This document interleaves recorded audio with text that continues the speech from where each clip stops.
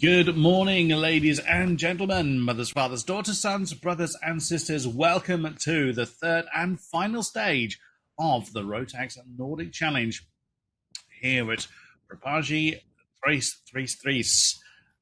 Somewhat overcast weather conditions, but nothing is going to dampen the spirit of what has been a fantastic and very hotly contested season thus far.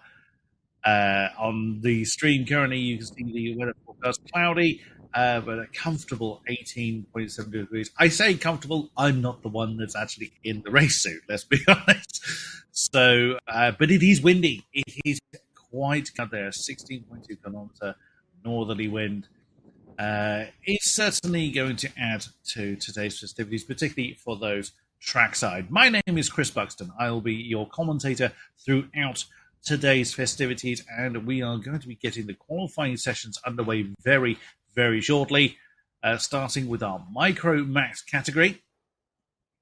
And then once all of our categories have had their 5-minute qualifying session, and then it'll be the 3 races, the pre-finals, the finals, and then the super finals, rounding out the day with a lunch break in the middle as well. So each category has a 5-minute sprint. The only category that gets split is our senior group, simply because of numbers. There are 2 groups for our senior category that are going through qualifying. Only a single senior group for racing, but due to the numbers of them, they are actually being split and having 2 different sessions. So therefore, they should be a very entertaining race. All of our grids should be very, very entertaining. So then, Carlos Benson's leads the way in the championship in our in the Micromax category. Not by a huge amount. The Latvian has had very strong competition from the Polish driver of Jan Wozniak.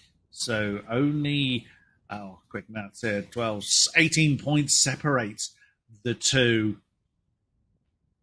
Currently, a big grid. The graphic you can see on the stream currently is showing, I believe that's our practice times, that is, yes, it is the practice that we've seen. This is how the times currently sit as far as our practice was concerned. Right the way down 7th row, 14 contenders ready to, or that took part in the practice session. Most of our competitors have been here since Thursday. So plenty of practice time for quite a paramount race. Oh no! A little bit of confusion in the holding area. It looks like several people trying to go at the same time. Oh dear, that's slightly unfortunate. So they're trying to sort themselves out, bless them. But they will be getting their qualifying session underway momentarily. There they go. Everybody was very keen to get going before the green flag had actually been dropped. Oh my goodness me. Right. 5 minutes qualifying then for our Minimax drivers. And all of them are just right on top of each other, ready to kind of get on with it and get their session done and dusted, wanting the very best that they possibly can, of course. So we'll see how people show. Like we said, Carlos Benson leads the championship on 312 points for the Micromax category. Jan Wozniak, the pole hot on his heels, just 18 points behind. Then a bit of a gap back to the lead Lithuanian driver of Oskaras Bakutis. Our drivers just working their way through turns 13, 14. Very twisty circuit here at Ropaži. 3. Certainly in these in the Micromax category, a lot of right foot. A very fast flowing circuit. Rhythm is absolutely paramount. Drivers not wanting to give their competitors any kind of slipstream advantage, but they haven't really got time to spread out to try and give themselves track time. They only have 5 minutes. Every category only has 5 minutes to do their qualifying to secure the best possible spot they can. Number 3 cart getting elbows out to give themselves an opportunity to lead this particular group. Look, there's a 5 cart train at the front of this group, all ready to do battle to see what they are able to do. So Carlos Benson, as mentioned, is away for the championship perspective over the Polish driver Jan Wozniak. Then Oskaras Bakutis, Migis Krationis, another regular in the Rotax categories, trails Bakutis by only 9 points. So again, very close. Now we're getting some time, on the board. So that looks like it's Remigijus Krationis that is actually at the top of the tree currently, with Jan Wozniak in second place. That would be Leonis Zarakov. They're very close times, again, as you would imagine, because they're so close on track. And then it is championship leader Carlos Benson's. Of course, these times are going to rapidly change. Even in a 5-minute session, they will get several laps in for every category. This, of course, being our Micromax category, so the youngest of our young guns here today. Everybody's young guns compared to me. Over the line they come. Let's see how the times are shaping up. It looks like it's Wozniak that has now taken the top spot. 1.5 minutes to go. So it's Wozniak from Krationis. Migis Krationis, I should I should say. Then Carlos Benson's now up into third.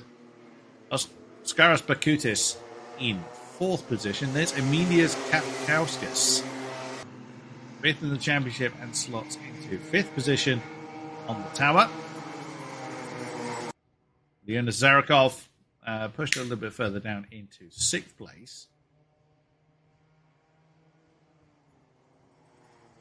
It's Aras Pascalis Bacterius, seventh in the championship, and currently seventh in this particular list. Over the line once more to start potentially their last lap. Yes, it will be their last lap, as the 59.8 is the current pole time set now by Carlos Bensons. So championship leader now jumps up to the top of the tree in the number 3 kart, with Bakutis that has jumped up into second place by thousandths of a second behind. My word, that is incredibly close. Jan Wozniak now sits on the second row. He gives Krasionis in fourth position. The 4 karts, the top 4, separated by less than a tenth of a second. Very, very close. Very, very competitive. The checker flag is now being readied, and there it is. So they don't get a +1. They don't get a +1 lap in qualifying, and there it is. So the qualifying is now done. Last time you can see the drivers tucking in, and it's the pole toss was stolen by Jan Wozniak on the very death of the session. The Polish driver jumps up to the top of the tree alongside arch rival Carlos Bensons by 0.2 of a second in the end. Very, very nicely done then from the youngster Jan Wozniak. A stunning effort right at the death of the session. It's familiar names at the top of the table. Jan Wozniak and Carlos Bensons. We'll get confirmation of the times very, very shortly. But again, the arch rivals, as has been all season long, Jan Wozniak and Carlos Bensons at the top of the tree. So as they now filter off the circuit, they essentially extend off the track at turn 16, return to the pit lane,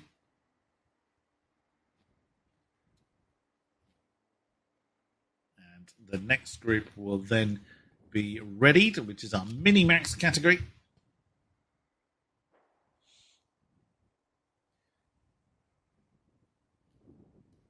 Behind every race is a team of dedicated volunteer marshals. Really, we could not go racing without our marshals. Motorsport simply would not exist without them. So always very, very grateful. We thank you, wonderful marshals out there, wind, rain, and you've certainly got a lot of wind out there today. Wind, rain, or shine, our ever dedicated marshals allow us to enjoy the motorsport that we all love. So thank you, marshals, for doing what you do. An amazing job you do at that. All right. So once the Micromax category is vacated, we didn't see any incidents on stream, so hopefully there is no major tidying up to be done. And then at 10 past the hour, our next category, which is our Minimax, will then be let loose.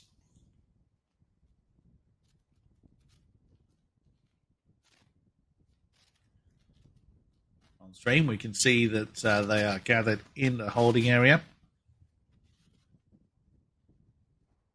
Up top, the championship has been a little bit more one-sided than from our Micromax.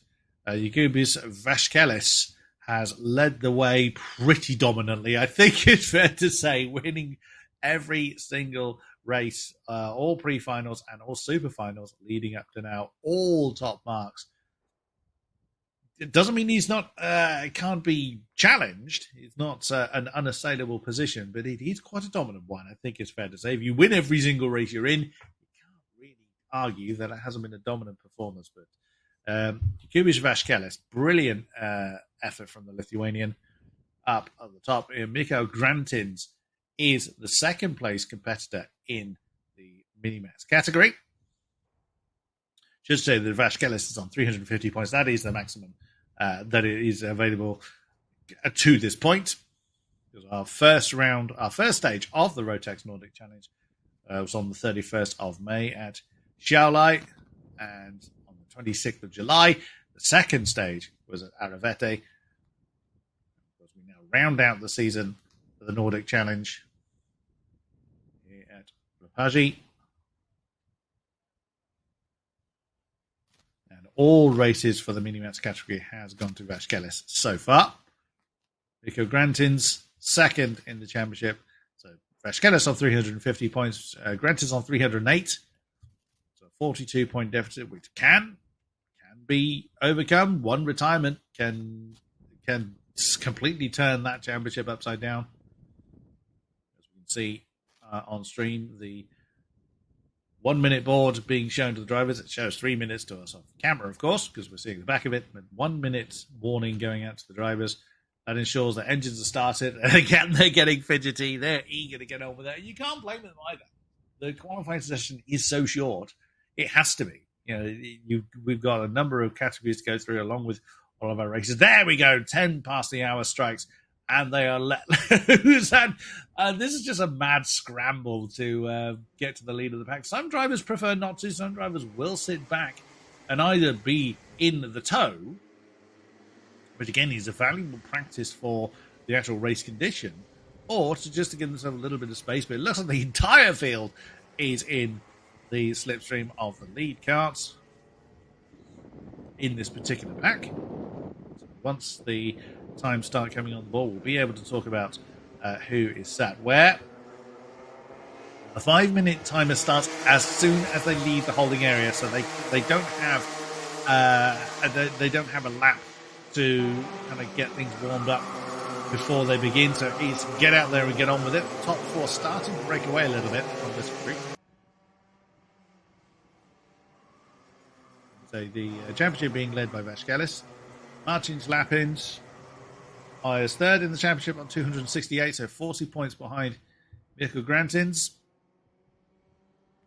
And fourth in this group is Klaus Hans, 231. Further 37. I'm having to do quick maths, which is never usually to my benefit. First times coming on the board aren't really ones that we're going to be looking at too closely, because this is holding area. Now they get on with it. I mean, they do kind of get on with it as soon as they leave the holding area, but part of that, part of the time that they get from leaving the holding area is actually just finding a bit of track. So, for instance, as we see on stream, it's Martins Drieber, who currently sits 10th in the championship, that has the fastest time out of the box. That's the top four are now becoming a top three.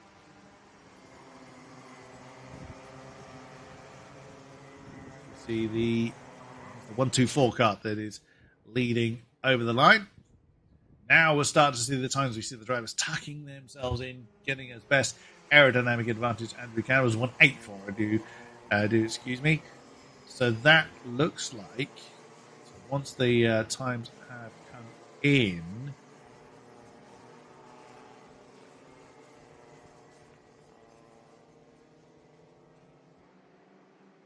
I'm not 100% certain. I don't have a driver with PID on my list. I do apologise for that. Askaris Pitkovas. That answers who the top time is.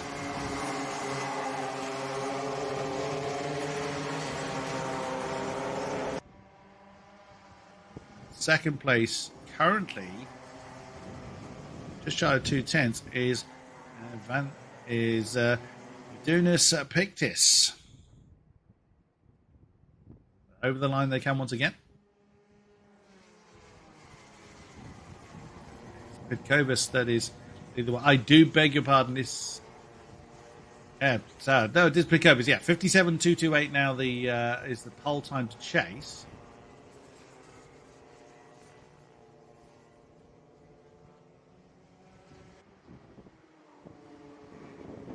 See then, oh, look again, the driver's having to really jostle just for available space.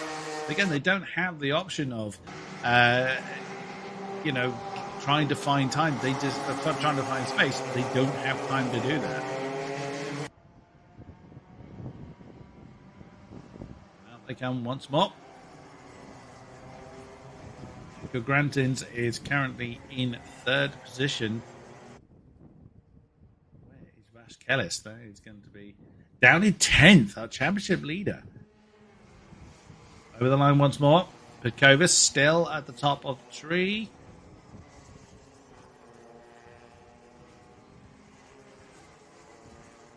Yes, indeed, let's confirm that. Oskaras Petkovis still keeping his name at the top of the tree.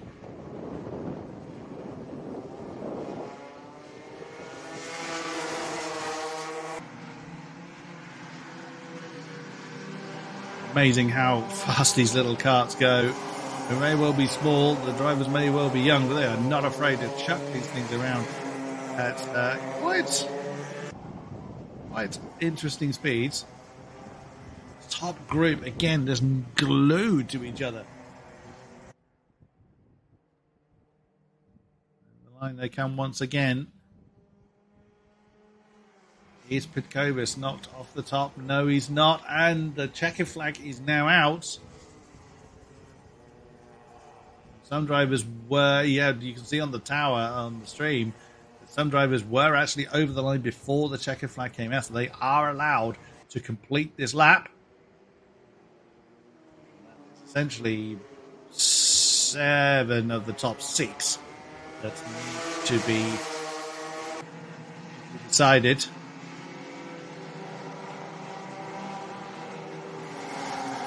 Some drivers may choose to peel off. Some drivers may choose to come over the line once again. Speaking, if you have finished your qualifying session, you should peel off. Some drivers yet to do so. Check I came up behind them. Is it going to be Petkovis once again? Answer is... It is indeed. Oskaras Petkovis manages to hold on to that top spot.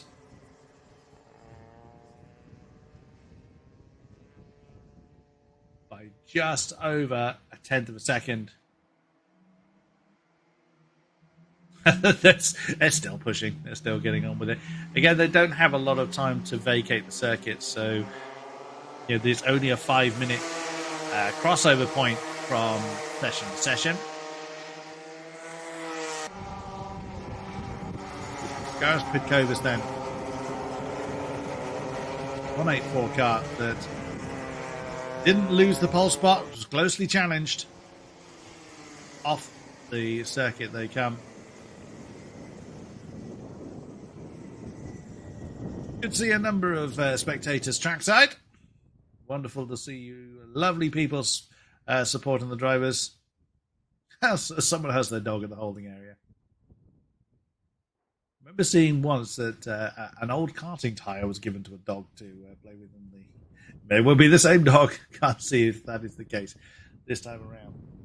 Right, so the micro and mini max categories have done their qualifying session.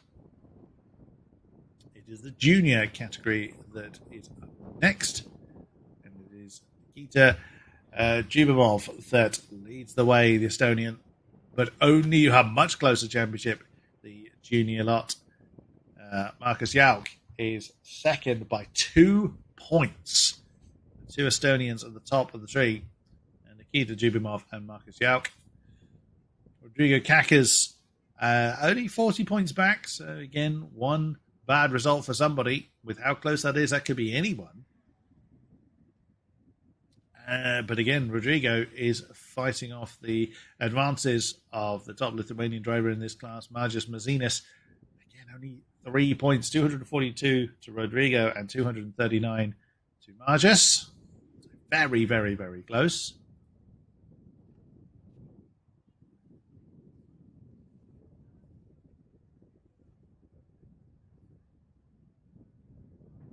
Just wait for our next group to be let loose.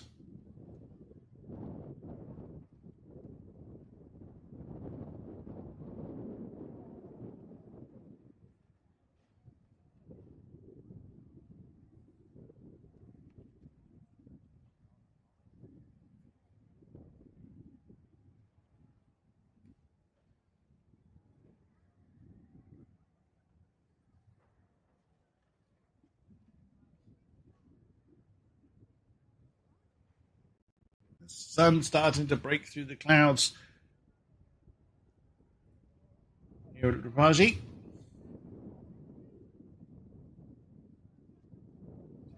Number of spectators, lovely to see.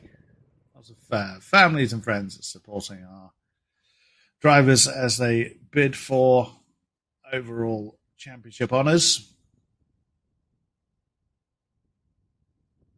As soon as we tick to 20 past the hour, our juniors will then be let loose.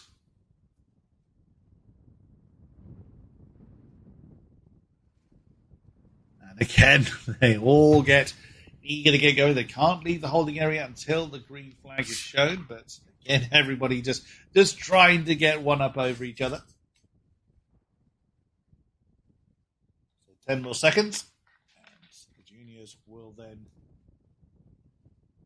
be set free. Let loose the carts of war, and away they go. So their 5-minute session is now underway. A couple of carts didn't get going from the holding area. Look at the size of this grid, one of our bigger grids of the season. Fabulous stuff. So many people that are taking part in this challenge, in this category. Wonderful. So, whoops, somebody's at the 234 cart there, kicking up a bit of dirt onto the track. That's never ideal. Wait. Up front. Not wanting to give any kind of advantage to their competitors. Can't blame them either. They really have broken away. So the first times will come onto the board.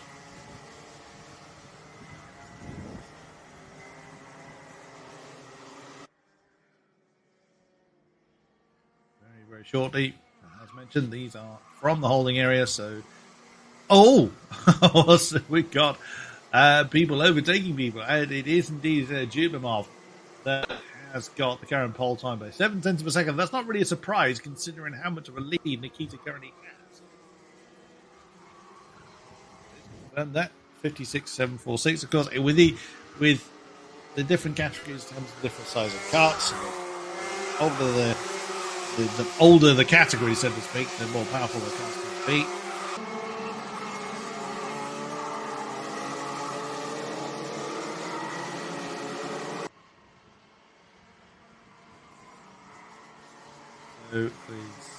Wow, Nikita is really starting to just eke away. Now this is going to be very telling. The last couple of grids we've seen so far, your mini and micro modes, have been decided at the top by only a tenth or so.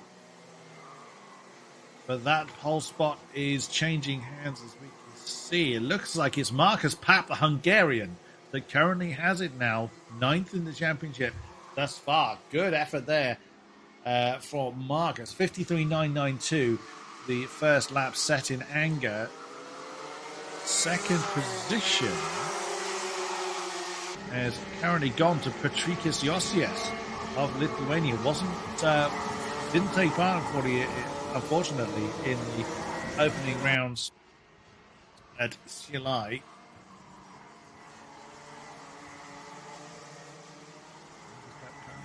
The way then it is in third place is Marcus Mazinas, 4th in the championship currently. Jack Collinson was briefly quickest, the British expat, and has gone back to Marcus Papp. Marcus Papp is on form. The 234 cart is very much the call of the hour. Jack Collinson just beaten down into second, with Marco Plinter now up into third position. Mazinas locked down into fourth. Marcus Yauk is fifth. Rodrigo Kakas is currently in sixth position. Rafael Zernesk in seventh. Patrikas now down into eighth place. Come over the line once more.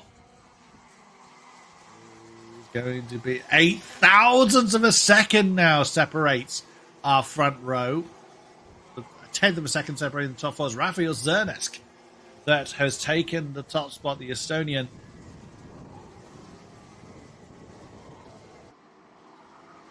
It'll be a wonderful confidence boost if we can hang on to that. A couple of laps to go. There were already less than a minute remaining of this session. And it's Plinter in fourth, in third, Mazina's fourth, Collinson down into fifth position. Jubimov has jumped up into sixth position, was outside the top 10 for a while. Such incredibly close gaps, as you would expect from the Rotax karting categories. 20 seconds on the board as the leaders come over the line once again. Is that Mazinis that's jumped up into the top spot by 11 thousandths of a second? It is Margus Mazinis, leading Lithuanian driver in the championship, fourth currently. Then it's Zernesk. Hap in third position, Plinter in fourth.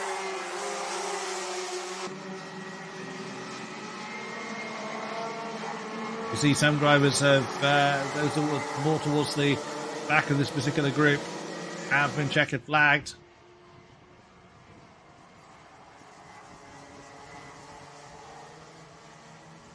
See then how the top of the tree filters out. Checkered flag being waved, with a fair amount of wind there as well.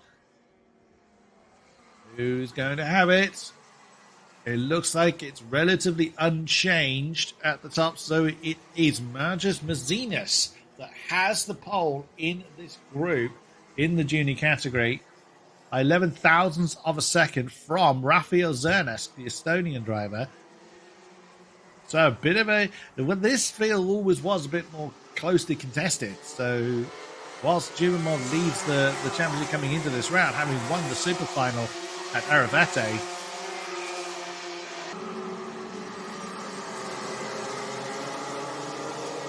not a pole for Nikita. It's Margus Mazinis in the 296 car that takes top honours. Nearest of margins. Very, very nicely done.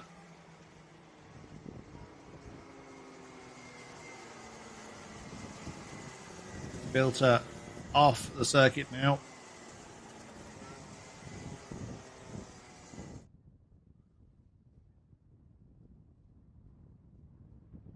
Off into the pits. There you go. It is our DD2 Masters next. The DD2 is one of the quickest categories in this championship. The Masters are for drivers of a certain experience and age. I don't want to say older, but that is the truth of the matter. So they will be up next. It is one of our smaller grids. However, that doesn't mean it's any less competitive. Preet Sai, the Estonian, leads the way in this championship. Again, another that has taken all the silverware so far. Eke Nurm is second place. So 350 points to Preet Sai. 294, so 56-point deficit to Eke Nurm. Then Mikolas Mazinis. Third place, 278 to him. Argo Tam is fourth with 220. And Heiko Hummel on 216. And Clemens Rudis, who wasn't with us at Xiaolai, sits in sixth position in the championship. With Ivar Zus, who wasn't with us at Arevate. So the next few drivers have missed one of the three rounds. Ivar Zus wasn't present last time out at Arevate. Martin Sild on 134. And Carmen on 114. And Margus Kingu on 111. Those last three drivers were not present at the opening round at Xiaolai, so a little bit further down the field. Right, so our DD2 Masters then should be getting ready to go very, very shortly.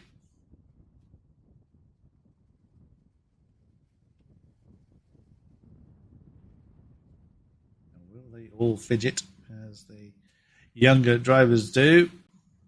A little bit of gamemanship, isn't it? See one of the drivers just climbing on board now. The wind has died down a little bit from how it was first thing. Yeah, 3 flags, as we see on stream, were really fluttering against the wind first thing this morning.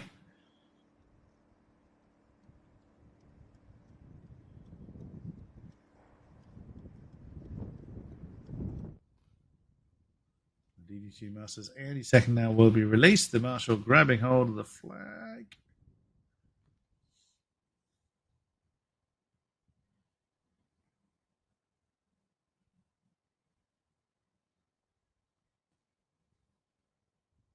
Always a tense moment. You've got this what feels like an age-long wait. There we go. Green flag has now been waved. Interestingly, no one moved. Has everyone forgot? Well, somebody has moved. Yeah, the green flag. Their 5 minutes has begun. There we go. Slightly unusual there.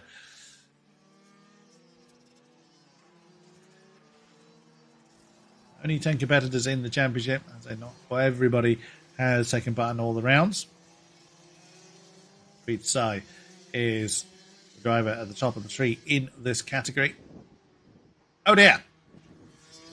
Well, that, unfortunately, getting out of the box first has done you no favours.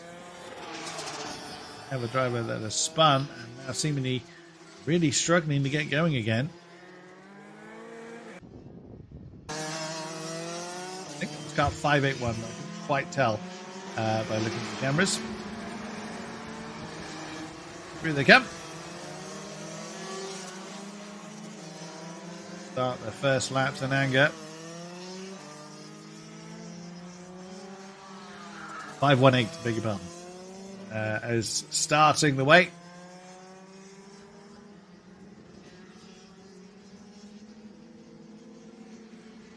First times, as we note, these are ones that are from the box.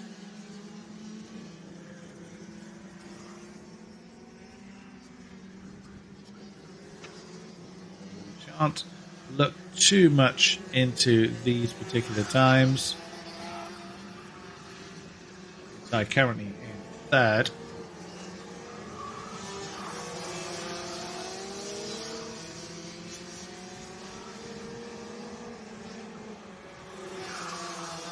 So these are going to shuffle around a little bit.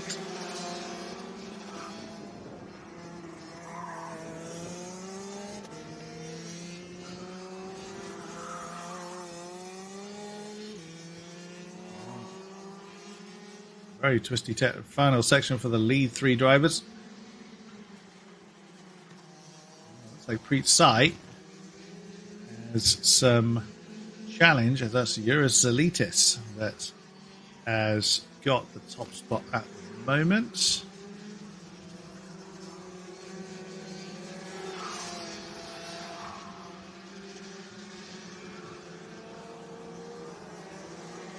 Very, very close in times.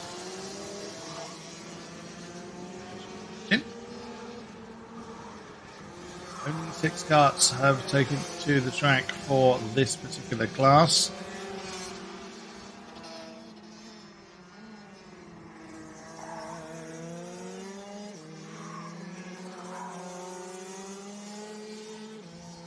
Whole spot has now changed hands. Will it stay that way? Nope. Preet Sai returning to the top of the tree.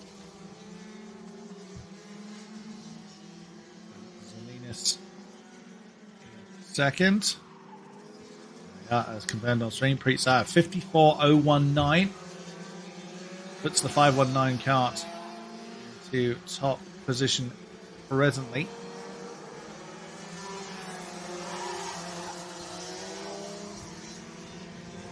Again, you see the slipstreaming practice going on.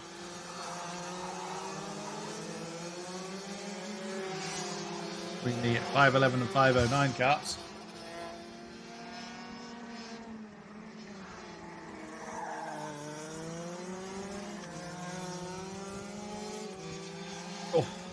close. Already practicing their racecraft. Can't blame them either.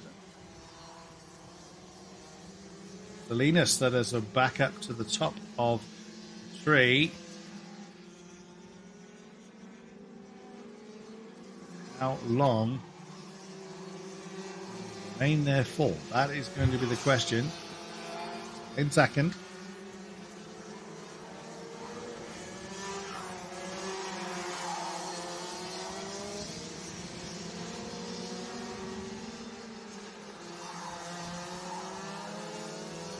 Just 20 seconds on the clock then. I'll go Tam with a bit of time to find. A couple of seconds off the top pace at the moment.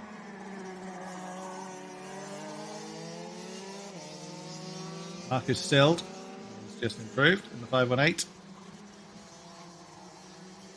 Salitis has really improved. Eurus Salitis up to 53.146. Checker flag now out. Does Preet Sai have an answer?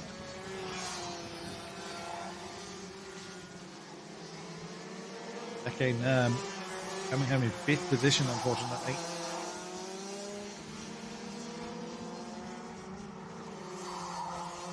Bit of a smaller grid, the qualifying position not as crucial, but either way, you don't want to be giving any advantage to any other competitor. Over the line then for our lead group. Still remains in 4th. Sai remains in 2nd, an improvement in time but not position for the championship leader. Well,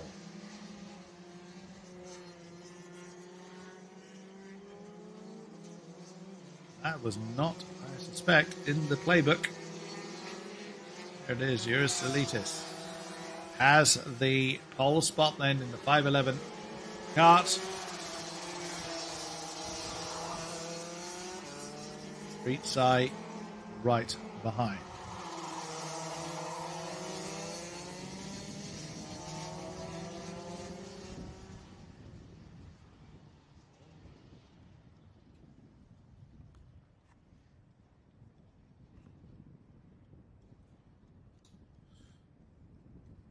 Okay, so that's our DD2 Masters. It's our smallest group of the weekend. That is the main DD2 category that will be up next for their 5-minute qualifying. Ragnar Virus is the leader of that particular category. Won all 3 races at Aravete. 326 points. Devin Sagadi in 2nd on 284, so was at a 42-point deficit, or 42-point lead, depending on how you look at that, of course. But Sagadi leads, holds on to that 2nd position by 1 point from the Finnish driver, Axel Zarniala. Again, I do apologize if I do trip over some of these names. Axel Zarniala, 1 point behind Sagadi in 3rd position at the moment, 283, and then only a further 3 points adrift. The first of our Latvian drivers, Gustavs Usakovs, 280 points for him. Patrick's Knowles Lockmelis, 227, so 53 points back to Patrick's. Maxim Shusherko, first of all, the lead of our Lithuanian drivers in this class, 226. So a single point difference there, separating 5th and 6th place. Tonis Johannes Dominguez, next for our Estonians, 220. So only another 6 points back. So again, that fierce battle for 5th position in the championship. Andreas Ukalp, next in line. 8th place, 184. Philip Daniliko. Again, apologies for tripping over some of these names. And next of our Finnish drivers, 159. Edgar Wilkins wasn't with us at the 2nd stage at Aravete. 127. Ruben Volt, who wasn't present in the first round in Šiauliai, just 1 point further back on 126. This is to 11th position in the championship. Johan Mikkel Vane on 105. And 12th and Roland Spruder, 13th on 91. Nojas Girolaitis, just 1 point further back on 90, 14th. Martins Balcionis on 84, joint with the Swedish driver of Viggo Horvad. So that's 15th position. 17th is Kajas Butkeviikis on 76. Aras Jankevičius, further 2 points back on 74. And Augustus Gudis, last of the drivers, on 68. Away go our DD2s then. And 2 cars break away right up front. 441 and the treble 4.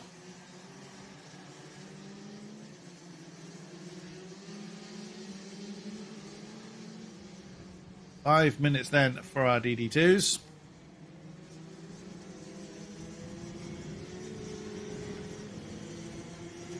Powerful karting categories of the weekend.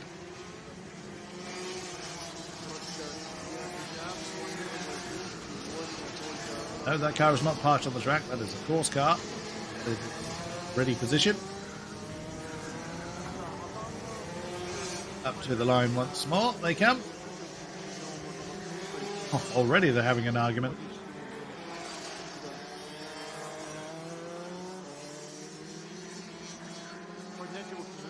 For who wants to lead the way. Who, again, as we know, won't look too much into these. Sagadi is one of the is the treble 4 kart.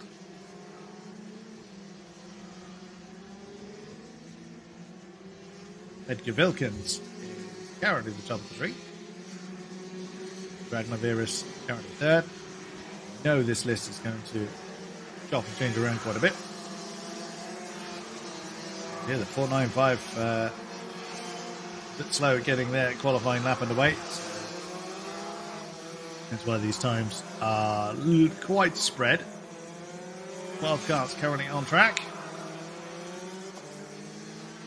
Interesting, these guys haven't formed the very long queue that we've seen from some of the smaller categories. Spread out much earlier on.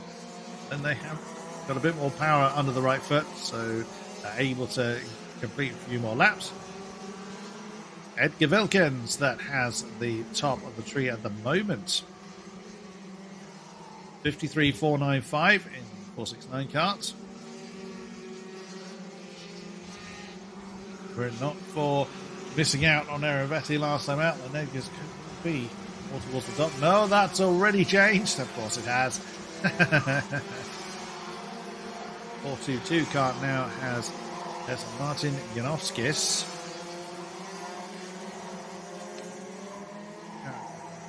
As that.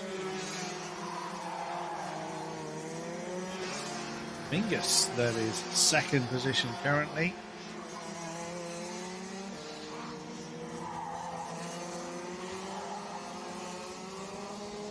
Was it going to change around? There it is again. Usakovs, Gustav Usakovs, that has top of the 3 now. Latvian. He is very shady. I don't think Saniala is present. It's on stream. 52.2 for Gustav Usakovs.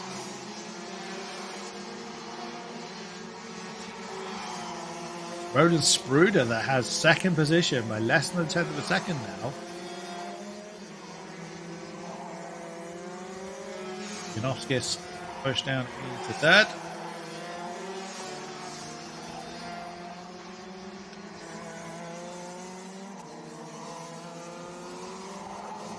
No, there it is again. No, Vilkins briefly had the top spot, but that goes back over to Gustav Usakovs by 3.5 tenths of a second. That's a superb gap.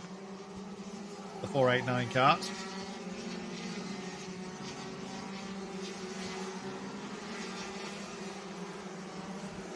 Kusikovs from Janowskis. Wilkins has that third spot. Then this championship leader, Ragnar Virus. Is Devin Sagadi.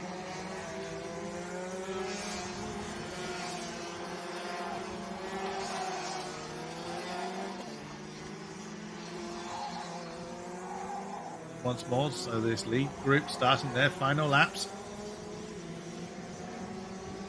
Scott remain, well, the top two remain where they are. Wilkins up into third.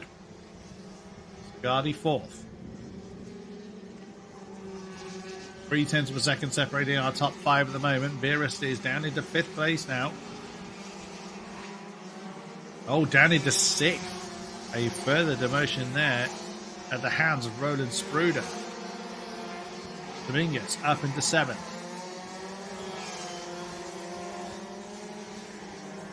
Urolitis in eighth, group count ninth. Checker flag now is waved. Top two still locked in battle for their own bit of Latvian real estate. Oh, Virus improved but couldn't take that top spot. Usakovs improved further on his pole time and remained at the top of the tree.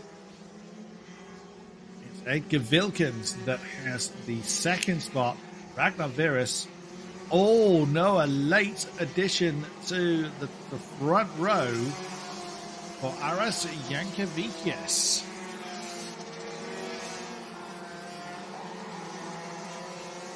Stunning effort. The top honours belongs to Gustav Usakovs in the 489 kart for our DD2 class. Very, very nicely done indeed. The cloud's starting to break up a bit now. We're starting to see some blue up in the sky. Sun make a brief appearance.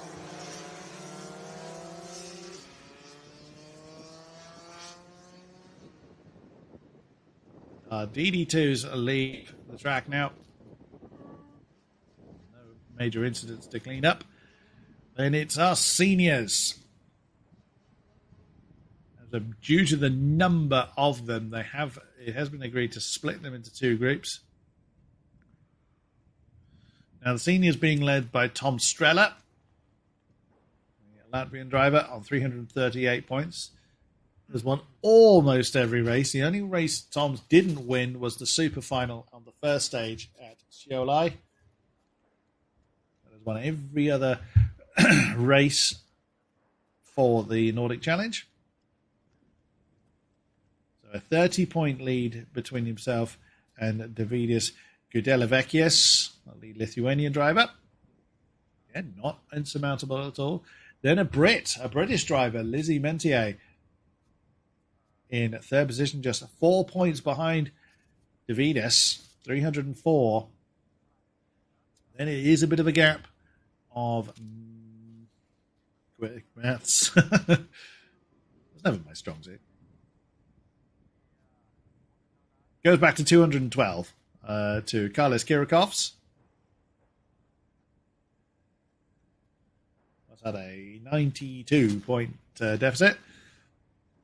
Romans Rodionovs on 203, so just a 9-point gap between fourth and fifth. Only a single point separates Rodionovs to Joel Kasper Jopare, our lead Estonian driver of the category. 202 for him, and only a further 2 points back to his countryman Fernando Pemre. So 200 points, that puts him in seventh in the championship. Eighth is in the hands of Santeri Laitinen of Finland, 197. So very close, such a very closely fought category, this one. Timothy Vladimirkov, 194. So again, just a 3-point deficit there. You've got to think the gap up front between Strella and Gudelevecchius. It's 30 points. 30 points. If we there is quite a big gap between third to fourth. There's 92 there. But 30 points from fourth goes right the way down to 11th in the championship. So hotly contested at those positions. Running out the top 10 is Artem Sestakov's 185. So just a 9-point deficit there. Take quite some time to go through all of our competitors. And there are a lot of them in this category. But the first group of them will be leaving the holding area very, very shortly.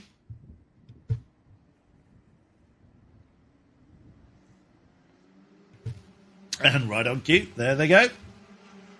Wonderful timekeeping from the marshals. They've been absolutely bang on cue. So the first group of seniors then underway. We'll have to see how. So we won't realistically know the qualifying of the senior group as a whole until both groups have completed their qualifying. We will know who is quickest of each group. We won't know their particular grid until it is formed. So their first race will be at 12:37 local time. 2 hours ahead of us Brits.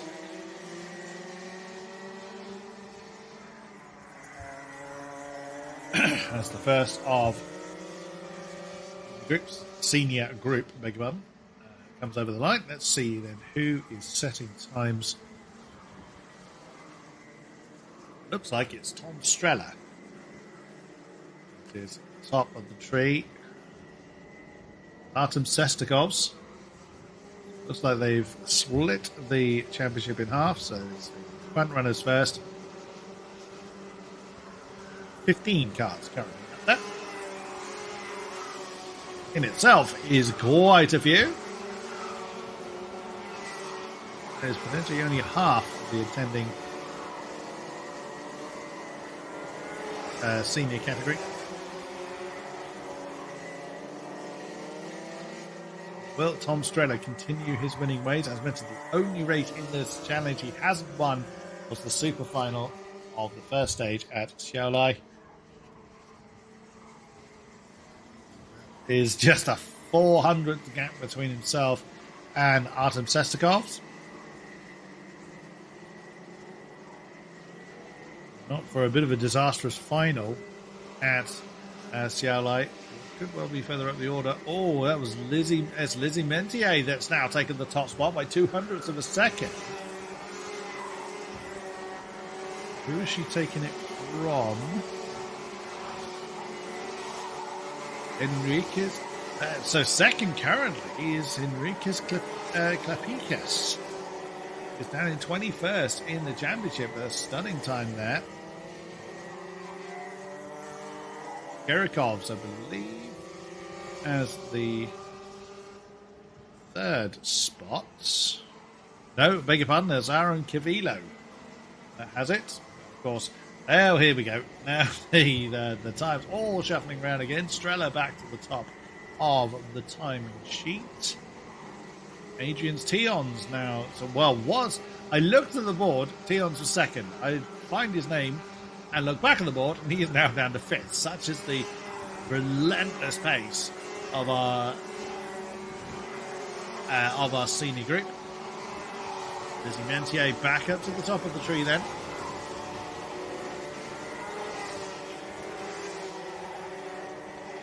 With Klapikas in second position.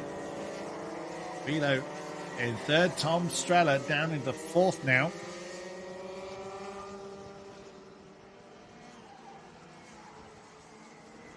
As we know, and there it is again. Strella back up to the top by half a tenth. To put that in context, it takes the average person a tenth of a second to blink. It's half a blink. And it's changed again. Now Sestakov's that is back to the top of the tree with Mentier less than half a tenth. It is confirmed on stream. Artem Sestakov's the 357 in the top spot at the moment. Mentier is chasing him. Grella is third.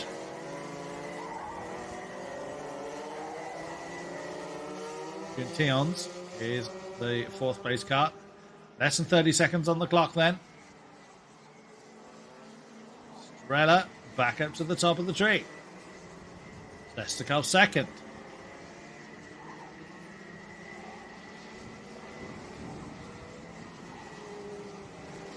Well, but again, just as those times start to settle down, it changes once again.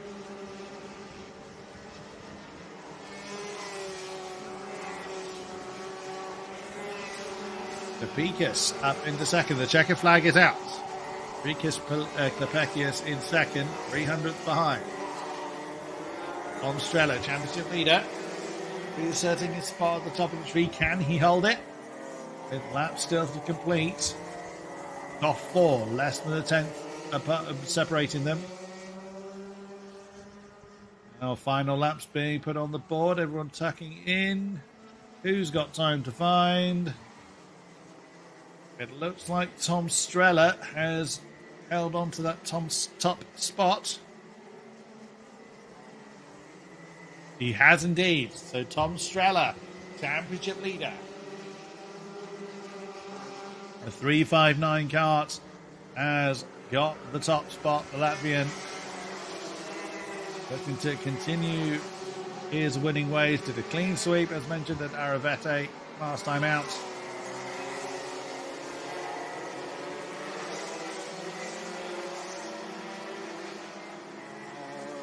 Off the road, off the circuit they come. Readiness for our second senior category.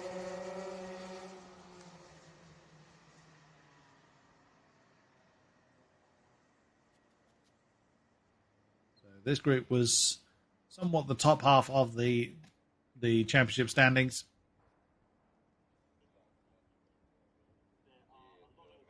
It's our second group of seniors, so more towards the lower end of the championship. Not necessarily because they're slow, but not every driver has been able to take part in every single race of the challenge. And being there are only 3 rounds, if you miss one of them, that is a huge percentage. 33% of your points potential is gone.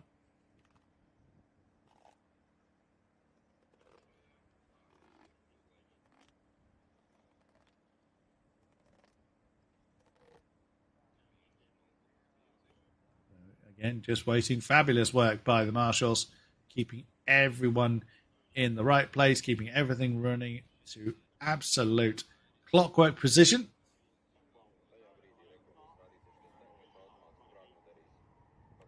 So once the second group of seniors have had their qualifying session, this will take us to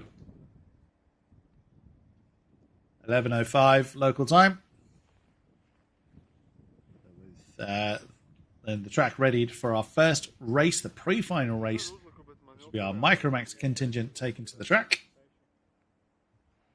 Pre-final is the pre-final and the finals are the shorter of the races. Our super final, which is greater points haul, is the longer race of our 3 categories. Micromax will be up first. Their 6-minute plus 1 lap sprint race. Their longer race, their feature race, if you like, their super finals rounding up the day later on this afternoon. Wind has definitely picked up again. You can see the Rotax flags ready to rip off their flagpoles. The 1-minute board are being shown to the drivers, so that's tells the crews to get out of the way as well. As you can see, a number of people vacating the holding area. Make sure engines are running. To give the drivers the necessary time to just kind of prepare themselves mentally as well. sun now very much bathing this beautiful scene. This wonderful circuit surrounded by this beautiful woodland.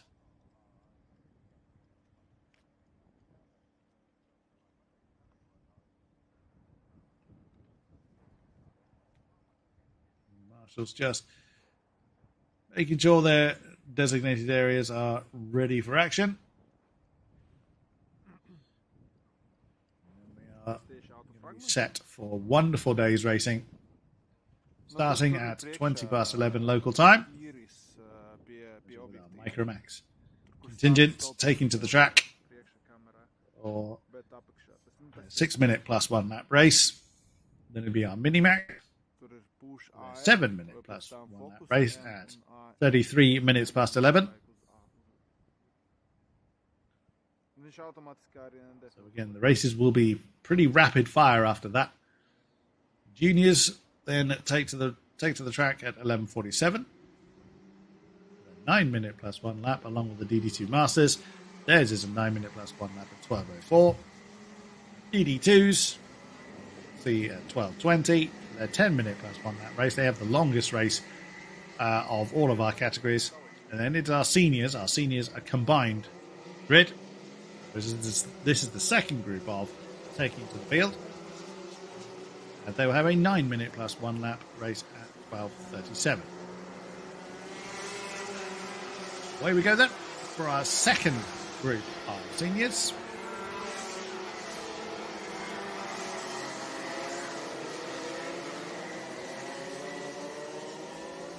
Seen those that are, as mentioned, more towards the top end of the championship. Now we'll see those that haven't quite had the pace because of the size of this group. We've had 50 competitors over the 3 stages, well, over the previous 2 stages, that have taken part in this class. So it is a huge contingent. 362 cars that has got top spot at the moment.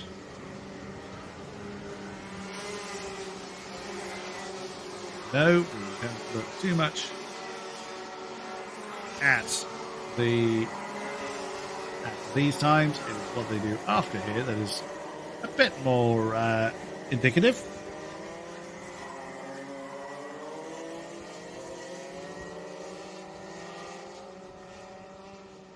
Let's see then how this pecking order goes.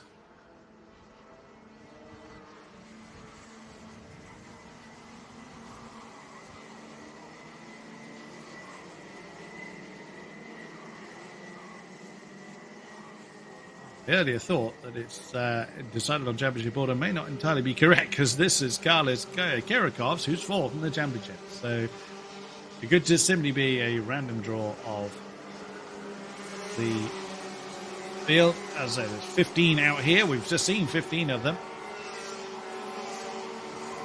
Carlos Kirikovs then that has top of the tree currently. As mentioned, we won't know what the pecking order is until the seniors grid form their first race later today. So this is just qualifying for this group.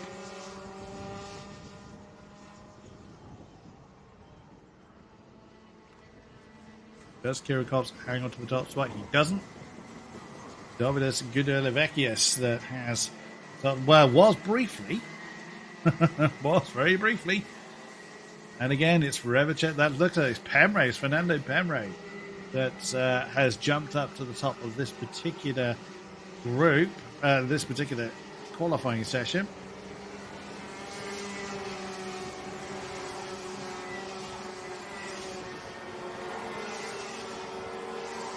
Then there it is confirmed. Fernando Pemre, 52.454.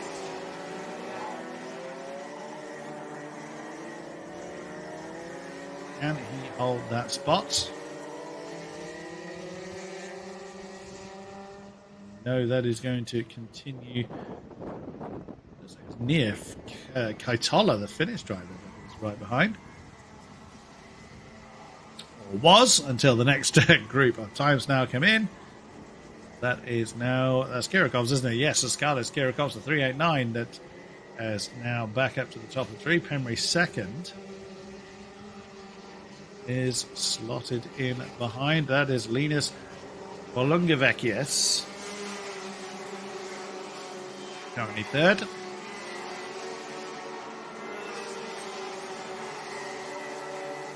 We know this is going to continue to change.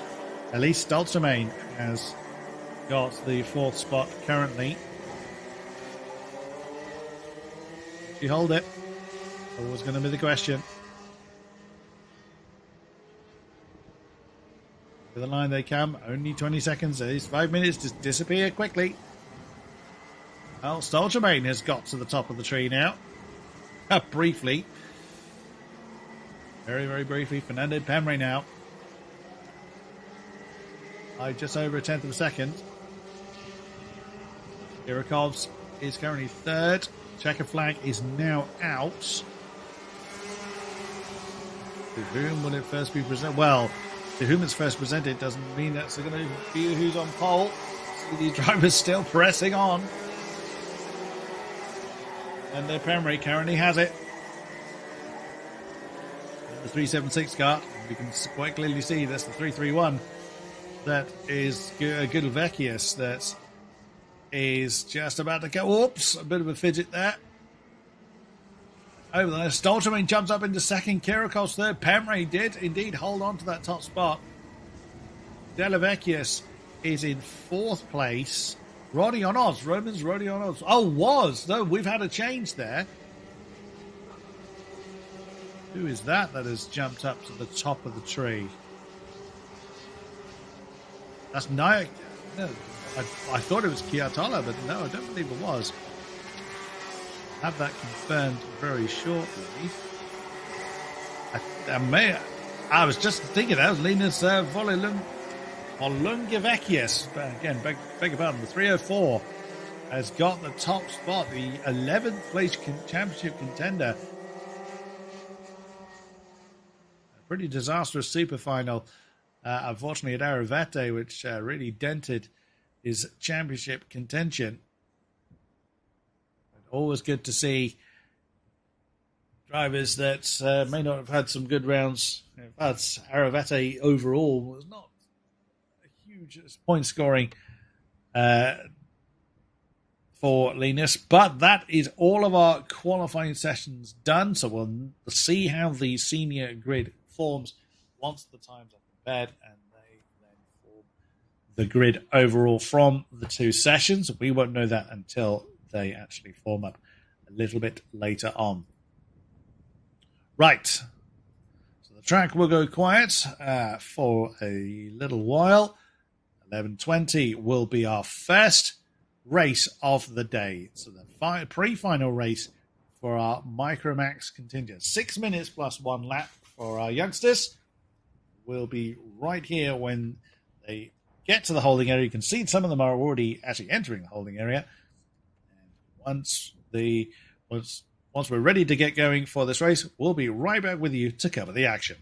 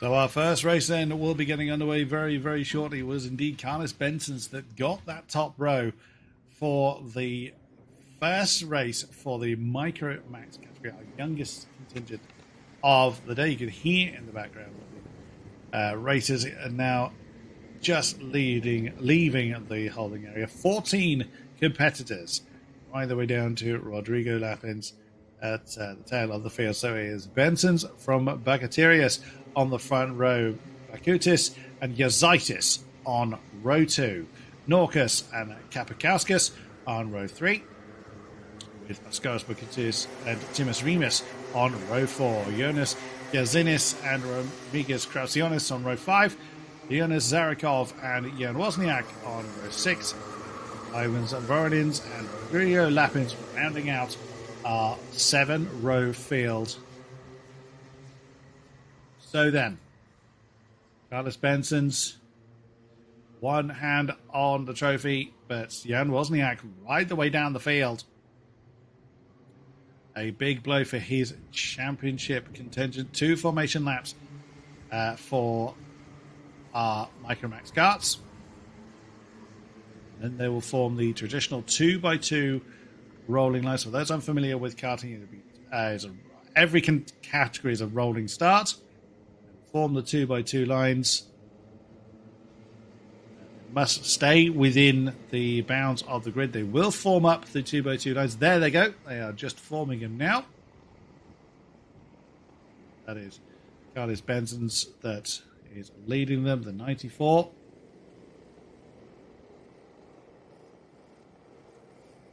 We got directly next to him. Beg your pardon, I think it's Benson's in the number 3. Reserves. Either way, they have formed the 2x2 line. They did that just before turn 8. Now just rolling very, very slowly. You can see the marshal board there. That is the actual formation point. They can form it earlier than where they have, but they must be formed by turn 12. So, well, they've just gone through turn 13 now. The fast sweeping left-hander, that doesn't really narrow it down. Almost all of these corners are fast and flowing. Oh yeah, a little bit of bumping going on.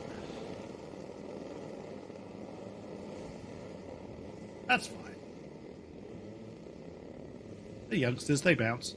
They are very, very much being very, very cautious coming into the final few turns.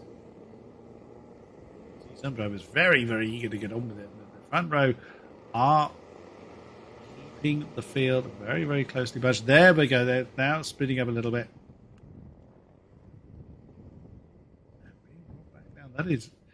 That is quite a slow pace. They may well be urged on a little bit more than that. Either way, they have formed the 2x2 lines. Been taken through the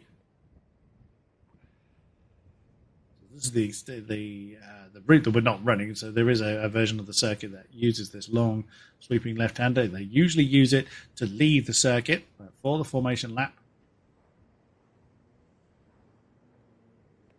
They are being run through that particular. You can see they're not going into the holding area, so was indicating something there. Now you can see they will slightly split apart, go into the 2x2 lines. Green flag, is it dropped? Yes, it is. The starter is happy. We are racing here at Ropaži into the first time they come. So this is 6 minutes plus 1 lap. Did Benson's hold on to the lead? Oh, wow, the number 3 car has dropped a long way back, dropping good 4 positions there. Get confirmations of the positions when they come over the line for the first time in hangar, but that is a terrible start for the number 3. Down at several positions. Carlos Benson's holding on to that top spot. Work their way through the turns, being a bit of a challenge and not quite. Oh, yes, there is. It's a big challenge, and the leaders change hands as they come through turn 13. Very nicely timed, but is it too early? be playing the hand. We will see when they come over the line. First time in anger, first racing lap of the day is coming to a close now. Who has got what positions? Let us see. It's Bakutis. Oskaris Bakutis has got that top spot from Wozniak. Oh, my beg your pardon, it's 94. The Jan Wozniak was the car that benefited from that. It was actually Benson's that dropped down to what is actually 6th position in the number 3 kart. But Oskaris Bakutis holds that top spot for now. Well-timed move up into turn 13. But that is a big group. Top 6 or so have broken away from the rest of the field. Oskaris Bakutis fending off the advances of Jan Wozniak. That bad start from Carlos Benson's will be music to the Polish driver's ears.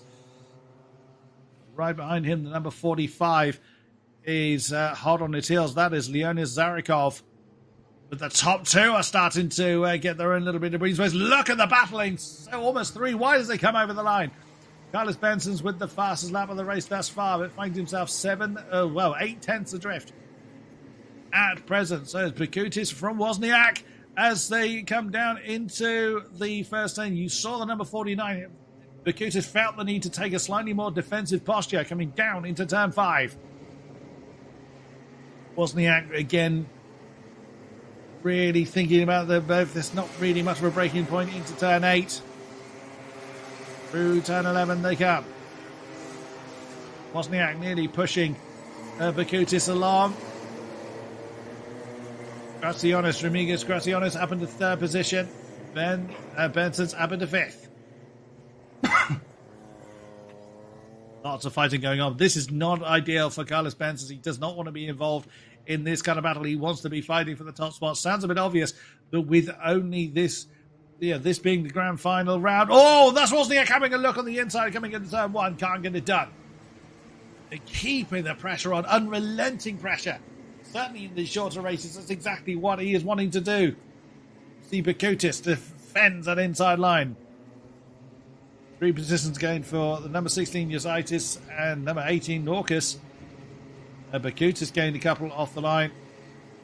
49 with Gracianos and Zarikov both gaining 1. Now side by side as they come out of turn 9. Did Wozniak manage to get the move done?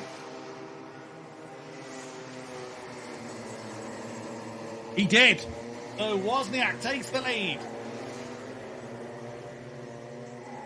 Oh, Bakutis is not happy about that. You see very heavy defensive posture there. But Benson is up into 3rd.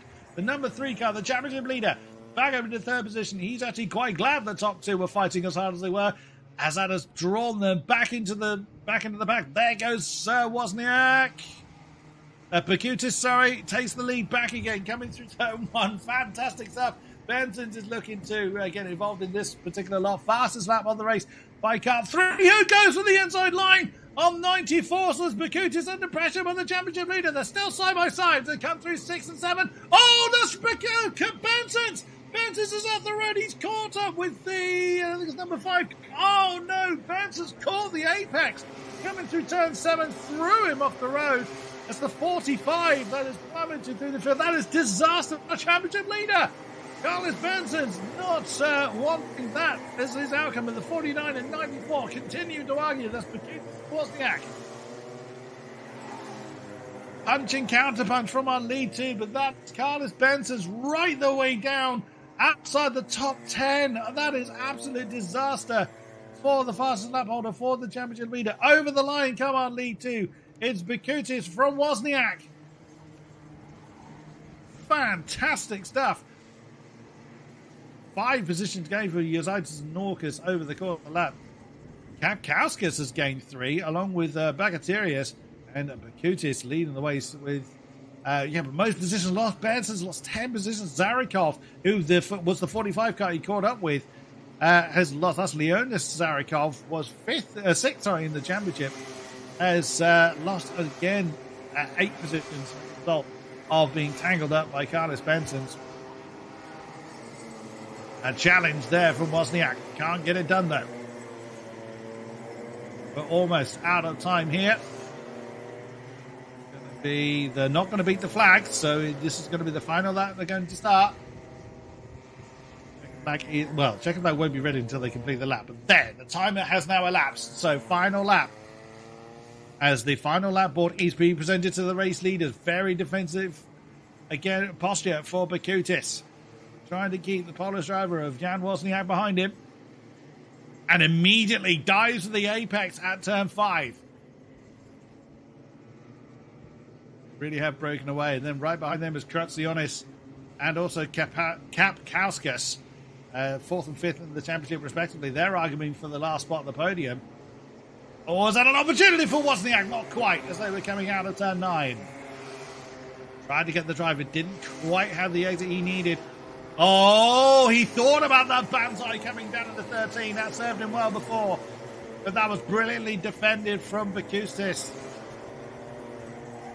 And again, holds on to that inside line. You can see Wozniak was thinking about that outside maneuver. But is it going to be 49 or is it going to be 94? It is going to be Oskaras Bakutis, who's the first victor of the weekend. Wow, brilliantly driven. Wozniak comes home in 2nd position. Then it's Remigius Krasionis, third, rounds out the podium 3.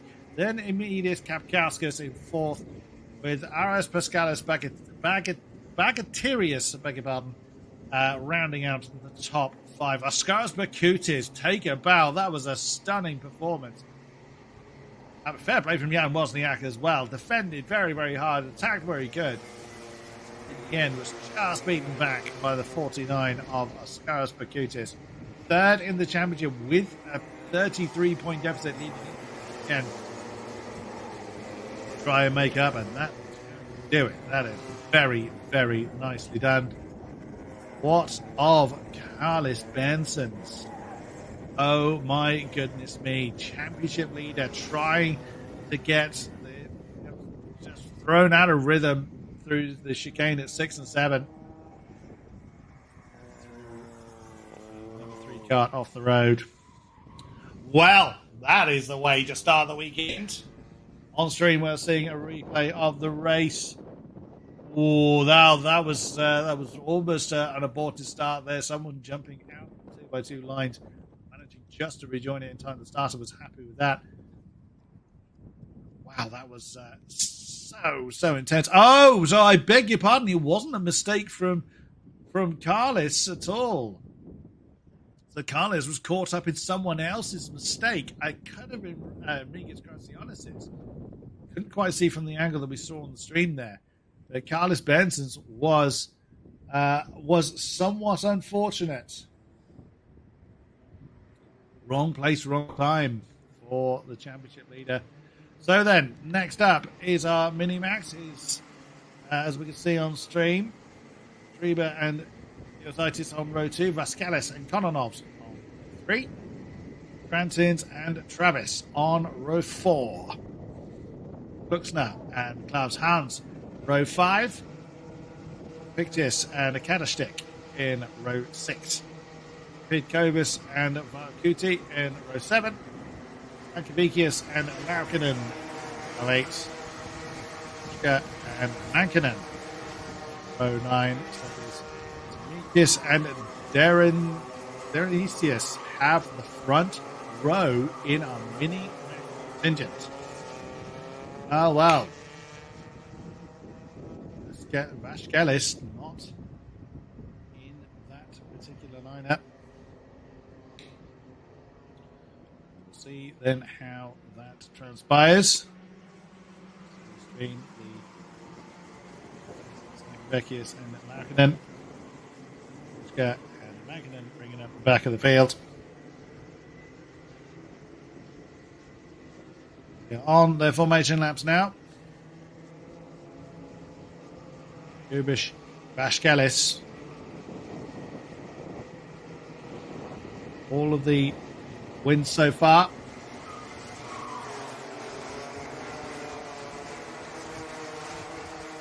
This is a 7-minute plus 1 lap race. First of the rolling laps.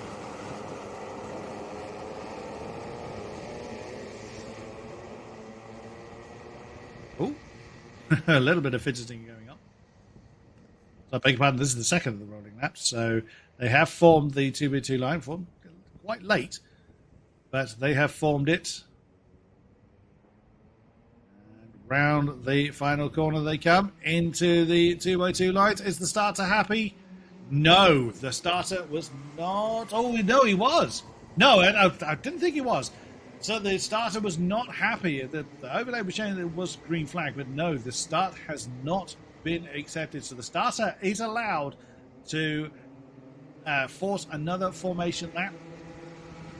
He's not happy with something to do with the 2x2 line. Let's see if we can see what it was. There it was. So on stream left, or the right hand side of the grid, was not in position.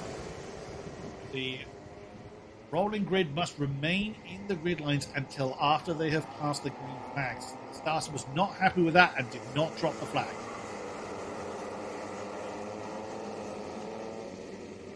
Two by two lines formed again.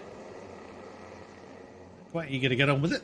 Very much a little bit quicker through the rolling lap than our Micromax contingent was. Now they're a little bit slower this time. They were quite rapid coming through the that final corner last time around. Again, the starter was probably unhappy about that as well. There we go. That's more what it should be. Two lines. They are allowed to floor it from this point. Is the starter happy? Yes, he is. We are racing then for our mini-max contingent. Let us see then. Oh, again, you can see that that outside line can prove almost very, very detrimental. Carlos Benson's in the first race really proved that. You can be very much hung out to dry. The car's always been so heavily condensed off the line. Now the driver's getting their bit of real estate. For the third place car, they're getting a bit quickly. Passing going on all the way through the field. Lovely to see. Oh, now a very defensive posture there from the 114. Again, they know where they're going to be vulnerable. They know where the heavier braking points are. Sorry, 184, excuse me. Oh, that's a big move there from the 133, but that was badly backfired. Too deep into turns 15 and 16 and slid way out of the racing line. That's dropped him down to fourth. Right, let us see who is where as we come over the line. It's Pitkovis that leads the way in the 184 kart. Oh, 124 that's Vascalis. That is championship leader Jokos Vascalis with the fastest laps. Threw him slightly for a moment. Oh, he's already going for the lead. Look at that on the inside of turn 8.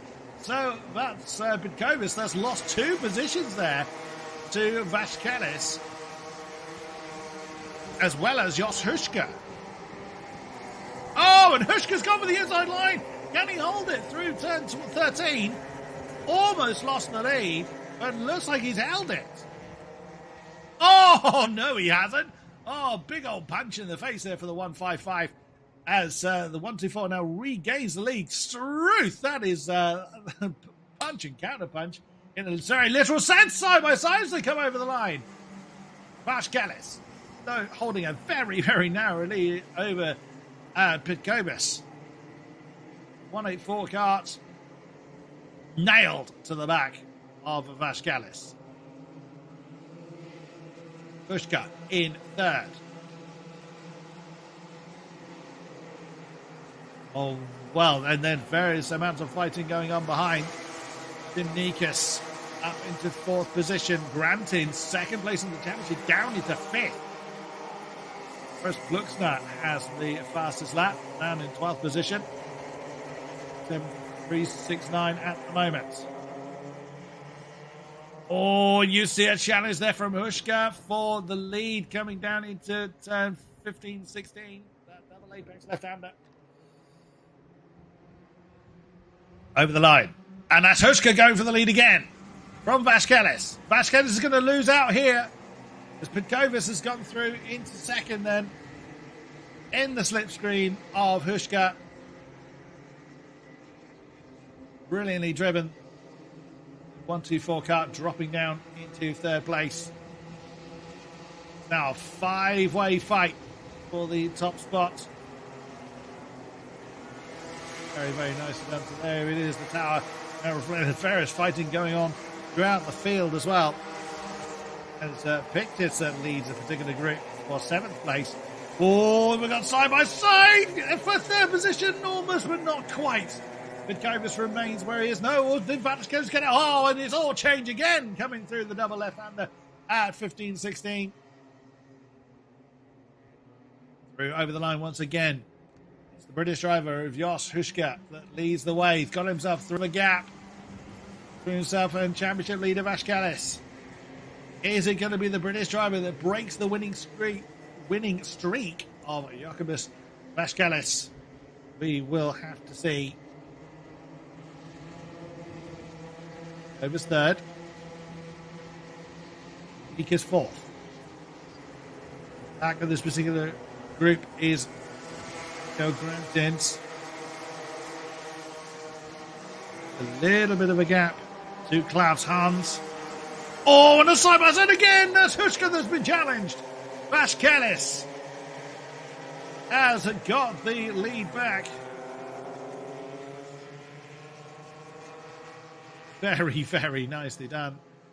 Not been a good day for Pictus, though. He's losing 6 positions. Kononovs has lost 4.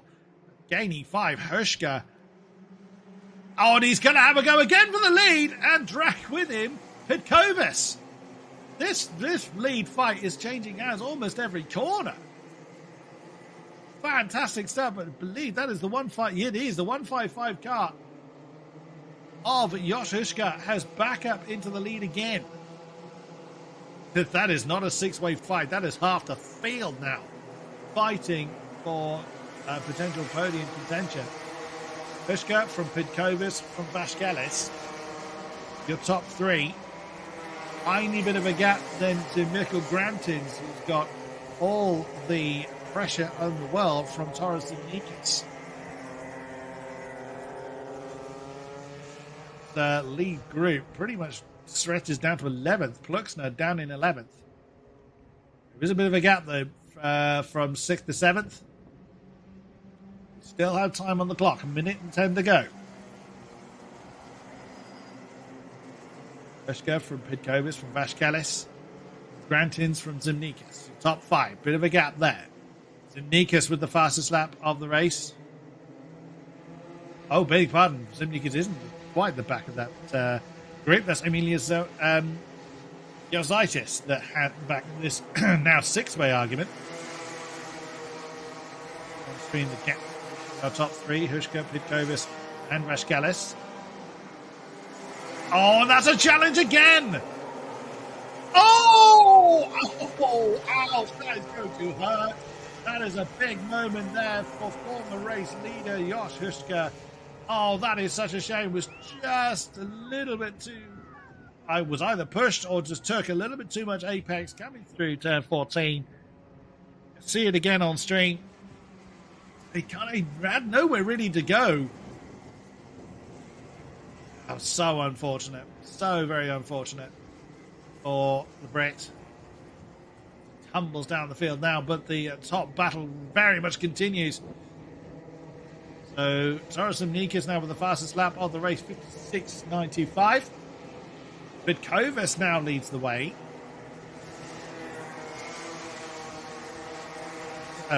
Is actually Emilius Jozaitis that was a gainer as well. Now up into 2nd position, but with all the pressure in the world. Oh, really chopped the nose off Zimnikas there. Who has got Mikkel Grantins for company. Up into 5th position now is Martin Strieber. Pluxner down into 6th place. Vaškelis gone. Vaškelis is right the way down out of the top 10, 17th place for our race for our championship leader. I did say at the top of the broadcast, all it takes is one mistake. Vidkovas is very much capitalizing on this. Elias Design in 2nd position. Grantins 3rd, and Nikas 4th. That's the three-way fight that is front and center on stream at the moment. There's going to be an opportunity there for Grantins. Not quite. Well defended there from Emilius Zaitis. But the win, unmistakably, is going to go to the top spot of Pitkovis. Then it is going to be Emilius Zaitis in second, and it's Mikkel Grantins who rounds out the podium. What a race. Oskaras Pitkovis takes the top spot. Wow.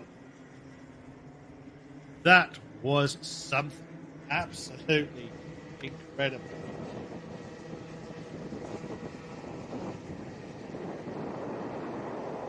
I'm sure Oskaras Pitkovis will be very, very, very happy about that.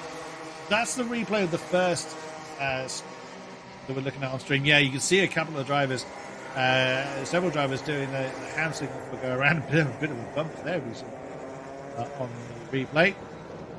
And that was the big moment there for the 133. Went too much for that inside line. No grip there when he got there.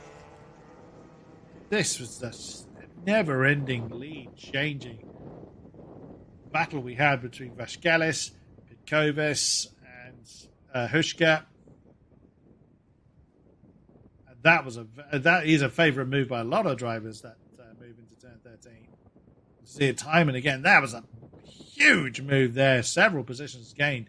I think it was Yazaitis that did that one. This is where it all went wrong. Oh, no, it wasn't quite. That was just where another moment up into that same turn. This is where it goes wrong for Hushka. Side by side with Vascalis. Britt bounces over the apex. And you'd felt that. You'd have really felt that. Good to see some driver respect there. Fist bumping going on in the cars, which can't be very easy to do. Wow. What a race. Fantastic effort there from our Mini-Max contingent. Next up is our juniors. Once the track has been cleared and ready to bring. And there they go. Pretty much on time for our juniors now. It is Plinter from Volbekis on the front row. Arasavikius and Zalnekavikius on row 2. Balsius and Karolovakius on row 3. 2 Karolovakius on the races. Second one is Laurinus on row 4. Josius and Kakas on row 5. Rimkus and Marcus Yak on 6. Zernusk and Zenus on row 7. Big grid for this one. Rubin and Dubimov on row 8. Kok and Pat on row 9. Gula and Gauga on 10. Elners and Jack Collinson 11.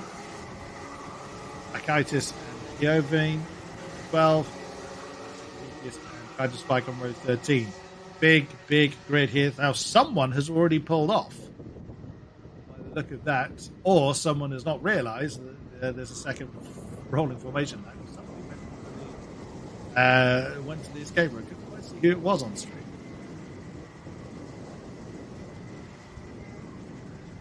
Those are our participants. 26 cars out there. 13 rows. 26 to qualify.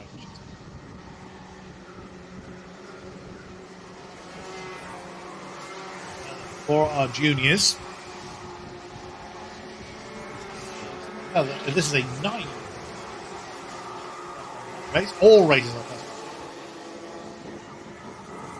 Good as the time laps. After. And the 2x2 line is being formed, although the group track is not particularly condensed. Here come the rest of them. Oh, they just about get into line by the end of turn 16.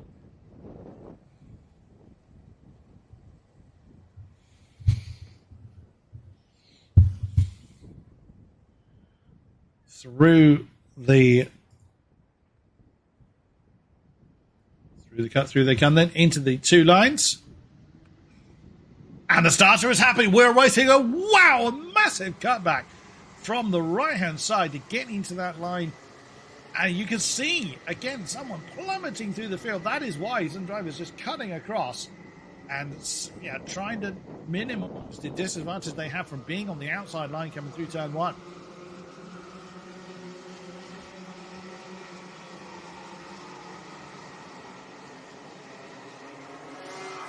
So then, see the top two are starting to break away a little bit, but that doesn't mean they'll stay that way. Already jostling going on behind. And rightly so. Absolutely great stuff when they come over the line. We will see who has got where. Top two very, very close together. Top three now. So then, let us see who has got where. That's Marcus Mazinas that has got into the top spots. Marcus Pap, that's a stunning start for the Hungarian. Very closely followed by Nikita Jubimov. The top three now very, very close together. And then a group that is being led by, I think it's Yezaitis. Jack Collinson is up into fourth position as well. Mazinas leads the way. Marcus Pap in second. 54.621 shows you the pace difference from the juniors to the previous two classes we've seen. Look at Mazinas already giving us a bit of breathing space. Right over the line then. 4.5 tenths separates himself. And just Jubimov up into second now. Championship leader. Marcus Pap down into third. Jack Collinson fourth. British expat.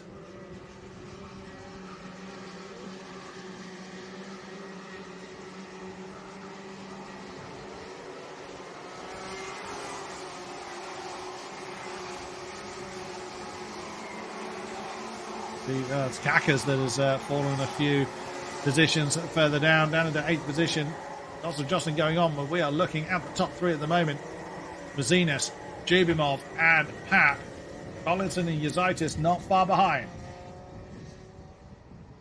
Top three glued together. Jack Collinson, he's only 3 tenths further back, and that's a challenge by a great exit from that final turn from the championship leader, Nikita Jubimov.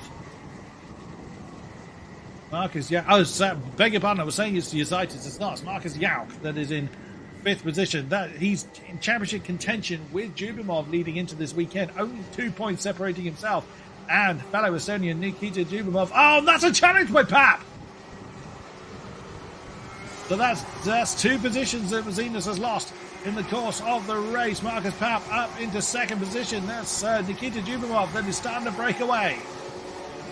Championship leader making the most of her advantage. Jack Collinson with the fastest lap of the race. Marcus Yauk in hot pursuit. The top 5 very close together. Second separates them. Roughly top 5 in the championship. The only exception, Jack Collinson slightly further behind us. That's an opportunity there for the 291. That's Mazinas. Jack Collinson back down in the 4th. Jubimov is starting to break away. Sorry, it was Collinson regaining the position from Mazinas. Do beg your pardon. So Vaselis gaining, was 10 positions, but I think has suddenly changed. Marcus, Plinter, huge loss there. Kakas as well, as mentioned. 219 kart and 252s. Not having a good day at all. Oh, and that's trouble. That is trouble for, I think it was Marcus Pap that has fallen out of rhythm. Oh, is that a problem? Oh, no, that is a big problem. Yellow flag being shown. It was indeed Marcus Pap.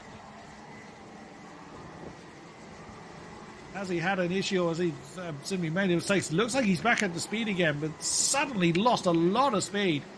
Did Marcus Pap. Leading the way still, Jubimov extended the lead to around about 6 tenths of a second. Jack Collinson now up to 2nd place. Marcus Mazinas up into 3rd. The top 3 breaking away now. Marcus Yauk losing time to the top three. Less than 4 minutes to go before the timer expires.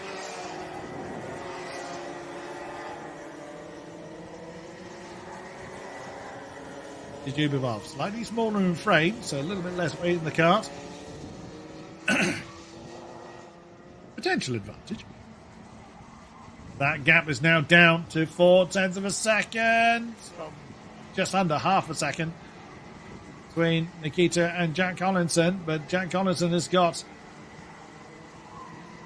Mazinas all over his tail. Far behind Marcus Jauk in the distinctive green overalls. Oh, sorry, distinctive green helmet and distinctive green cart.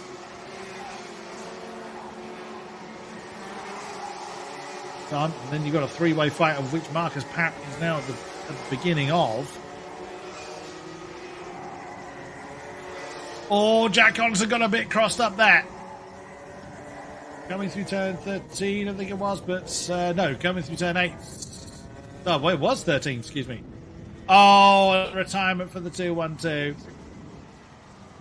Marcus Papp is out. We did wonder whether there was trouble, but alas, there was indeed technical issues.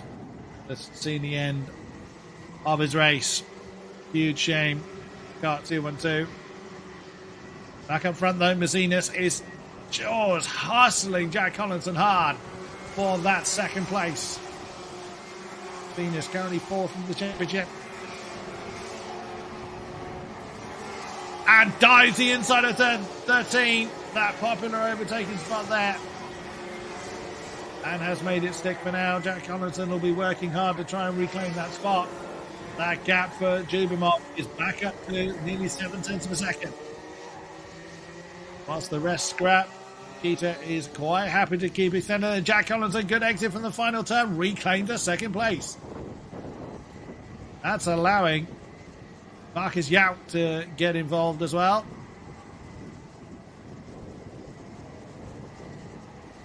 Rafael Zernisk with the new fastest lap of the race. He's in that group of three. Is following our lead group. Collins and Mazinas and Jauk all very, very close together. Jubimov continuing to extend the lead up front. Turn 13 again. No move this time. Just over a minute on the clock. Your top three separated by not even 0.3 of a second, I'd say. 0.3 of a second when they came over the line last time around. Trigas Josias is the third of the group behind. Over the line once more, 0.8 of a second now for Jubimov.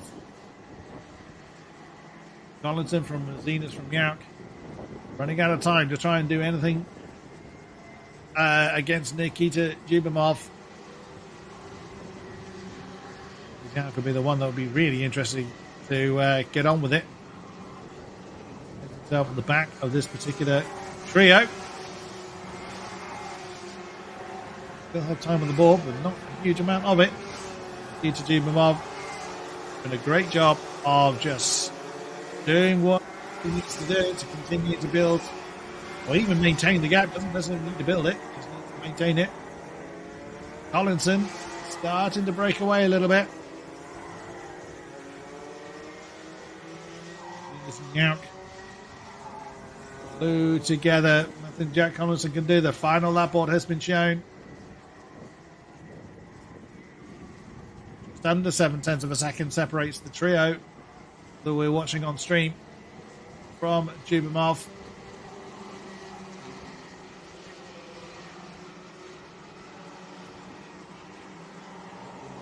Good sequence of corners for Jauk there. Fell a little bit off the back of Mazinas. There we go. Looks like they may well remain where they are for the remainder of this race. Turn 13 has been and gone. In the favourite overtaking spot, Jack Collinson has maintained the fastest lap. A big one. It wasn't Collinson that's had it most of this race. It was Zernisk that's had it. But the winner of the first race for the junior category, championship leader Nikita Jubimov, chased home by Jack Collinson. Marcus Mazinas comes home, rounds out the podium 3. Marcus Yack in 4th. What a shame for Marcus Papp as well. Right there in that lead group for a while. Sadly, one mistake dropped him down into position. Nikita Dubimov takes the win. Very hurriedly scoot around. It is a tight schedule here at Ropaži.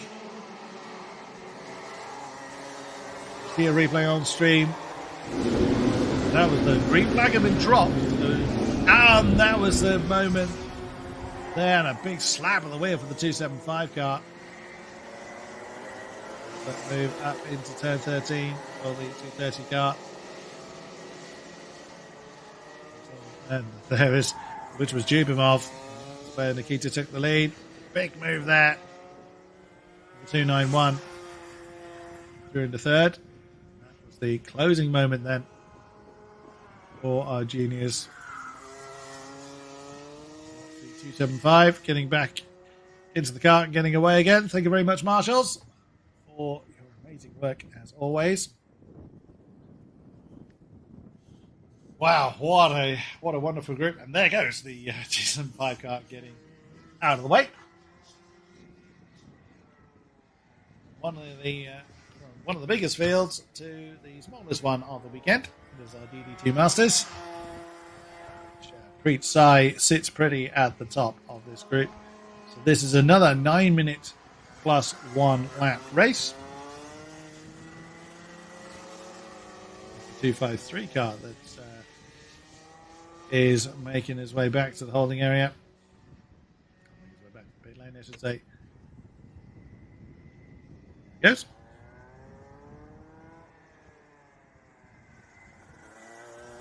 Once all carts have vacated, we didn't have any major works that needed doing. All carts that were out there have been recovered. Any moment now, we'll be getting our DD2 Masters underway for their first race of the weekend. Our main DD2 grid and then our seniors, which we saw both of the groups do their qualifying earlier on.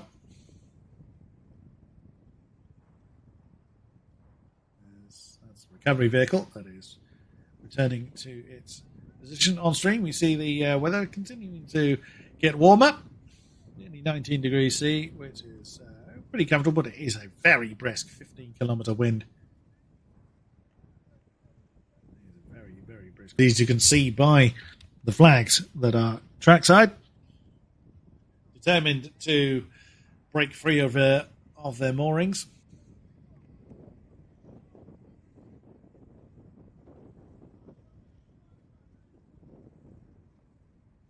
Once the marshal gets the okay that the track is clear, we will get our first DD2 Master race underway.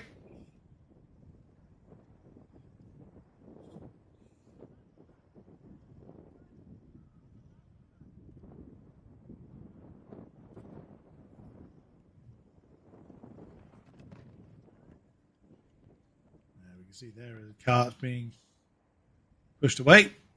Driver in hot pursuit. This is our little DD2 Masters, Preet Sai and Hugo Hummel on the front row, Eichnerm and Martin Sild up row 2, Argo Tam and Ricards Calentiems on row 3, Here's Zelitis. Joins the back of the field, so we only had 6 carts in qualifying for this category. So we have had one more join us. Zelitis ended up being the pole, who did set the fastest lap, but isn't in the championship contention. Wasn't in the championship at the beginning of the season.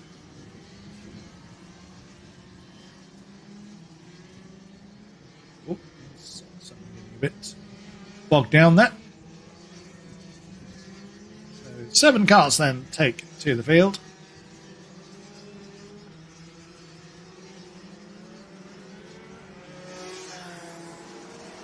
Sai and Nerm, the 2 Estonians,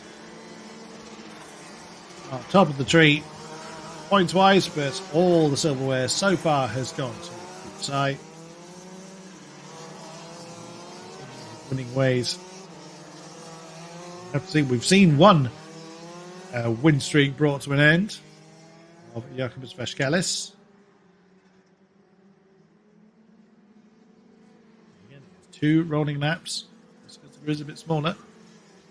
I mean that they don't get their 2 rolling laps to get everything warmed up. You're going to have to condense, though. They are very, very spread apart. They do have to be formed. I did say earlier it was by turn 8. It's not. They have to form by the end. By turn 15, really.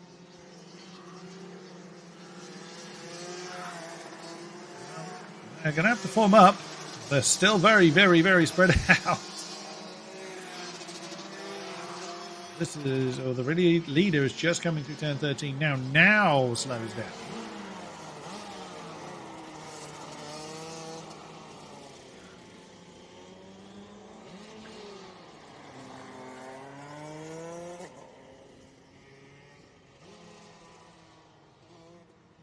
Comes through 15. Oh, yes, that's not gone quite right. Our pole sitter has actually gone the normal way, whereas everybody else has actually gone the correct way. So the start, I suspect, may well be abandoned on this one. They may have to do another rolling lap. It's actually rejoined in correct position. We'll see what the starter chooses to do. They haven't gone up to racing speed. I suspect that is going to be another formation. No, he has dropped the flag. They were in correct position and in correct order. So the starter has decided to drop the flag. The pole man will be a little bit embarrassed, I suspect, by that one. That's his Solitis, the 511 kart. So the qualifying graphic showed him as last. I suspect he's not in the actual championship, but it's Solitis. Oops, get a bit of a nudge from Preet Sai there. Come on. Zalitis getting a little bit too focused on the race by taking the normal route. Either way, immediate defensive posture for Preet Sai. For Eurosolitis from Preet Sai. And again, very, very defensive into turn 15.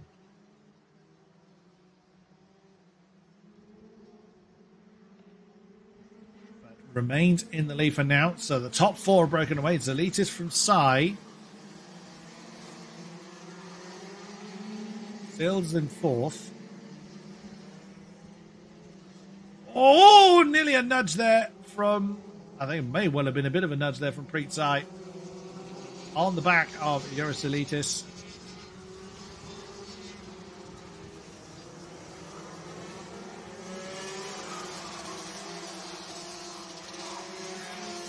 Top 3 now starting to break away. Again, look how defensive Zalitis is on Preet Sai. I mean, rightly so. Preet Sai, like I said, has won everything so far in this Nordic Challenge this year. Oops, touching the apex a little bit too much at 16 there. And just doesn't seem to have the pace. Preet Sai gets the inside line, but does... Oh, wow, Zalitis chops the nose off of Preet Sai. I think championship leader had to really get on the brakes there. Oh, Struth, I thought that was a done deal. I suspect so did Preet Sai, less than a tenth as they came over the line. Oh, goes to the inside at turn 8. Gets it done. Oh, you saw Zalitis had to think about trying to get that one back. Was not to be.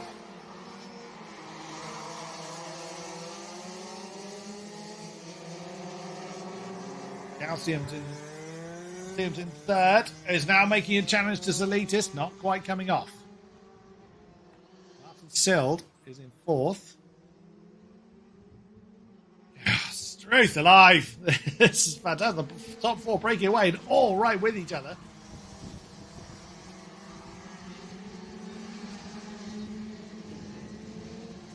Oh, wow. Bit of a moment there from Zalitis. Allowing Preet Sai to get some breathing space, which you don't want to be giving any kind of opportunity to a driver like Preet Sai. And now that's Eke Nurm that is joining this. Oh, and a bit of a nudge there Oh, a bump and run from Calcium's. That's dropped Zalitis down 2 positions as Martin Seld has gone through.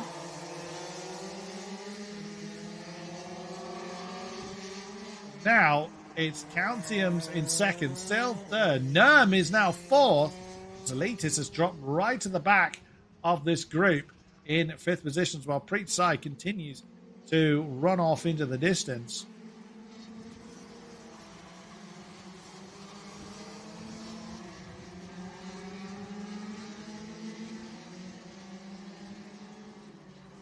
Preet Sai leads. Couple of seconds. That's the biggest gap we've seen all day so far. Preet Sai. Reason why he's winning the silverware in this group. Williams now second, Seld third. Martin Seld is 8th in the championship, but he wasn't at first round in CLI.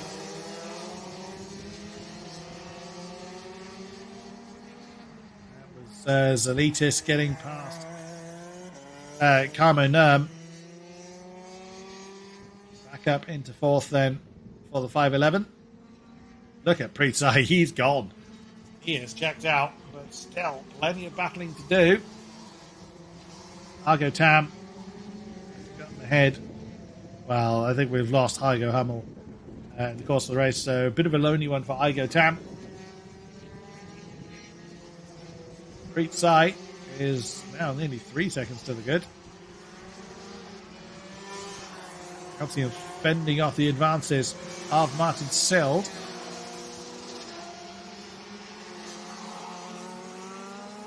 Bit of a gap as we can see on stream. Oh, that an opportunity there for Nurm. Not quite.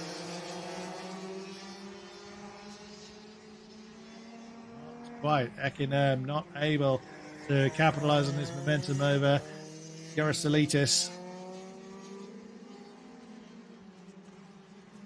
There's a possible opportunity here for challenge on second. Calcium don't have mirrors, of course, so they're generally using hearing to know where their opponents are, despite their own engine being fairly deafening for them.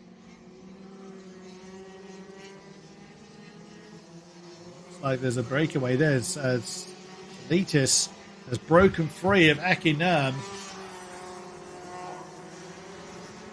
Preet Sai continuing to claim the fastest lap. He's got all the free air in the world. Have to defend from anybody. 3.368 for the championship leader. Champion-elect, I think it's fair to say. But like we said, and we've already seen this weekend, one mistake is all it takes. Now a definite 3-way fight for the remaining podium spots. Calcium's in second. Seld third. Zalitis fourth. Oh, I thought that was Zalitis banzaiing into the back of Martin Seld there, coming through turn 2. Nope. That continues to build the 4.3 seconds. Oh, is that an opportunity for the 511? –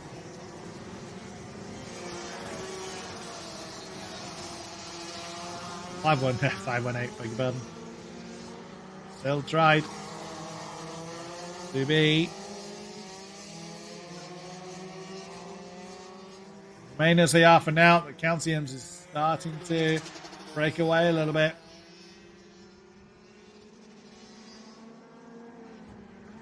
From Calcium's, from Zalitis, from Seld. Further second back now. 1.5 minutes left on the clock until the 1 lap board is shown. Preet Sai.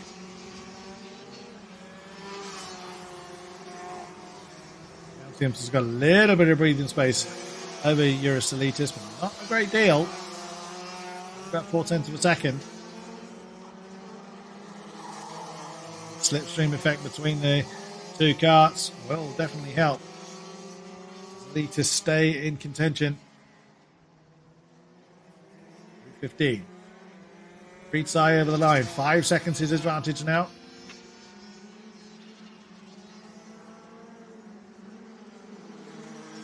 Williams definitely does not have 4 seconds, doesn't even have 4/10 anymore. Deletis, following that mistake that dropped him down to 4th, now back up into 3rd and looking for 2nd place.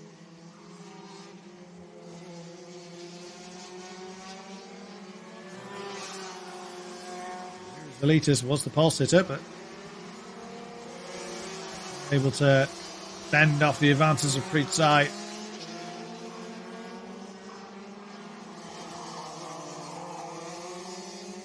So far, Deletis cannot find his way back past Calciums.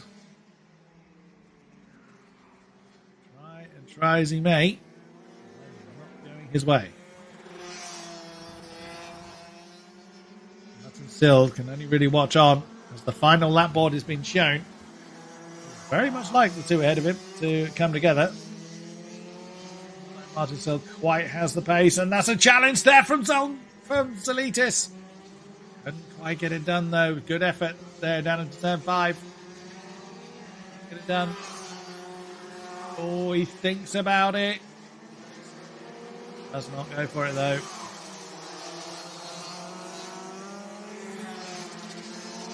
Calcium remains to find his second, and that's an opportunity there for Zelitis. Can he hold it though? He got the move down into 13. Looked like he went a tiny bit deep. Calcium's tries around the outside at 15. Can't get it done there. Well timed from Calcium's. Your winner, though, undeniably, Pritsai from Estonia has taken the top spot. In the final lap, Zelitis in the 511 kart has taken the 2nd spot from Calcium's in 3rd. Hop on us again, though. Another set of silverware for Pritsai. Maximum points for the pre-final race. We, of course, see these and all of our other categories another 2 times throughout the course of the weekend.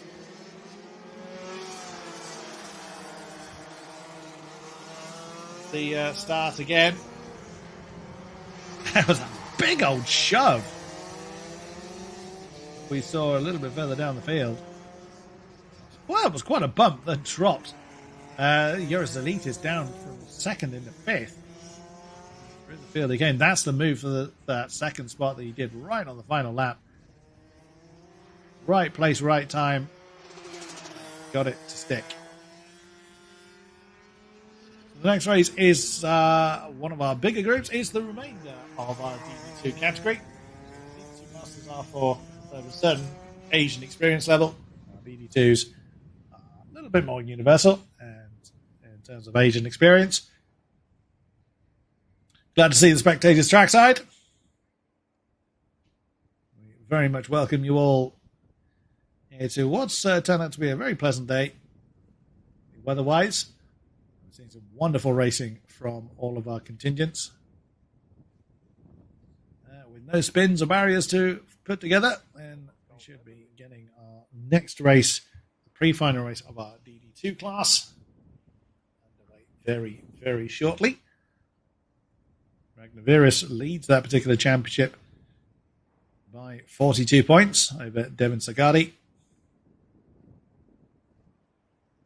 Have the grid for you very shortly.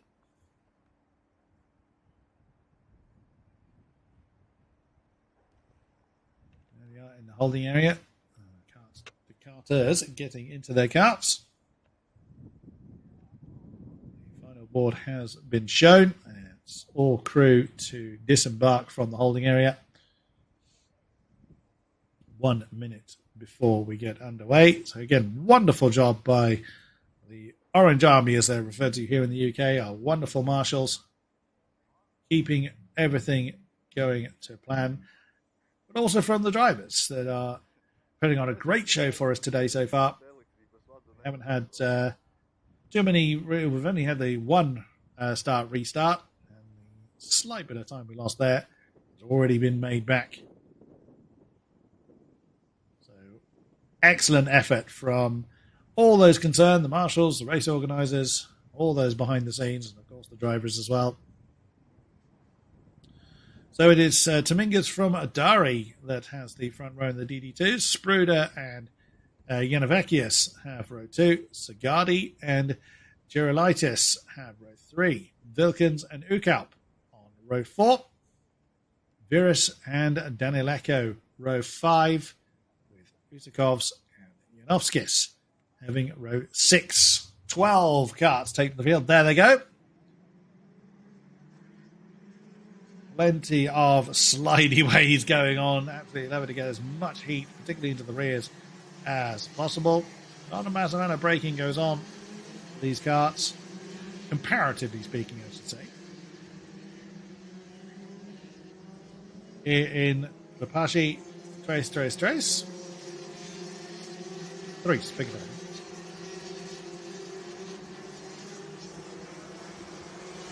Again, getting on with it. We got their race underway as quickly as we can. 2 formation laps as always.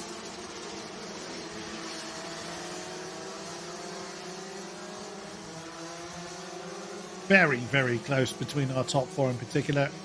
Naviris, 326 points. Devin Sagadi on 284, just 1 point ahead of Assel's Saniala, which we didn't see on the graphic from Finland. Gustav Usakovs, 3 points behind him, 4th. So very, very closely contested. DD2s.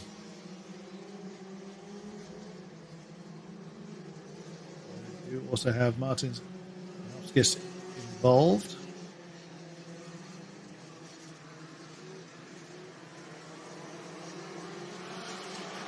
Turn 9, our competitors come once again. Slowboard is shown on the exit of turn 12.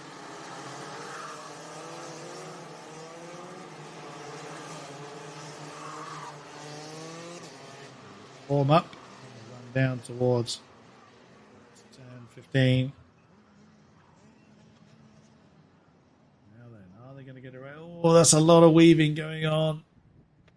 Really do that once you've formed the 2x2, but no impact between anybody. That is demonstrated why, well, one reason why you shouldn't really do the weaving is it splits the grids. Or splits the grid, I should say. But they have reformed it. As they come onto the grid lines, they're still told to be slow, although this is possibly a little too slow.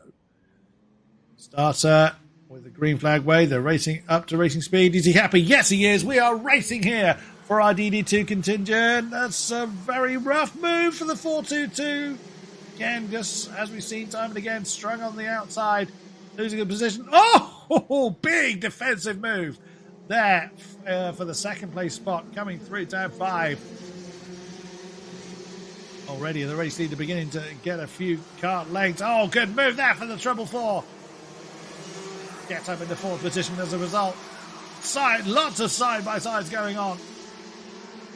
Race leader's loving this. It's just like, yeah, you lot carry on. I'm going to disappear off here. Oh, was that a bit of a nudge on the 494? I don't know if it was. It didn't disappoint him, but that's another car that's dropped down into 4th as a result. He'll get the full... once they cross the line for the first time in anger, that's when we see who is where. Here they come. Oh, my goodness me. Another nudge from the treble 4.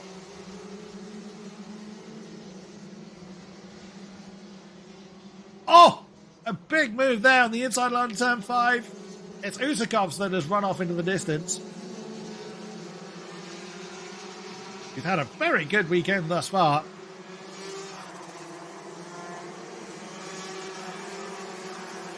Right the way down is Janovskis, the 422 kart.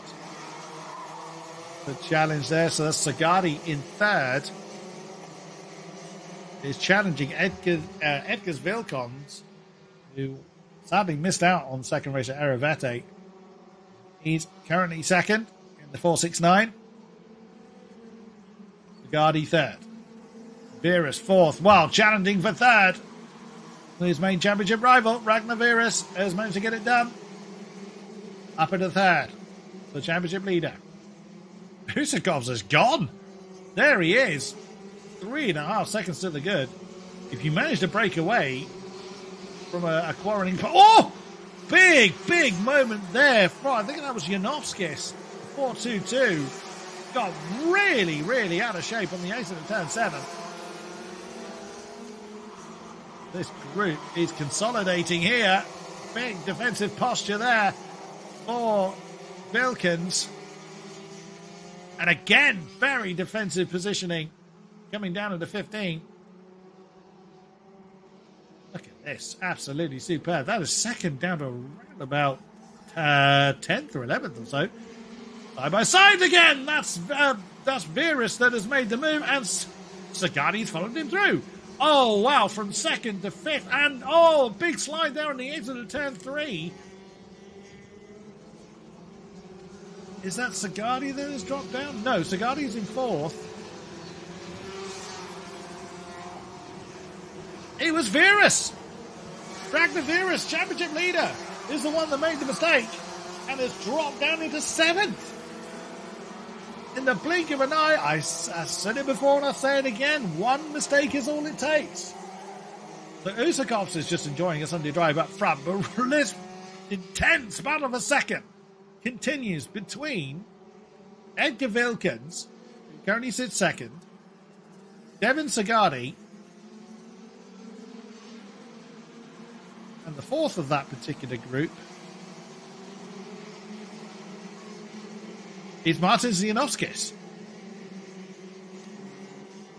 Christos Usakovs with the fastest lap, almost to be expected out front, 52.378. A little bit further down the field, there's still positions being changed. Virus has managed to get past Jonas Johannes Timingas for 6th place. Even though Virus may well have had a 42-point lead coming into this championship, but you can very easily lose a lead like that. Oh, Sagadi's in trouble. Sagadi's made a mistake and has fallen down into 7th. So that is our championship challenger, Devin Sagadi. And is right the way out of it. Fallen to the tail of the field. And is essentially out of the race. That is a huge shame. Devin Sagadi. Oh, big move. Is that not quite Vianovskis? And because he's made a move and it didn't work, that's thrown him into the clutches of the current fastest lap holder, which is Ronan Spruder.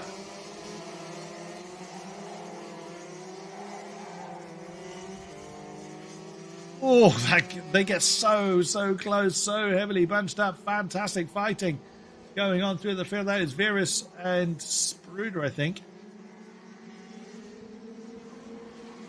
So, Usakovs, 6 seconds to the good. Not even in the picture that we're looking at. We're looking at a 5-way fight from 2nd to 6th. Currently being led by Edgar Wilkins. 2nd. Novskis 3rd. Spruder in 4th. Virus 5th. Dominguez 6th.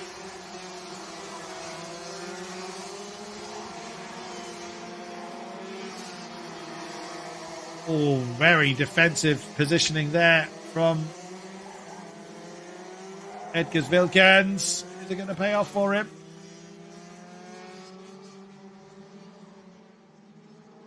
So far, at least. Dominguez just looks on. Oh, there's lots of positioning of defensive positioning, offensive positioning going on. Cap has just lost a spot there. We can see on the tower.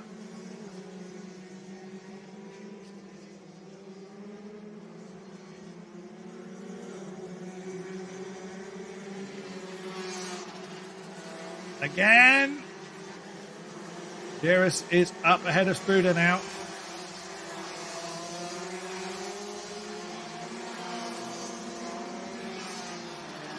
This is just so intense, and all the time they're fighting, they're allowing the next, which is Nojas Gerulaitis, to actually join in. You can see there, he's on the back of it. No, that's a problem.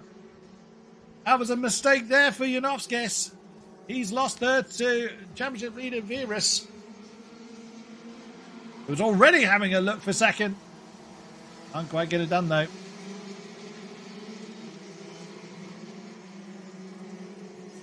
No, sorry, it was Edgar Wilkins that made the mistake. I beg your pardon, it was Edgar Wilkins that made the mistake on that one. He's the one that's down in the fourth. That's Janowskis into second. Veers into third, but that's the championship leader has gone for second and has got the job done. But that's a problem. I think it's Spruder that has gotten out of step. And the next two karts are now catching, so Hoopkamp is in this one as well. My word, this is a huge group now. Veerus very, very defensive against Janowskis. It was Wilkins is now down into sixth place. It was Janowskis into third. Again, here comes Spruder as well. Dominguez isn't far out. Isn't out of this group. He's now got 4 cars right on his tail, and that's a have a look there for Janowskis. Did not make it stick. Fastest lap of the race, actually, to Ragnar Veerus.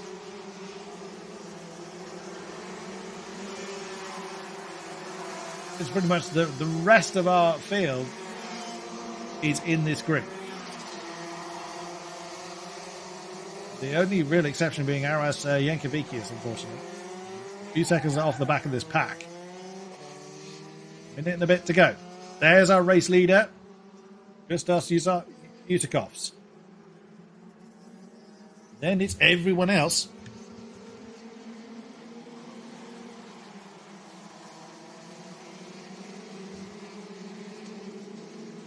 Dare not take your eyes off this particular group at all.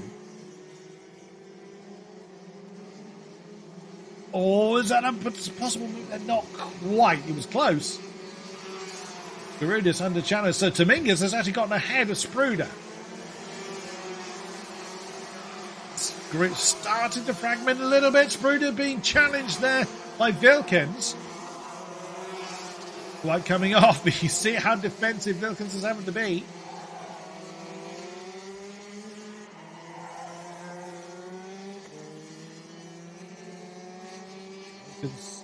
Head of Spruder now as the tower reflects.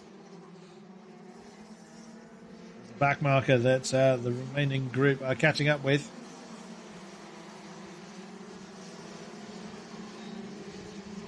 So then, the timer is about to elapse then. Because has lost a bit of time. Doesn't need to push. Doesn't need to build up a massive lead. Just needs to be in the lead by the time the flag falls. Here is second. Janowskis third. Dominguez fourth. Rapid fire 3. We're looking at the second group of 3 on stream. Spruder, Gerolitis, and Hoopkamp. So the final lap comes our race leader. He's slowing down. I thought that was a back marker, actually. It's actually our race leader. Taking these a little bit easier. Fastest lap still in the hands of Ragnar Veerus. Usikovs is... no, it's not in the hands of Veerus at all. It's back in the hands of Spruder.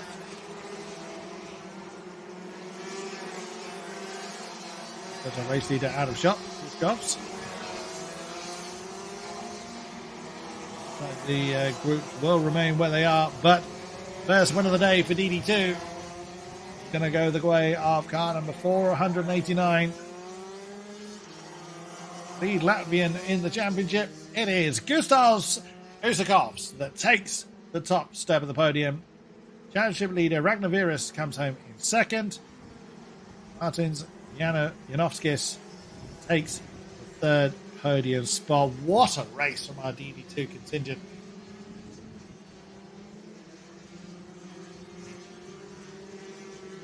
Axel Sarniala not being here for this race. Big boost for Usikovs. Look at the replay of the beginning and all the argy-bargy that goes on. A lot of close action going on. how close they all are, you'd think there would be a lot more flying bumpers or what have you, but again, our drivers being very, very well behaved, generally speaking.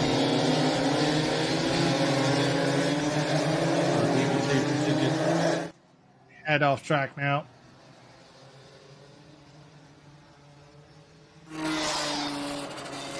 Oh, you end up losing 2 positions in one corner. Extreme. That was Dominguez that made that big move for 4th on the inside of turn 5. But that is the pre-final race then done for our DD2s. One final race before the lunch break, and that is our seniors. We will see then who has qualified where. We saw the seniors do their qualifying in 2 different groups earlier on, purely down to how many of them there are. Tom Streller is the championship leader. He's taken almost all of the silverware. The only person that is denied in this clean sweep, and even then he was still 3rd, in fairness, was Lizzie Mentier, who sits 3rd in the championship. Her eyes on Davidius Gudovacius, just 4 points ahead of her on 308.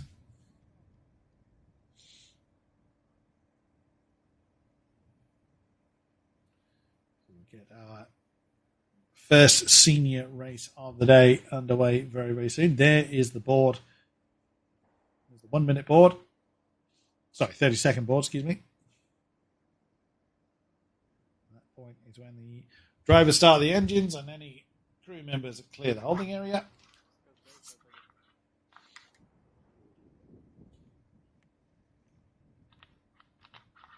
And we will get our final race of the morning. It's afternoon now, local time. First pre-lunch race underway. Look at the size of that grid. So it is taking part, as we can see, Volts and Kirikovs, Beats and Sherimita, Rikas, Klepikas, and Kachas Petkis, Kasper Jopre, and yes, Gudelevekies, Alex Stalsemain, and Cavilio, Kate Drobiseva, Hans Marcus and Rusk, Artem Sestikovs and Tom Streller, Romans Rodionovs and Oliver Kirk, Adrian Steons and Rikas Brikelis, Marius Cassionis and Fernando Femre, Nia Kaitola and Lizzie Mentier, Nico Lindholm and Walters Zverodidis, Bruno Perla, Robin Shemet, Romet Bakas, and Marta Spike. 15 karts from our 2 groups. Again, we won't know exactly how they form. That is the participating drivers. Whilst we saw the 2 groups qualify earlier on, this is the combination of the qualifying times.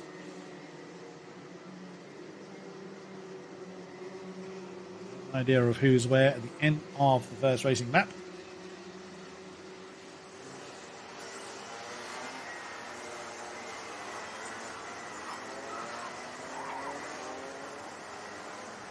Shame for those. Oh, the Marshall jumping out of the way.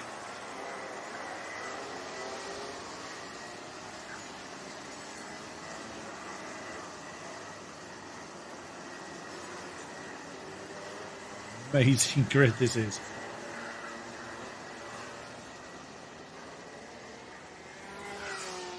Forming up then on the run down towards 10:15 in the usual fashion.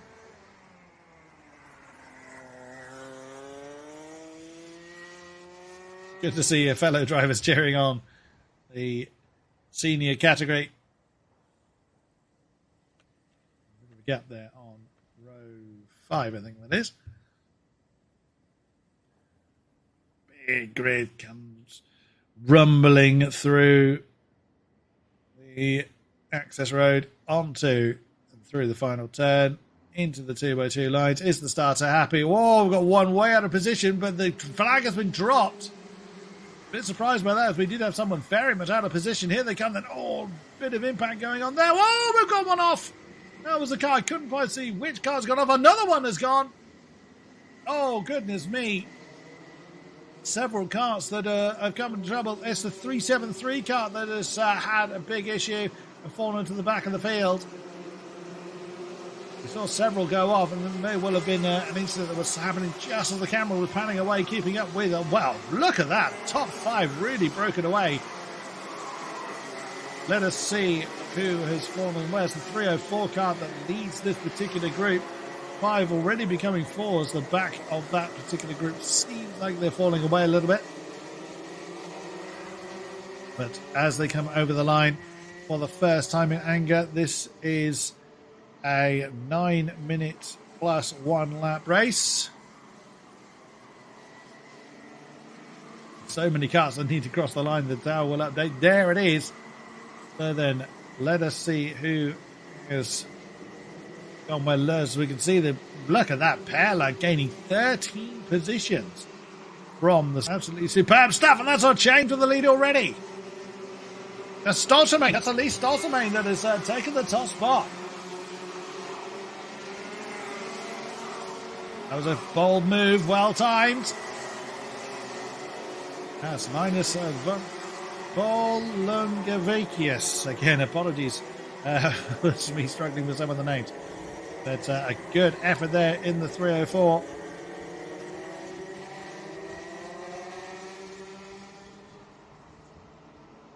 Oh, lots of side-by-side, and that's for Lingivekius going for the move and retaking the lead from Stoltermain. Great, that's Fernando Pemry in third. Whoa, that's a move. Is that a position gained? I think it was gained and then lost again.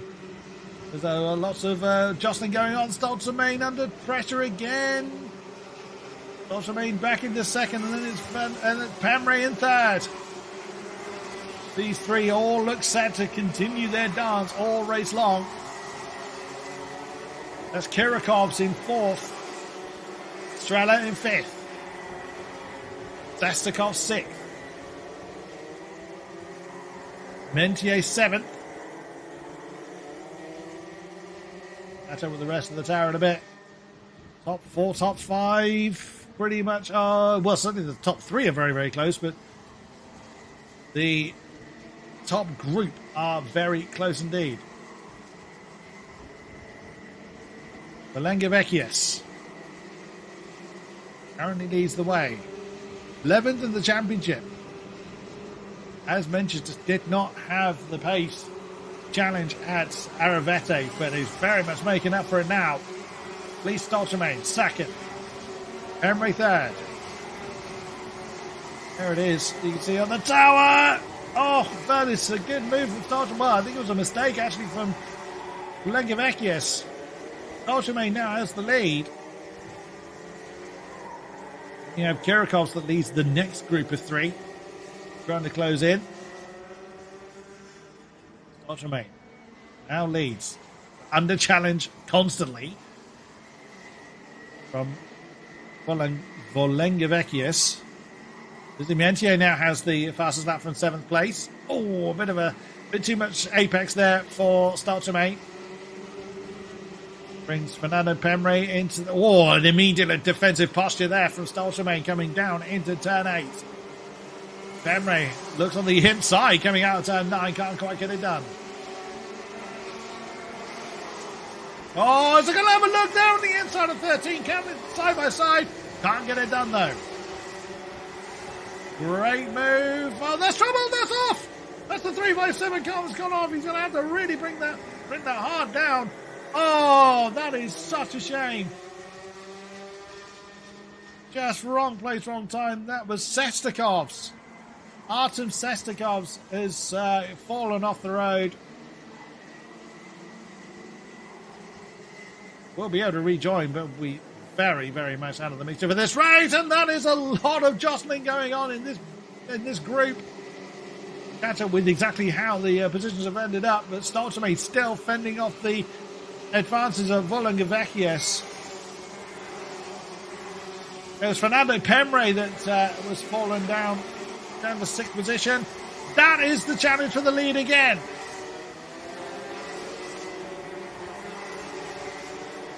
Oh, Stoltermain is determined to get that one back at every opportunity. Can't get it done on the outside of 15. Now that trio is a five-way fight. Kirikovs is now involved, bringing along Strella and Mentier. Oh, and that's an opportunity for Tom Strella. Up into 3rd position for the championship leader. That's Kirikovs has lost 2. That group gets even bigger. Now, Volungavekius and Stoltermain. They've got about 8/10-ish. Maybe not even that between themselves and the next group of about 6 cars. Volungavekius still leads Stoltermain.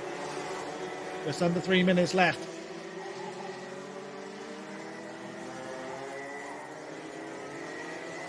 Final turn. That gap is disintegrating between Stoltermain and Strella. Oh, there was a definite thought there from Elise Stoltermain. Oh, a bit of a kick there. Certainly the tail of the 344 looks lively. Tom Strella gets the opportunity to observe that. He's now bringing with him quite an army of cars. Lizzie Mentier 4th.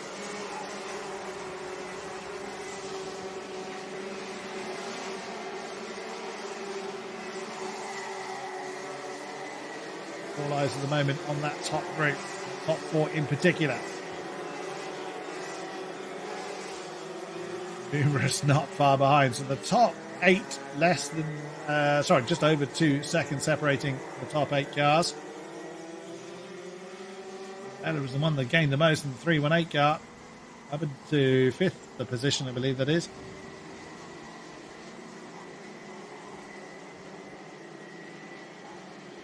Estekovs all the way down towards the back of the field. Such a huge shame. Top 10 of the championship for Artem Estekovs. Slipping away, unfortunately. Right now is Volungavekius, who looks like he's fended off the advances of Stoltermain, who has now been caught and passed by Tom Strella. 2nd place changing hands. Lizzie Mentier looking to try and make the Stoltermain's day even worse. Kirikovs in 5th place. Perla is in 6th. Bruno Perla, who through having missed the last round, is right the way down in 28th place in the championship. Still has plenty of pace to show, with Fernando Pemre right on his case. Cheramita right out the back of that particular conga line. 7 cars in this lead group at the moment. Oh, and that's Mentier. Mentier, and got it done as well. Lizzie Mentier got up into 3rd place ahead of Elise Stoltermain. Oh, Elise Stoltermain immediately on the inside line coming into the final group of chicanes. It is all kicking off. Vekius. Well, Volungavekius and Strella have broken away now. Mentier and, Mentier et al. All fighting for the remaining podium spot. Volungavekius has got a lot of pressure now from Tom Strella.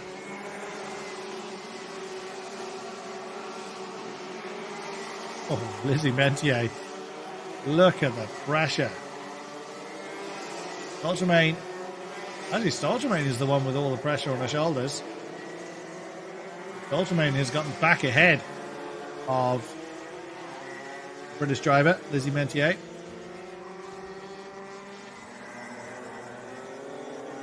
Line once more. Oh, look how defensive Lizzie Mentia had to go there.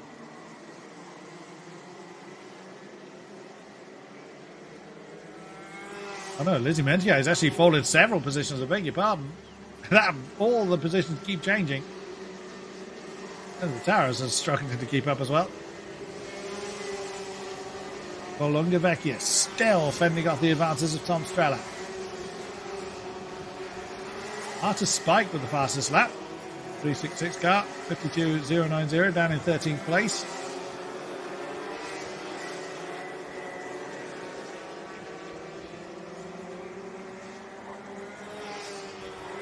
That lead position has changed. Checkered flag is now been produced. And that is, I think that's Tom Strella that's actually got the top. It was in that final lap.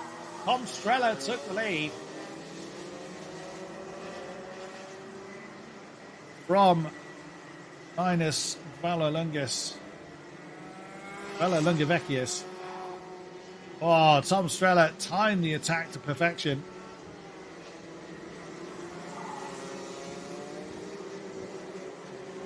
So much pressure on Linus's shoulders, but sadly for him, the move was done at a point where he could no longer attack back. There's the start, and there, one car way out of position. That was allowed, and then had several incidents on the opening lap. Several off, several spinning, and very despondent. 373 fell to the back of the field. This is Bolunga Vecchius ending off Elise Stoltermain. The early part of the race before Tom Strella got involved. And then that was Stoltermain taking the lead up at the top of the circuit. There's bumping going on. Oh, and that was where it all went wrong for 357. Just ran out of road. Yeah, shake of the head there we saw. But Tom Strella continuing his winning ways in the Senior Year Max category. What a way to start. We'll be back after lunch in 52 and a bit minutes.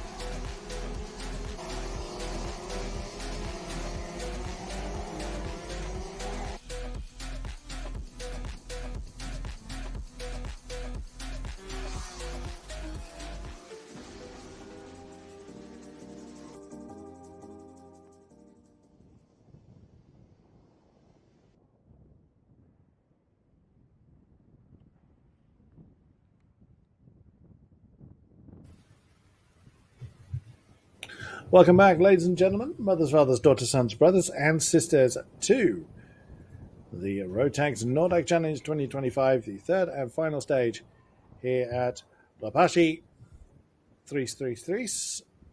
As we've had our pre-final race, and now it is our finals race. So same length of time as we had before, but this time it is,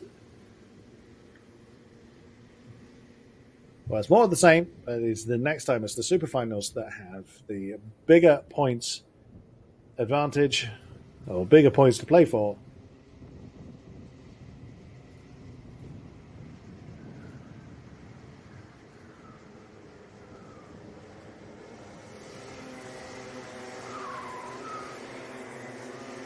You see our grid on screen. Let's see then how our how our final race goes. There's our Micromax contingent already on circuit, starting their formation laps.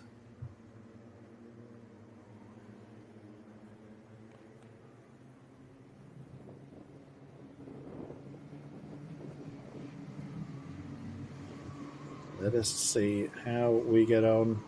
Carlos Benson's leading the championship coming into the weekend.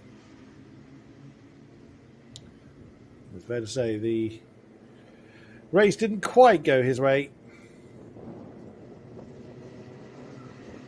But still all to play for.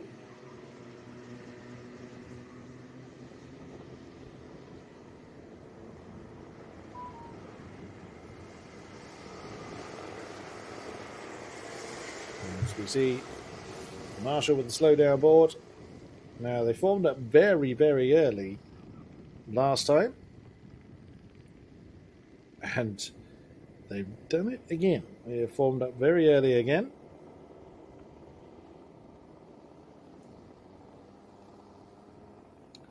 And very much taking their time.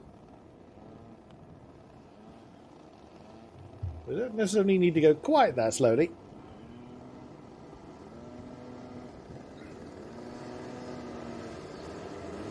Oh, there we go. So hopefully now they'll pick up the pace a little bit.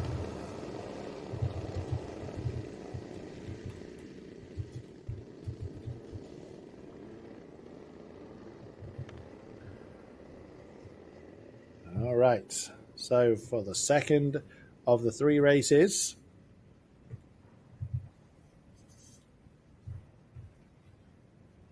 we've had the pre-finals this morning. It's now the final, and then the super final later this afternoon.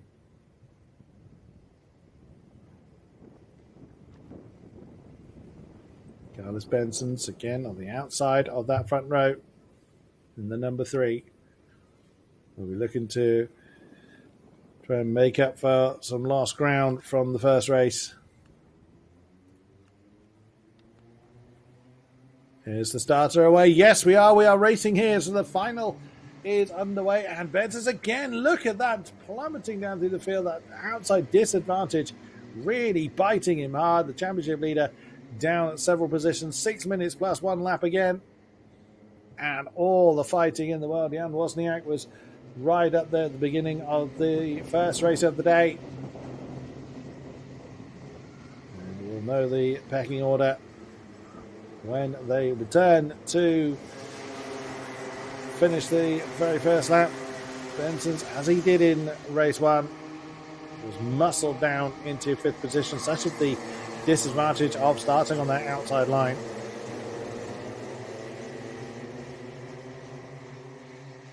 Ooh, some fidgeting going on as they're coming through turn 15. Through that final turn, the 94 car leading the way at the moment. All right, let's see how the pecking order is formed. It is indeed Wozniak at the front. Skaris Bakutis, winner of the race this morning. Minas Kapkauskis with the fastest up. Oh, that's a challenge from Bakutis. No, did not go his way there. No advantage gained. as that lead group is condensing into somewhat of a 7-car quartet. Quartet? No, that's 4. A 7-car conga line. Kapkauskas was the biggest gainer from the opening lap. Oh, and there's a bit of a shuffle there. Kapkauskas in the 41 car, biggest gainer, but he's now challenging on the inside line and gets up into third. Nice move done on the inside of 15. Kapkauskas dropped from second to fourth and is back up into third again. Wozniak leads Bakutis. Kapkauskas in third. Yuzaitis also a big gainer in the opening laps. Zarikov, Leonis Zarikov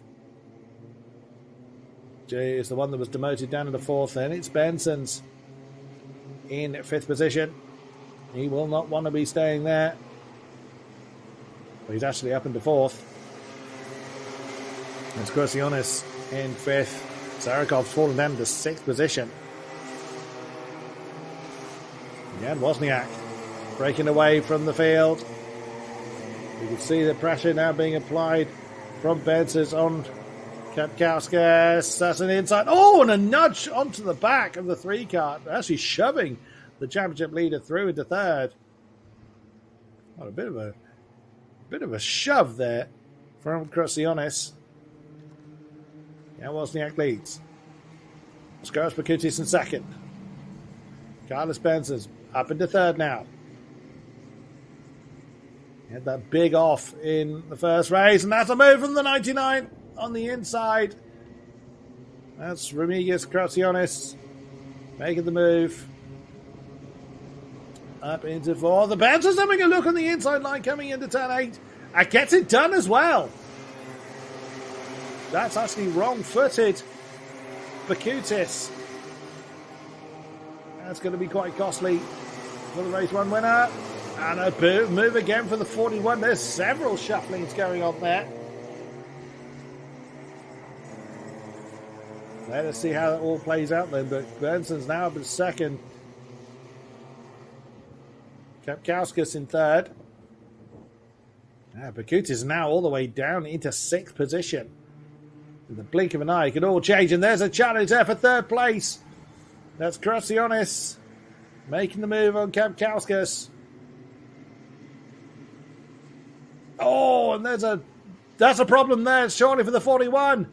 Oh no. There's Kapkauskas from third. He sort of put his hand up there. Oh no, it wasn't Kapkauskas, I beg your pardon. It was Zarikov, Leonis Zarikov has fallen right the way down. Carlos Benson's with the fastest lap of the race, but now the field's already forming with the 6-minute race, all the battling that they do. It's absolutely vanished. It's 59.7 under the 60-second mark for Carlos Benson's. And he's chasing that top spot that is held by his main championship rival, Jan Wozniak. Where will the victory go? That's side-by-side coming through turn 1. But up front, Wozniak from Benson's. Krusionis from Kapkauskas. 2 pairs up front. And there's a bit of a gap to Bakutis in 5th place.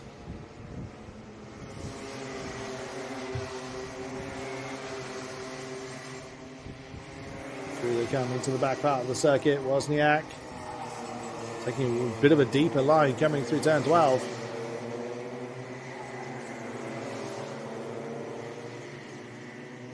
Bagatarius gaining 6th position from Jonas Gelzinis. And towards the front, that is Jan Wozniak going for that defensive posture. And a challenge there for the 41. Kapkauskas. Oh, and again you see Wozniak going for that defensive posture. Oh, that's the 45. That's Bakutis technical trouble befalling the third place runner in the championship coming into this weekend. Towards the front end, though, Wozniak does not have any breathing space whatsoever. Carlos Benson's all over his tail. The time is already gone.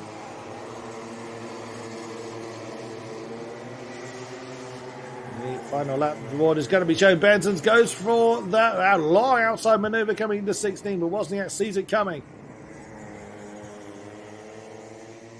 Around that final turn, the checker flag is going to be shown a lap too late for Benson's. But the winner of the final race for the Micromax category is Jan Wozniak. Carlos Benson's comes home second, and Remigius Kratsianis rounds out the podium three. All very fiercely fought from the youngsters. And number 94, Jan Wozniak, who also did not have a particularly good pre-final race earlier today, makes up for it with a win. Replay of the start then. The starter was happy with that particular formation, and then it was just action all the way through. What happened to Oskaras Bakutis, though? Slight tap on the nose of the 45 there coming through turn 15. That was a lovely move from Carlos Benson, getting him up into the podium.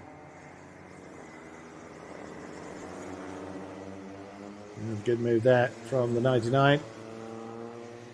And Benson's was just would not be stopped on his way to a podium. But that is the final. We will see them in the super final later on this afternoon. We run straight on then to our Mini-Max drivers.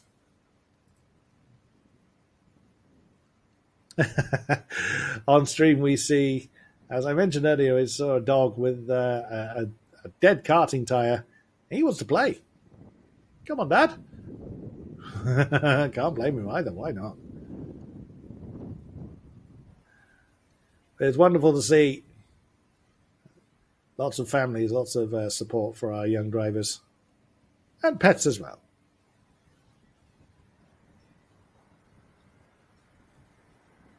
Not jealous at all. Would love to be there ringside to see our drivers. And I am in the commentary position. So our Mini-Max then. And as we see the weather report, it's getting warmer and warmer. Now 19, wind is slightly eased, but not by a huge amount. Quite refreshing. It's just under 15 kilometers in a northerly direction.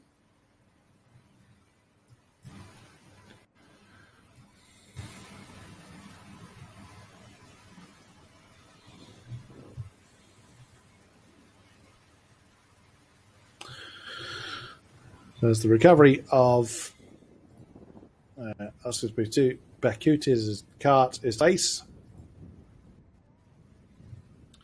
will be releasing Mini-Max drivers as soon as the cleanup operation has concluded.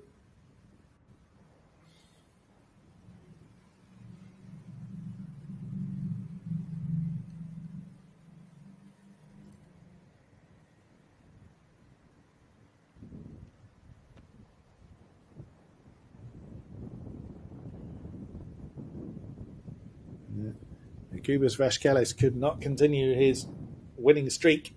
Still came home with the podium, but was not quite the top step from this morning.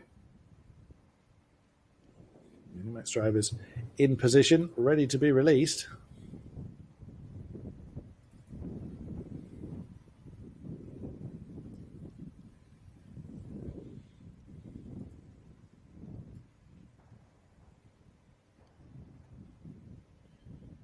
Ever vigilant work of the Orange Army, our marshals.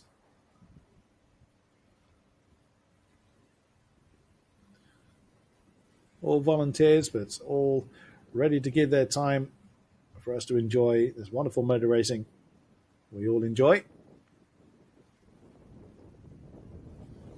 Ever grateful to all officials that make our motor racing possible.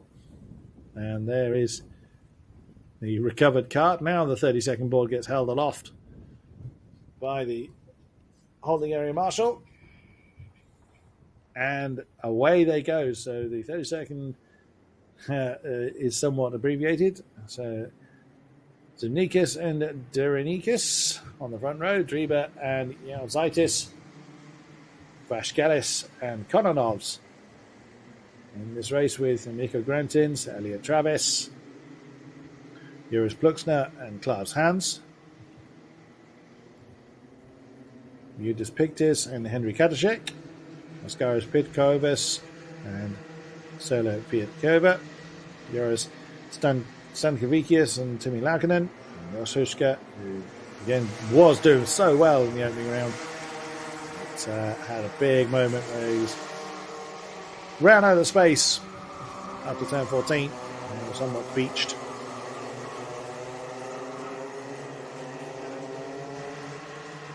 And there's the formation. First formation lap comes to the close pretty quickly. So from the Minimax, as it was first thing, 7 minutes plus 1 lap. Plenty of weaving going up.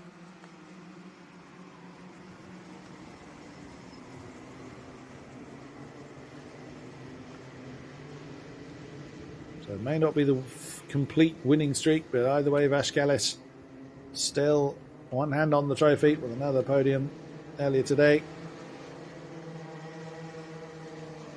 Kobe's in the mixture. Mikko Grantins, Martins Lappins was third into this weekend.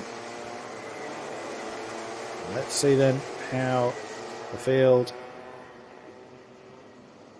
how they do. They're just slowing up now. A bit of a wave there from the 555. That's right, 155.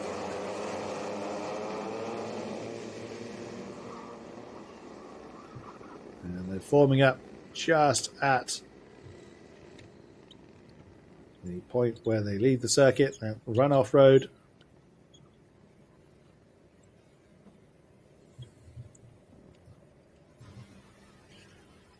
Through they come. Always the kind of time when the nerves get at their most strained, starting to pick up a bit of pace. Is the starter happy? No. There was a gap on the left-hand row. One of the drivers signalling to those around him to another formation lap. There was a gap on the left-hand row. I suspect that is what the starter was not happy about. It was quite a sizable gap as well. The grid must be all together. And the point that the flag is dropped.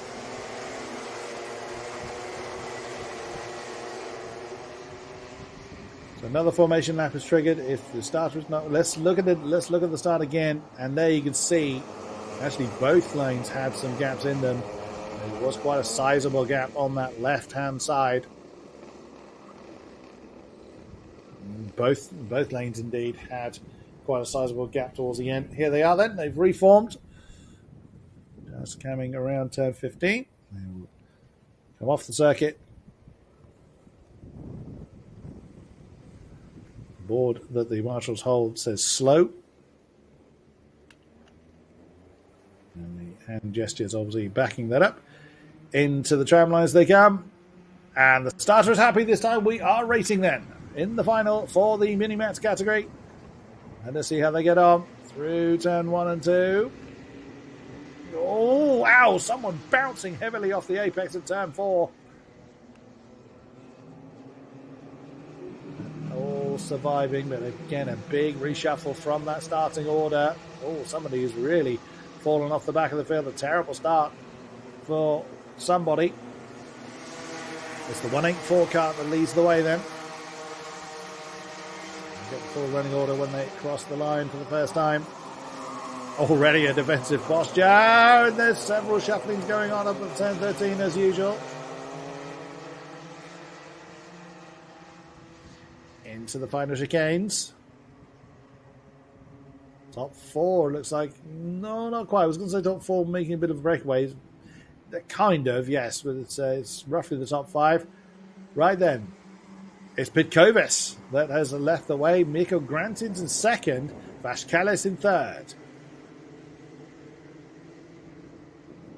With the British rover of Hushka in fourth.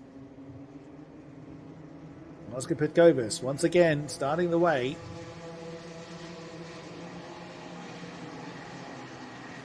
And already we've got changes in position, as you can see on the tower. Hushka getting up into third position. Vashkalis currently out of the podium position. Immediately the British driver defending that inside line. Coming to 13 and 14. Chicanes once again. Tiny gap, second to third. We saw Hushka's just gained that position. The back of that 5 is Klaus Hans. Through 1 and 2 once again. Settling into the rhythm. Again, it's only a few minutes. It's a 7-minute race.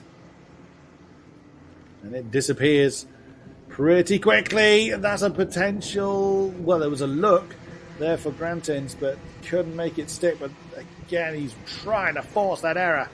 The top 4, top 5, all bunched together. You could walk across the guards. They're that close. That is a group of 4 from Emilius Yazaitis down to Fluxner. Fluxner's the biggest gainer, and there is a change. The 184 car being hustled out of position. That's Pitkovis from the lead down to third. In a blink of an eye, I said it'll change that quick. And that is exactly what's happened. Oh, a tiny mistake there for Hushka, but didn't lose the spot as a result. It's now Mikko Grantins that leads away. That Hushka gets the inside line. And that is, again, as exactly as we saw in the first race, one mistake tends to lead to several cars, or usually 2 cars, going through and making your day even worse. Grantins from Hushka from Pitkovis leads the way. And Vashkalis has lost another position. Klaus Hans now up at 4th. The championship leader down to 5th at the moment. But exactly as he proved in the opening race, that can very easily change. Turn 13, bit more of a defensive posture for Hushka. Pitkovis second, Grantins third, Hans 4th. Top group so close, 5 cars less than a second apart. Over the line they come. Oh, and that was a challenge, is it? Well, I think it was a more defense there from Grantins, with Hans looking to try and elevate up into the podium spot. There it goes, Klaus Hans, and gets the job done. Up into third position for Klaus Hans then. Immediately goes defensive on the run down towards turn 8. To deny the former race leader, Mikko Grantins, any opportunity to try to get him out up into one of the favourite overtaking spots. And there we see it again. Grantins and Hans swapping around again. And that's Grantins going defensive into those final chicanes. Vashkalis just looking on at the moment.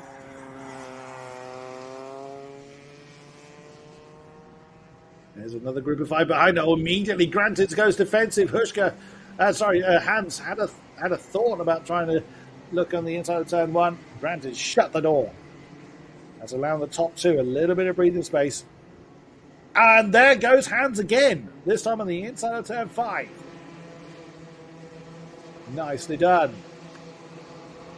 Vashkalis is trying to get involved as well. Moment though, having to remain in 5th position.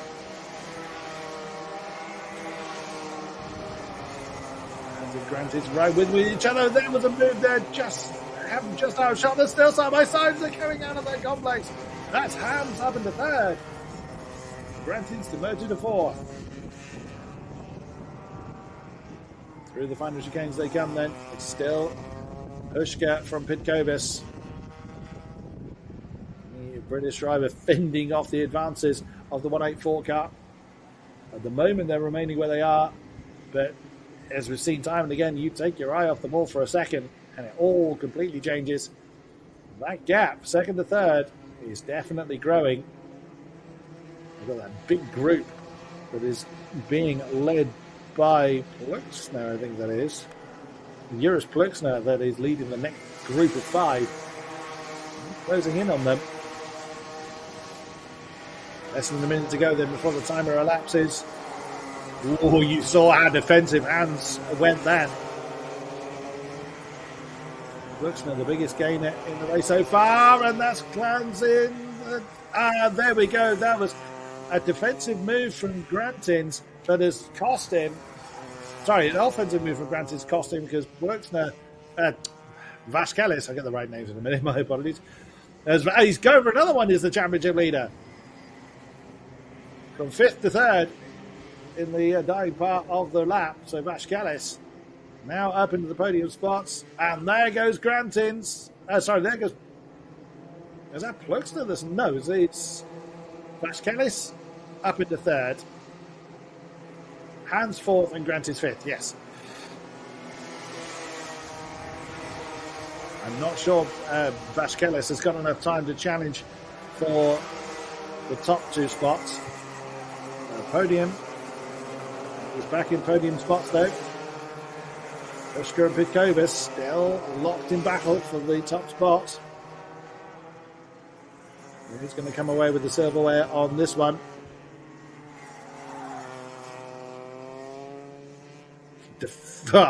You couldn't get more defensive, Kutushka. Final lap board is being shown. Great battling going on for 6th position as well, but the battle for the lead and for the final set of the podium, it's keeping us all absolutely in thrall. Hushka, very, very defensive, coming down at the turn 5. Keeping Pitkovas at bay. Vasquez, tiny bit of breathing space, and that's a move, is it? For Pitkovas. Remain where he is at the moment. The 155 cut still leading the way. Needs to defend. Oh, Pitkovas has gone for it at turn 13. Again, the blink of an eye. Mishka left the door open, and Pitkovas did not need another invitation at that. The British driver is knocked out of that top spot at the crucial moment. Oh my goodness, Banzai's the final corner. And that pushes Pitkovas wide, so Hushka takes the win. Does Vasquez get second? He does by 700ths of a second. Oh my goodness. When you thought it was all sewn up, Hushka realised his mistake and just managed to squeeze through on the inside of that final turn. What a move by the Brit. Jos Hushka takes the win at the death of the race. Vasquez, again, up into 2nd place, capitalising on other people's mistakes. Oh, wow. What a finish for the Mini-Max races in the second race of the day. There's the abortive first start. You see the starting marshal did not drop the flag. Much better formation this time around. You see Carter's bouncing in the car to try and get a good start. Again, you just see that outside line being muscled out. No way for those starting on that right-hand side to cut in. The package is so closely condensed. There we see Hushka going up into 2nd position. And that was where the lead was gained. Big move on the inside line for 3rd. Vasquez looking on. This is when Vasquez then was essentially gifted 4th, which then became 3rd very quickly. That was where the lead was changed. And then Hushka just banzaied the inside, saw a tiny, tiny gap, and it was a fair move. And Vasquez was then able to come through and take that 2nd spot right at the end. Brilliant effort from the Mini-Max contingent. Now it's our juniors. 9 minutes plus 1 lap for the junior contingent.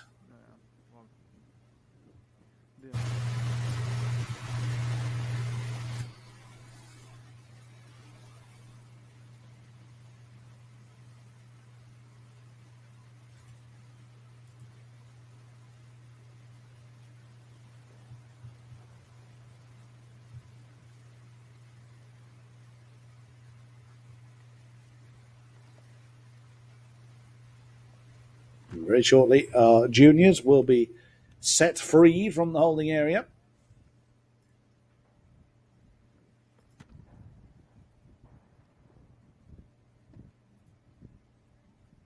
As the recovery vehicles return back to whence they came.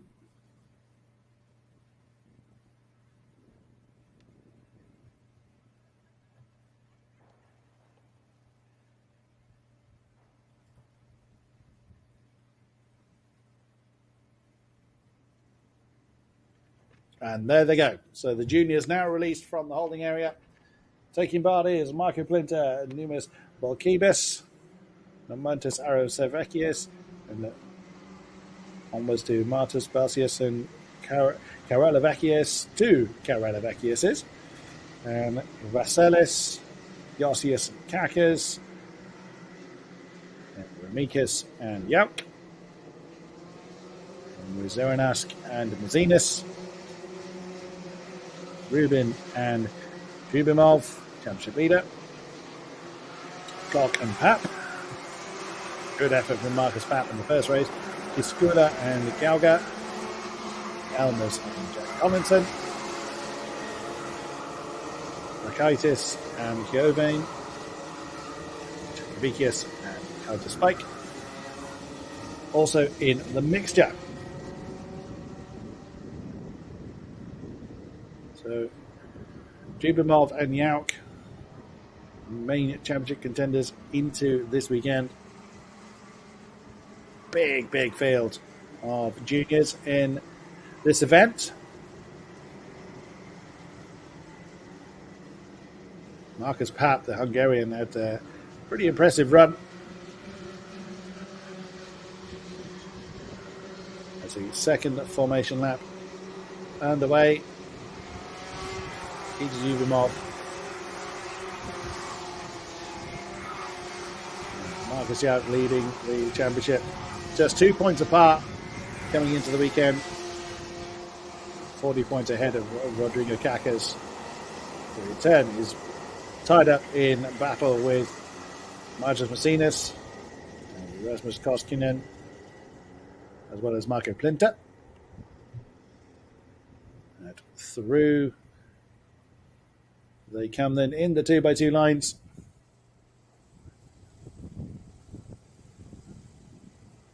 And Nikita Jubimov hold on to or extend that championship lead. Only one way to find out.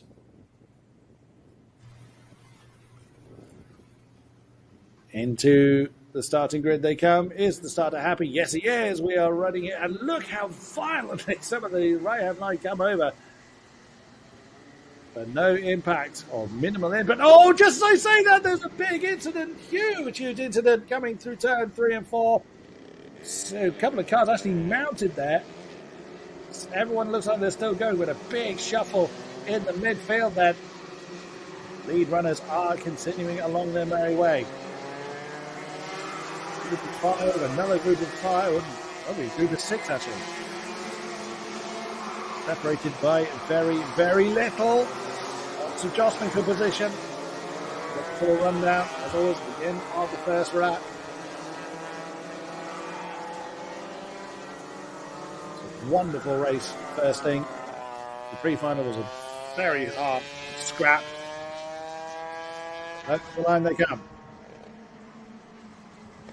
It is Mazinas that leads the way from Marcus Pap, with Marcus Yauk in third place. But you can guarantee it will not stay that way for very long at all. Jubimov in third, excuse me. Collinson, that is in fifth. Jubimov gaining 3 on that opening lap.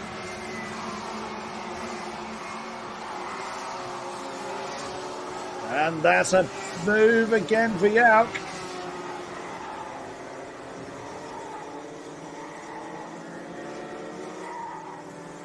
Oh, a nudge there. That's quite a shove there from Collinson on Jubimov. Top 2 really have broken away. So that is Marcus Mazinas and Marcus Papp that have broken away up front. Marcus Papp with the fastest lap at the moment. Oh, that's Yauk. I think that's fallen down. Oh, nearly collected by the next chasing pack. Again, lots of shuffling going on there. Mazinis from Papp, from Yauk, your top three. For Lubimov from Yauk, your top three. Marcus Papp, fastest lap again, 54.654. Collinson now up into fourth. Yauk falling down into fifth position. And that's a challenge there by the 251. Oh, several challenges and defensive going on. Top two, absolutely low. So that's Yauk down into sixth position now. Not been a good start to this final race.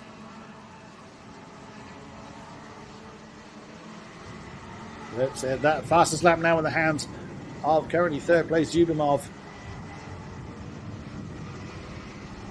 There's Mazinis and Papp locked in that intense duel for the lead, but they are being closed in by Nikita Zubimov and Jack Collinson. 2 by 2 by numerous. A little bit further down. And Papp gains the lead from Mazinis. Still 5.5 minutes on the clock, so this race a bit longer than the couple we've had. So the drivers do have at least the opportunity to try and just pick their time rather than force the move. But either way, they still want to get as far up as they can as quickly as possible. Oh dear, not good for Plinter, losing 8 positions in the start of the race. Ernest losing 6, along with Koch, Rubin and Spike losing 5. At the moment, Marcus Papp holds on to that lead. Rubinov and Collinson closing in. Kakas and Yauk swapping around, so it's been a rough race for Marcus Yauk. Starting right up there in that top group, and now it's down in 7th. All eyes at the moment are on this top pair of pairs that are fast becoming a quartet. Less than a second separates the top 4.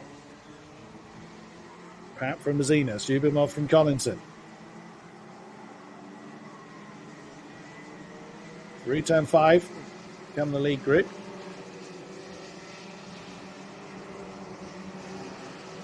Here's Patrikis Iosius that leads that group of 3. Zubimov getting very, very close to the lead pad. There goes Mazinis again. Inside of turn 13, a favourite overtaking spot of the circuit. Oh, is that a challenge? Yes, it is! Leave the door open, and it will be pounced upon. Mazinis just leaving a tiny gap on the inside of 15, and through went Papp and Zubimov. Zubimov now looking to take the lead, and does so inside of turn 1. Championship leader back up into race lead. Oh, is that a challenge going down into turn 4? Oh, that nearly went horribly wrong. But look at Zubimov absolutely disappearing. Nearly went very wrong for Marcus Papp there, slamming into the same coloured cart, but Zubimov now starting to stretch their leg. Defensive positioning there for Marcus Papp. Mazinis trying to do something about it. Jack Collinson giving Mazinis a bit of a nudge. He wants into that podium. Great fight there in the midfield packs. We are very much focusing on this group here. Ooh, potential look there for Mazinis, but can't get it done though. Marcus Papp holding his line. Jack Collinson banzais the inside of turn 5. And up into podium position then for the expatriate British driver. Racing under the Latvian colours.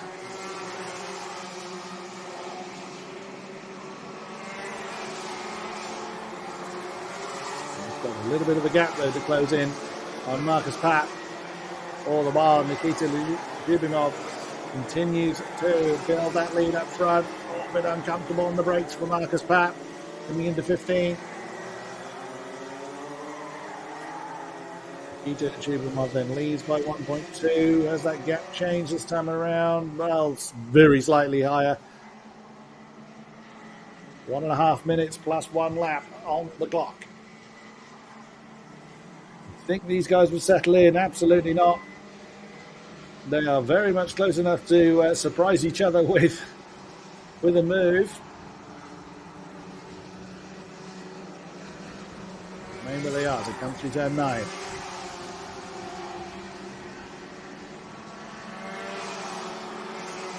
Back out of the circuit now, and look how defensive you saw Marcus Papp go.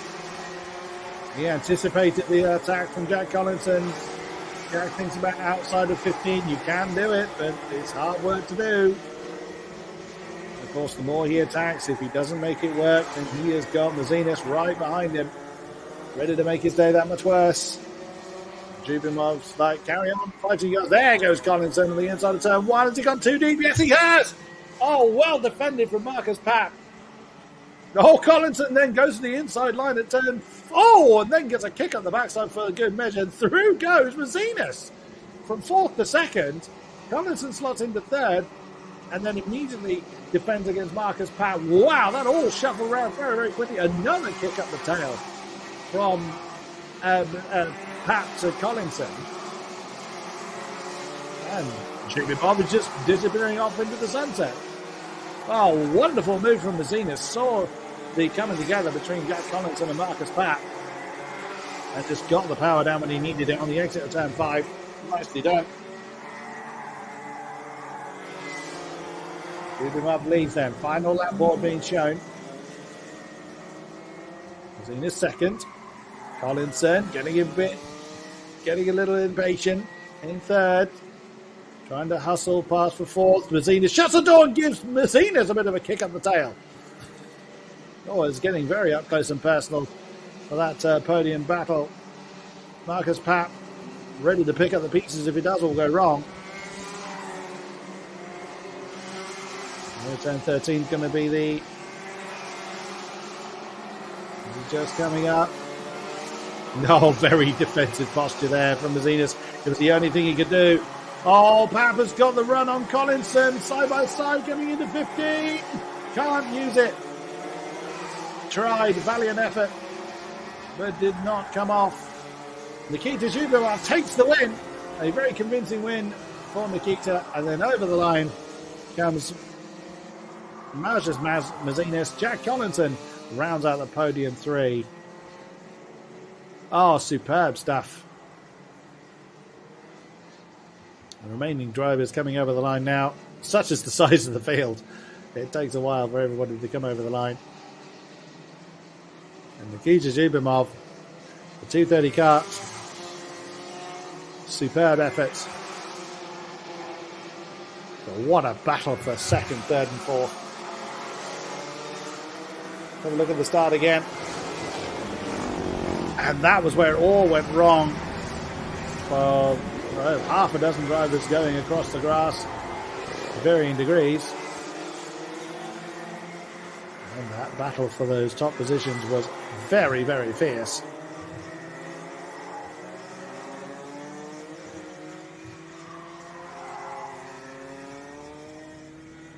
So the juniors get a rest.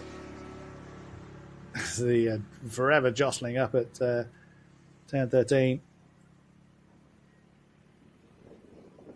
That was where Lyubimov took the lead. It was not to be surrendered. That was Collinson getting through into 2nd, then getting a boot up the tail. And that was when Mazinas saw that door was open and claimed 2nd place. But wow, what a finish. What a finish. Out of the holding area come our DD2 Masters. Preet Sai, dominant win last time round. Ekin Martin Selt, Argo Tam, and Ricard's Calciums, and Euros Elitis. rounding out our smaller but still equally competitive field. Hugo Hummel also in the mixture.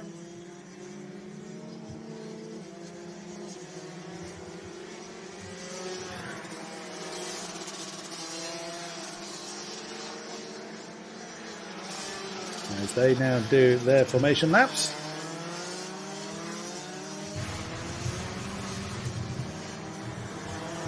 So let's see then how they get on.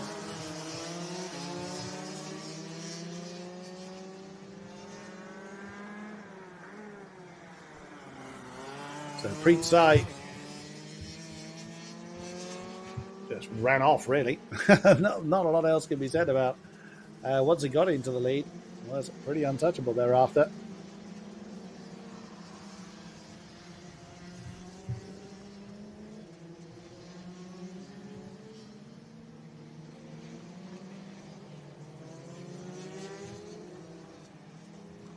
We should be forming up the 2x2s fairly soon.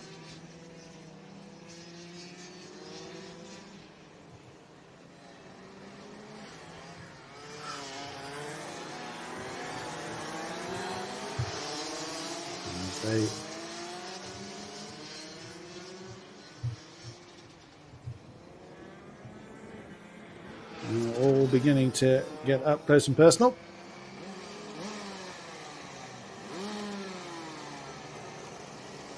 And they are very keen to get on with it. All right.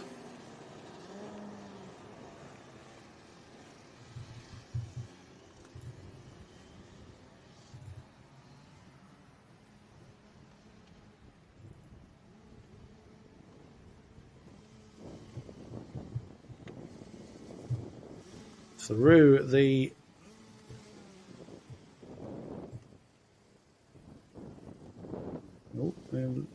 into that extra road, and up they go.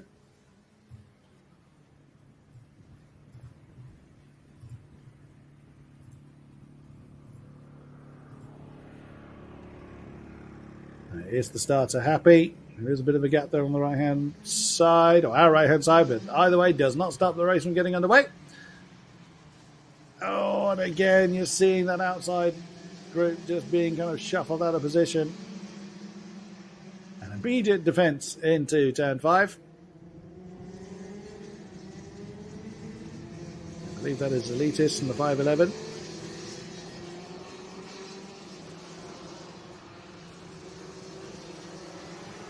Leads the way at present.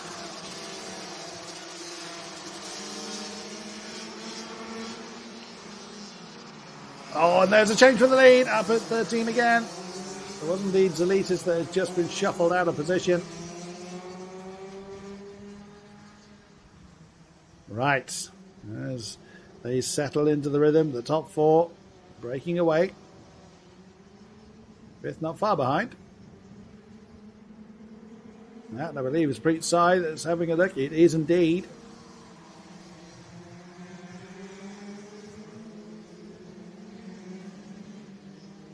There's Alikas. Does not make the move on Calciums yet.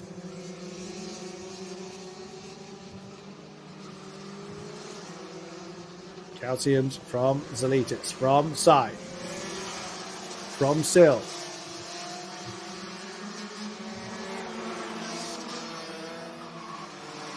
Oh, and there goes Preetsai, scything his way through the field. Zelitis had a think about it. Preetsai had the pace to keep that position to himself. Now second. Calciums leads the way.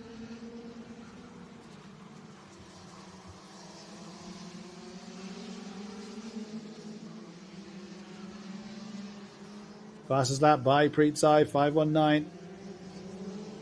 Starting as he means to go on. Has yet to have his win streak broken.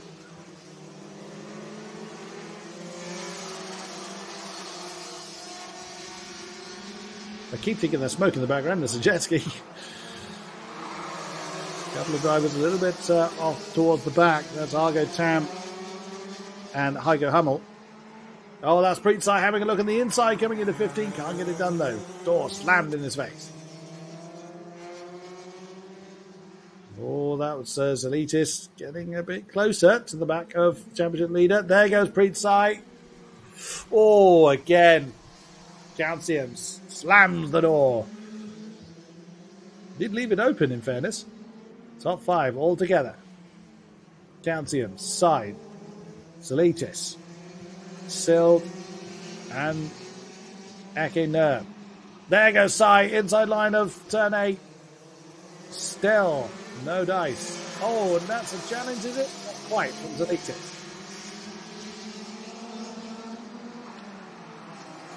Oh, now a little bit of a gap there for Calciums. It was there briefly. Pritsai not having that. So the final turns once again. Top 5, a second separating all of them. Oh, again now, Calcium's a bit more comfortable to take the wider entry into turn 1.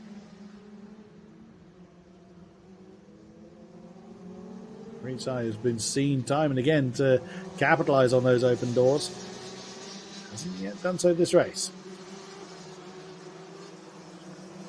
Ake Nerm, the fifth in this conga line, has the fastest lap at the moment, 54.099.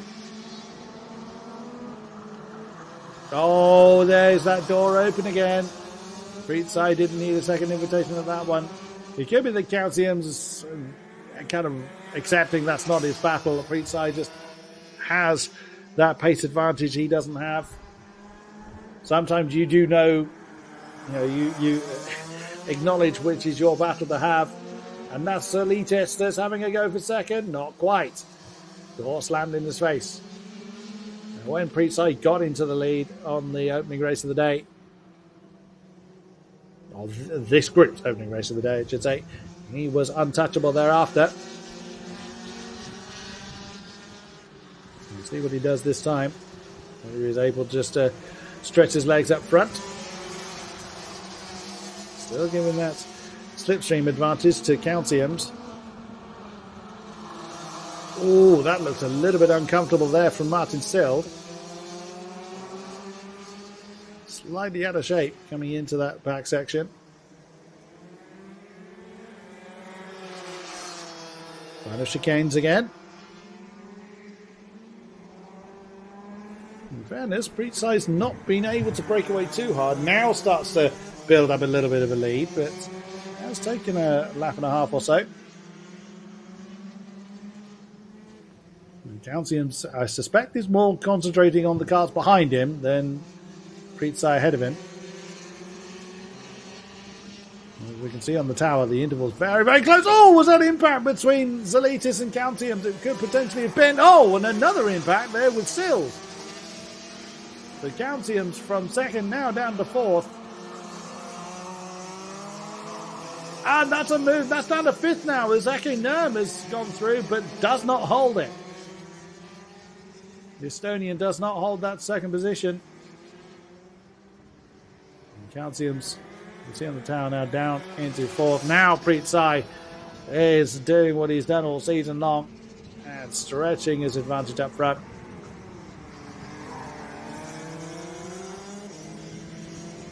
Zalitis and Sild now locked in the battle for who gets that second spot on the podium. Argo Tam and Kamo Herm fighting for wooden spoon avoidance, but they're having a great duel at the tail of the field. The fight for second continues. Calcium's a little bit off of the top two now. We'll see if he's able to close back in with just under 2 minutes plus 1 lap to go.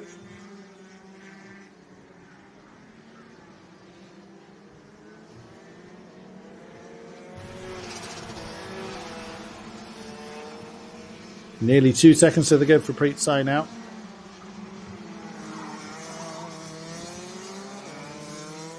53.2, his fastest lap of the race.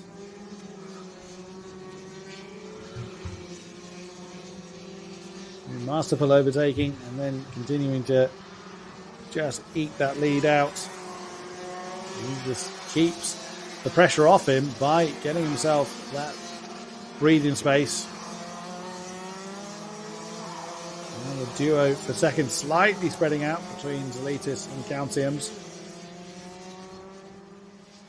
Zalitis and Zild, I beg your pardon.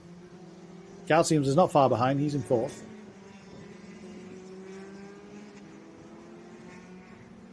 Over the line once again. What's the lead looking like? Down very slightly, but only by about half a tenth. Not by enough for Preet's side to come under pressure. Could well be just bringing the car home. There's one race still to go this afternoon.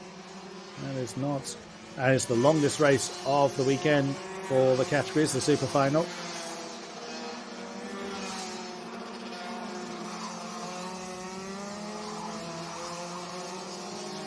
Through the back part of the circuit they come. These three fairly equidistant apart, but not in a position to challenge each other at the moment. And that mistake is never far away. Final lap board being shown. And Preet has decided to push a little bit more and build that gap back up closer to 2 seconds.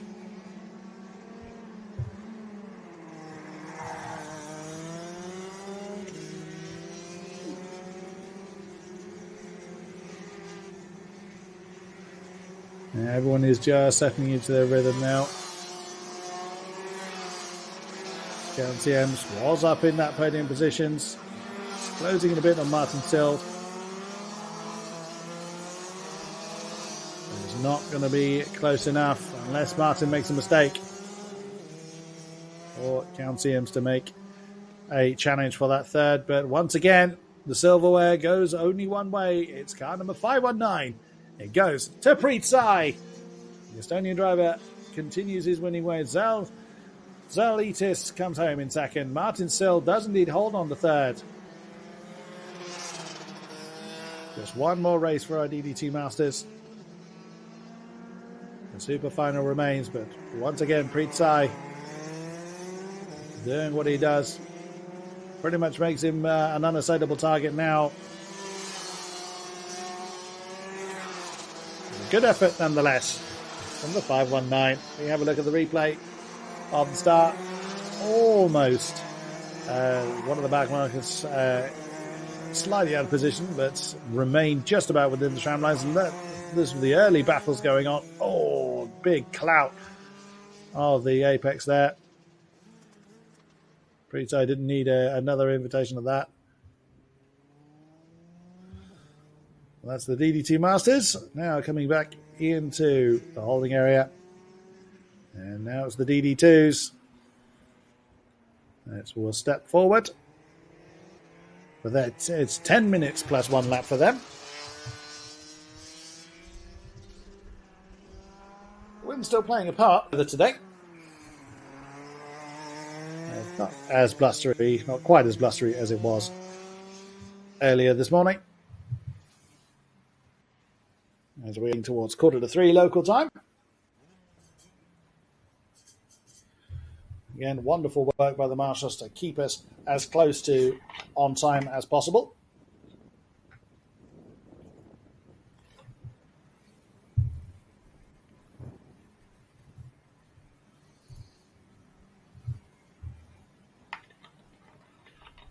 Very shortly, the DD2s will be let loose.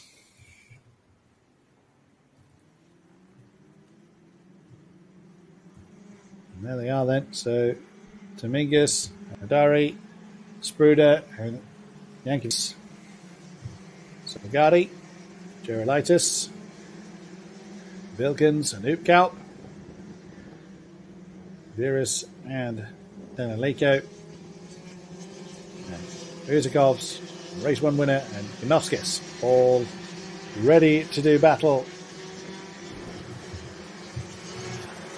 And off they go once again.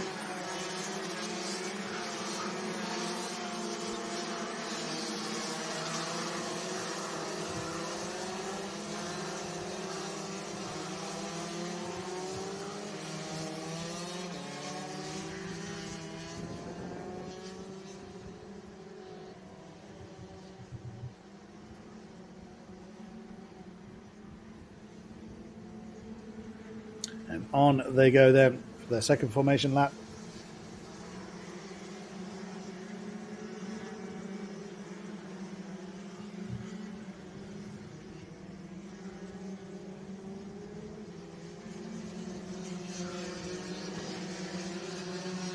Latvia is taking all the silverware last time out at Vita. Let us see how the day ends for him. And of course for all our drivers.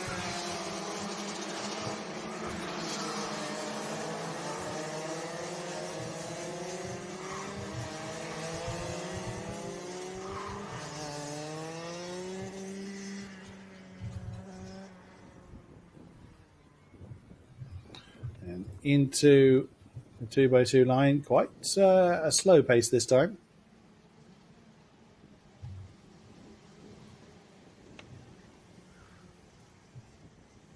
Lots of weaving going on the 2x2 line.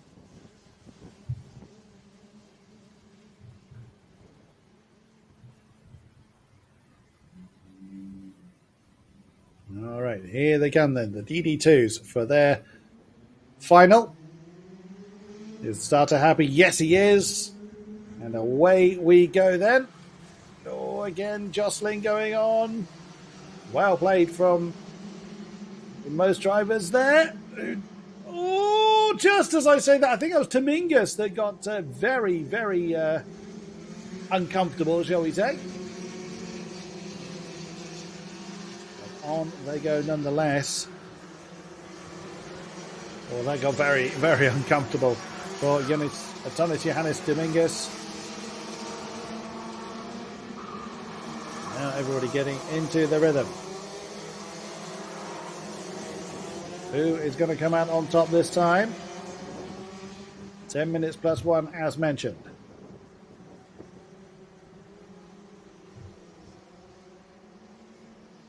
Over the line they come then. Oh, look at the gap that Dominguez has got to close down. So it is Usakovs once again in that top spot. He has Janovskis right on his tail. With Edgar Wilkins in third. Ragnar Vera is fourth. And that is Roda Spruder. Rounds out that top five group with Dominguez. The gap to close in, nearly a second as they came over the line.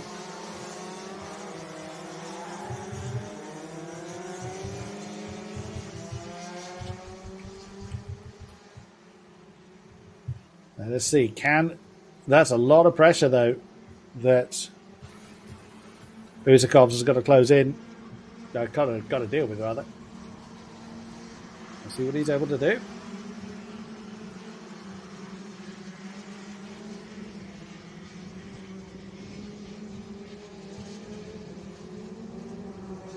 Fastest lap though from Dominguez, that 4:05. Oh wow, he's just throwing him in the back of the shot. They're really giving the tail. They're gonna wag there. He is really closing in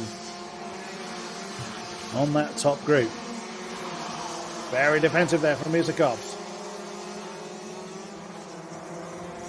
Very, very defensive. Still very defensive. The 489. Oh, that was incredibly close. Janovskis not able to capitalize.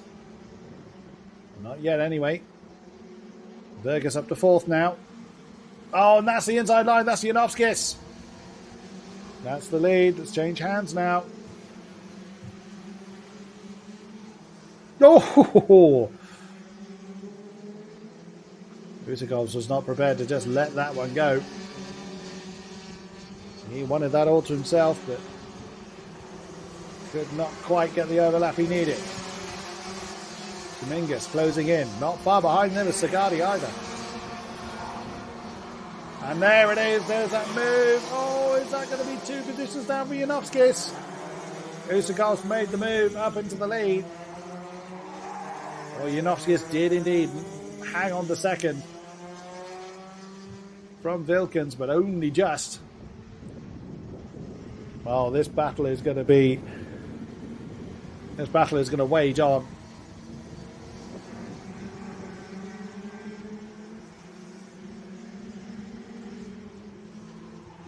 There you can see Janowskis gaining a position on that last lap.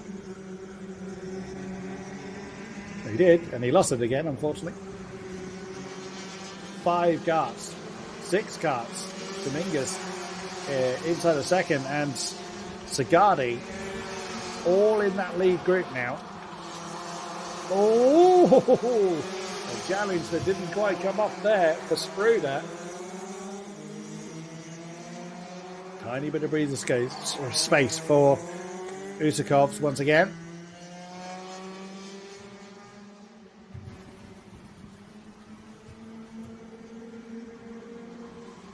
Through they come into turn 2 once more.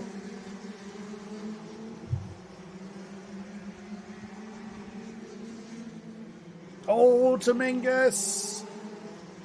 Did he get the position out of Spruder? He did indeed. That's Dominguez up into 5th now. Kuzakov still with that bit of breathing space. Devin Sagadi now with the fastest lap. Oh, he makes the move, does Sagadi on Spruder. Can't quite make it stick though. He's fighting even down towards the tail end of the field. Although that is more for wooden spoon avoidance. As Yankovicius fighting against Danielenko. But up top though, oh, that's Dominguez again on the inside line. That's against Virus, the championship leader.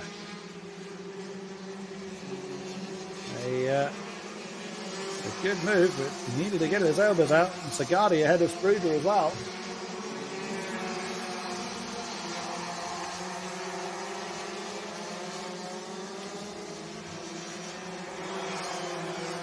Either way, this front group starting to fragment a little bit now. So 1 or 3. Usakovs, Janowskis, and Wilkins. That top group of 3. Dominguez being somewhat picky in the middle. And there's the gaps between the top 3 we can see on the tower. Not much of a lead for Usakovs though.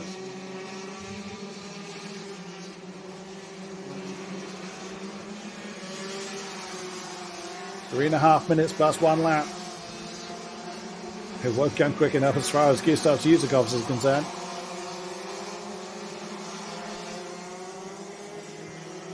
The podium 3 breaking away. Dominguez trying his best to stay in the slipstream. He's been playing catch up for a while, and as Ragnar Virus loses another spot, number 6 now, behind Devin Sagadi. That is not ideal for the championship leader.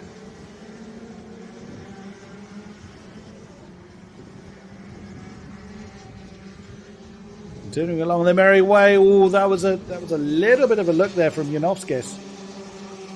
Ooh, getting a bit uncomfortable as well for Janowskis coming out of turn 5.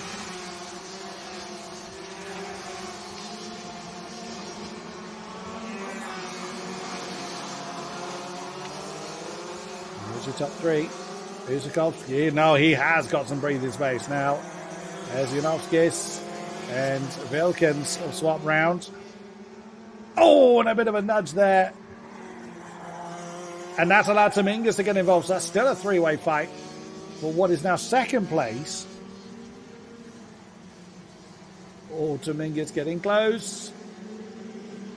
We've seen how he's not afraid to throw his car into spaces that appeared to be too small. Martins Janovskis with the fastest lap of the race in his third position. And that next group of three, not far behind Dominguez either. Sagadi, Virus and Spruder.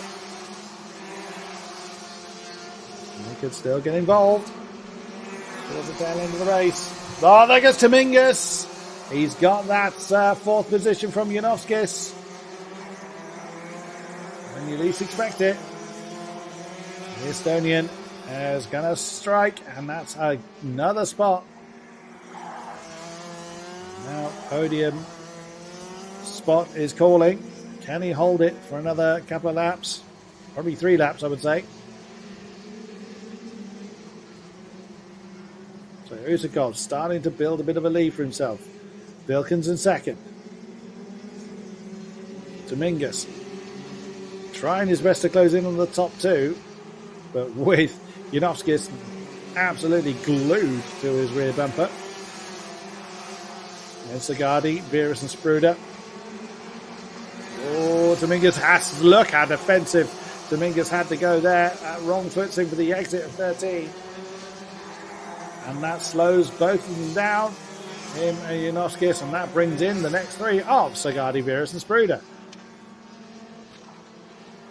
Now staying in the tyre tracks just about at the top 2. Usakovs and Vilkins are essentially minding their own business in those 2 positions. The timer is about to elapse, but Dominguez is under all kinds of pressure.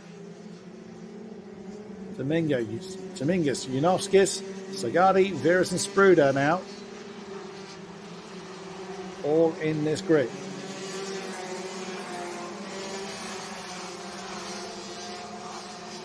Incredibly close. And again, you see the pressure that Dominguez is under. Janovskis is trying to wrong foot the Estonian, but not coming off yet. A very defensive posture for Dominguez. It's everything he could possibly do just to keep the whole, what must feel like a pack of wolves behind him. Final lap board is going. Oh, and that is Sagadi that's made the move, and he's made it stick the treble 4 on the inside line of 1, 2, 3, and 4. Immediately defensive, though, is Janovskis again. This time against Virus. So Dominguez is still fighting off it. Oh, wow. And again, you see how Janovskis is having to defend very, very heavily against Virus. And that looked like Spruder had a run there, and he does. So Spruder has actually made Virus' day even worse. Dominguez still defending heavily against Sagadi for 3rd. Wonderful final that our DD2 drivers are giving us. 489 and 469 as they are, but over the line. Oh, Usakov's had to defend it. Is he going to be able to hold it just about, and only just 83 thousandths of a second from Vilkins? Oh, that win nearly stolen away at the death from Usakovs, but it still goes the way of car number 489. That's 2 for 2 for Gustav Usakovs today. Oh, that was very close. Fair play to Edgars Vilkins. Very nearly wrestling that win from his countrymen. Superb effort there, but Ragnar Virus down into 6th or 7th, I think it was in the end. What side-by-sides going on. That was where it got a bit uncomfortable for Thomas Johannes Dominguez. Oh, and there, big hits up on 2 wheels. That would have hurt when he hit the deck, but still managed to fight his way all the way back up into 3rd. That was when Janovskis took the lead, and that was where it disappeared from Janovskis again.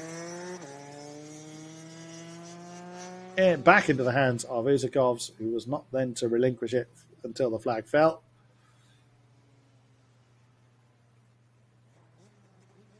Oh, and that was Dominguez getting very much elbows out on Ragnar Virus. And that was when the move for Vilkins gave him 2nd position. Now another move there from Dominguez. This time on making Janovskis' day even worse. That was when he tried to make that was when Janovskis tried to counterattack, but then got attacked himself by Sagadi.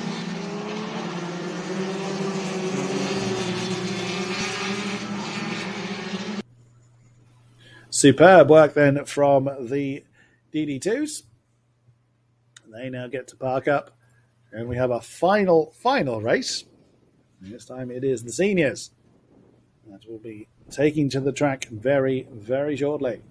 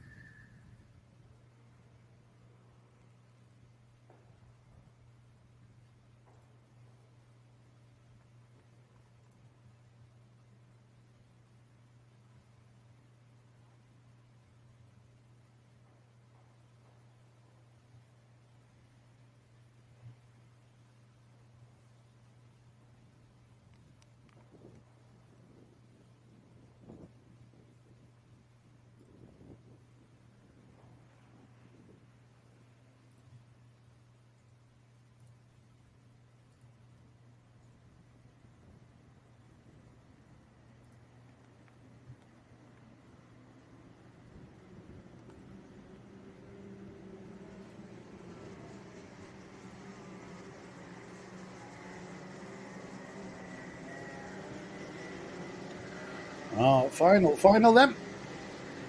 Senior Max group take to the field, one of the biggest fields that we have. What a race they gave us earlier on. 9 minutes plus 1 lap for the seniors.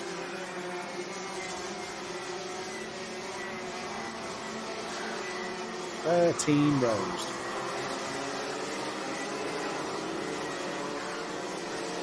It's more than that. I think it's 15 rows actually for seniors. So stunning array of drivers that we have in this particular category. It is indeed 15 rows, 30 cars out there. A big old field. Tom Streller was leading the championship coming into the weekend. Here's the final chance to do anything about it.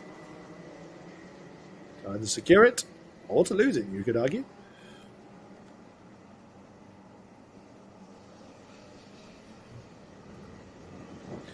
Let us see what he is able to do then.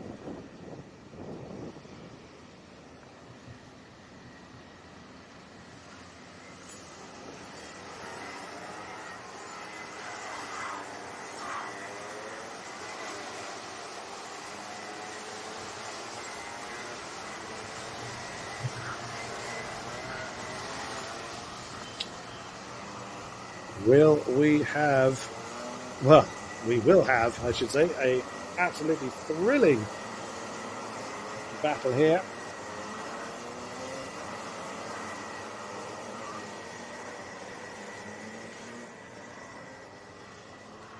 Oh, 2x2 line, that's, oh, they're a bit late forming that one.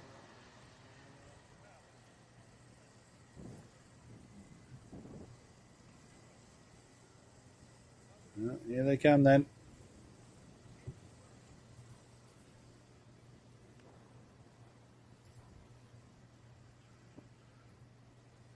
Slowly working their way back to the starting formation. Is the starter happy with them? Yes, he is. We are all away. Oh, and again, you see the driver on the right trying to cut back to the left. Oh, that's been, I think that was Lee Stoltermain that's got a bit of contact there. Has dropped her down to around about sixth position by the looks. But away we go then. Looks like we have managed to get going. And very nicely done we are. Right. Let's see how our seniors then filter out. Oh, and again, that turn 13 is one of the prime overtaking spots of the entire circuit. The final chicane comes our lead groups. Here they come. Let's see how the positions look. Again, we do have to wait for quite a while for the tower to come up. It's such a big grid. Let's wait for everybody to appear. That is second that's being challenged. Nicely done. Once again, we have a breakaway. It's Volungavekius that has broken away up top. With Strela in second and Fernando Pemre, I think that is, in third. It is. That's Fernando Pemre that is up into third position with Davidas and Gudlevakius. Oh no, beg your pardon, it's Gudlevakius that has just taken that third position from Fernando Pemre. Kirikov's in fifth position. Nicely done indeed. Right, can Volungavekius hold on to that lead? 0.7 of a second so far from Tom Strela. It's all one a good thing. It's all one a good building that lead in. It's keeping it. It is always the challenge. Back to the second. It's just cars everywhere. Fantastic to see. The lead car is slowly losing that lead. Oh, that's Mentier that has got up into sixth position. From Cavilo, Aaron Cavilo. 347. Oh, that's a bit of a wiggle there. Yeah, Strela looks getting a bit out of sorts. No, that's a race leader.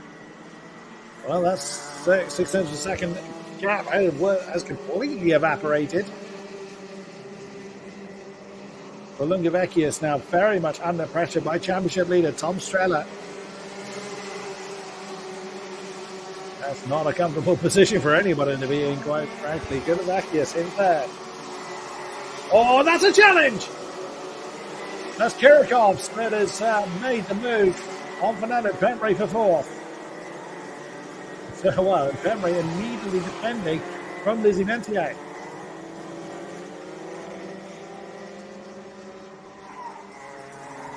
So, Volungavekius, Strela, Gudlevakius in third. Kirikovs fourth. Pemre now fifth. Mentier, and then you look at it's almost a never-ending stream of cars in the camera shot. Absolutely fantastic to see, but Strela's not interested in that right now. Arthur Spike getting the fastest lap in ninth position. 56.44.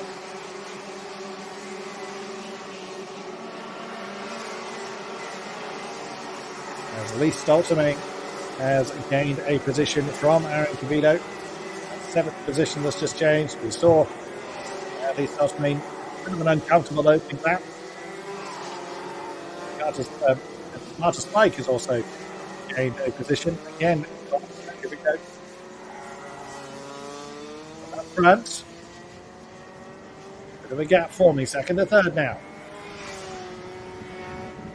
Vecchius pulling into the clutches of Carlos Kirikovs. 2 by 2 by 2, roughly speaking. Oh, we saw that's Lizzie Mentier in sixth position, the tail hanging out quite a bit out of turn 7. Oh, Strela getting a bit of momentum, but nowhere to use it. Good positioning there from Volungavekius. A little bit uncomfortable trying to turn in the beginning of the S's though. That's allowing third and fourth and fifth and sixth, technically speaking, to stay in contention. Strela goes to the inside line at turn 1.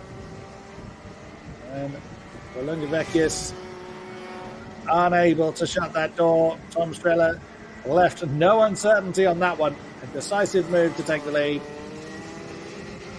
359. Pairs behind them have somewhat changed now. Lizzie Mentier getting into the rhythm. 52.237, the fastest lap for the British driver.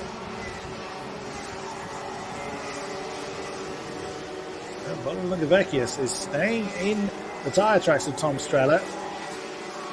Vecchius is trying to break away from Kirikov's.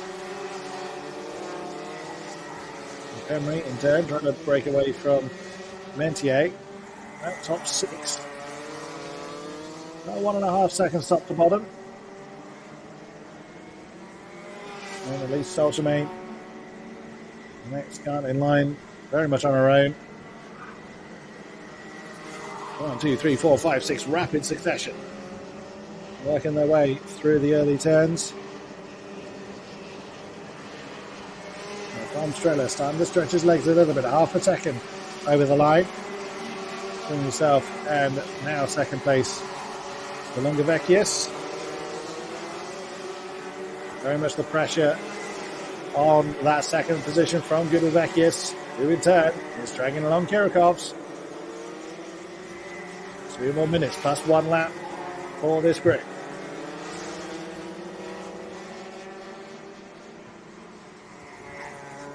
Was that a challenge going on there for 5th? I don't think it was quite.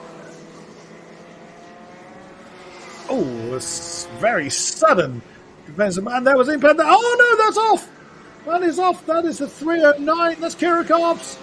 Long way off the circuit. Actually rejoined after turn 14. May well have to retire the car. That was a long way off circuit. Oh, and that's the move there. And is that going to be damaged? There's Soltermain's there, beg your pardon.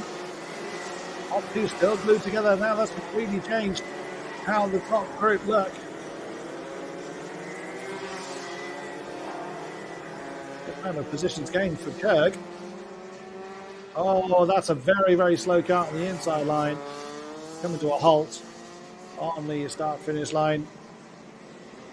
Who is that has come to rest? Well, we've lost.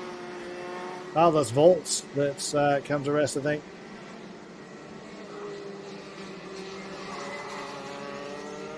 And up top, though, Tom Strella cannot break away, or has not broken away, from Vecchius.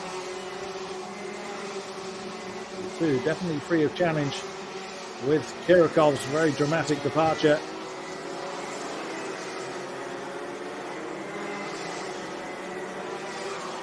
Now, Fernando Pemre in 3rd place with Vidas Vecchius in 4th. Lizzie Metier in 5th, still with the fastest lap. And Aaron Carrillo right, still very much in that contention, in that fight. And then there was a big, big group behind them. All eyes at the moment on that lead duel. Strella still under huge pressure from Linus Vecchius. Soltermain just lost a spot there to Romans Rodionovs.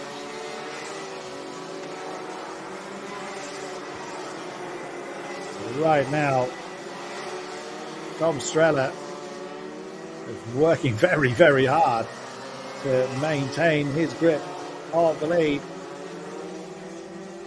Over the line they come, and there is the final lap board. Not a moment too soon for Tom Strella.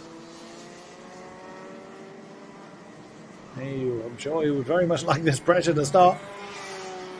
Vecchius doesn't banzai the inside of turn 5. That's been a common overtaking spot. Emery and Vecchius can only watch on. Unless these two come together, they're not really going to get involved in that battle. But Tom Strella is holding his line. Can Linus Vecchius do anything about it? No, he's close enough, but just doesn't quite have the pace overlap to throw it on the inside. And they remain where they are, so by a tiny margin, Tom Strella takes the win in ZDMAT, and he was pleased with that. Linus Vecchius has second position. Fernando Pemre has 3rd place. He was chased home by Davidis Vecchius. Wow, that was a superb effort from our senior drivers. Tom Strella takes that win and leads them on to the super finals. Now let's have a look at the start once again. See how that right hand line tries so hard. Oh, a big hit there. Couldn't quite tell who that was. That's such a huge amount of curb early on. It would be very, very uncomfortable. That was where Strella took the lead. The lead he was not to relinquish. That was full of Lugavecchius that was getting under trouble. And there was that big moment there for Kirikovs. Such a shame. That cost him such a huge amount of time. So as the senior drivers so makes them sound very, very old. That's just the name of the category. Lead the field. It is a very short break before our first super final race gets underway at 3:30 local time. So in just under a quarter of an hour. That'll be 9 minutes plus 1 lap for the Micromax contingent. I'll be right back to cover the action very shortly.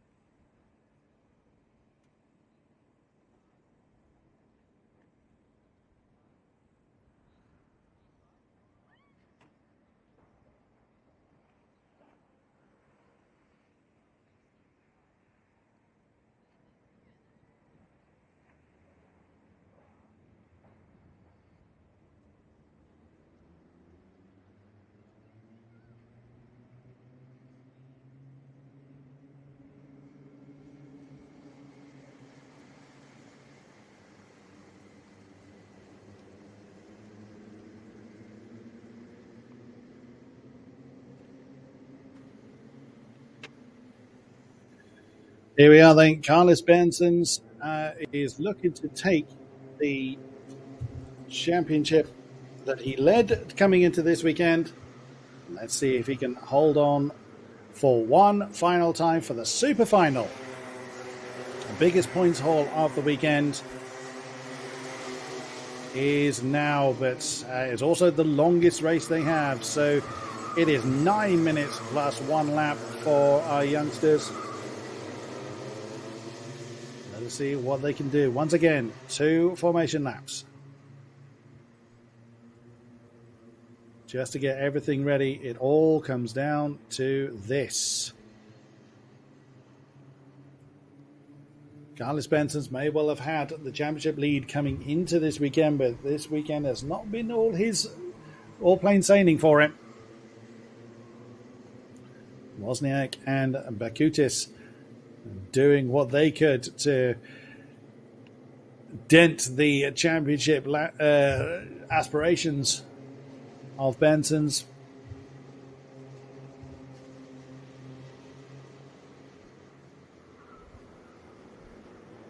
Round they come then. Round turn 9.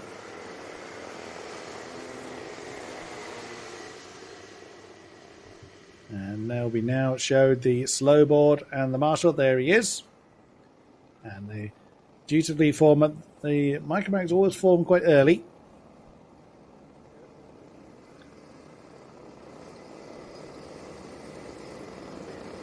So Wozniak, the number 94 kart,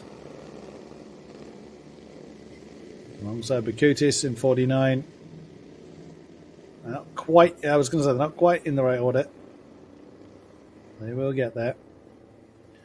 So it's Wozniak and Bakutis that have the front row. Hello. Will it remain that way? 9 minutes plus one lap on the clock.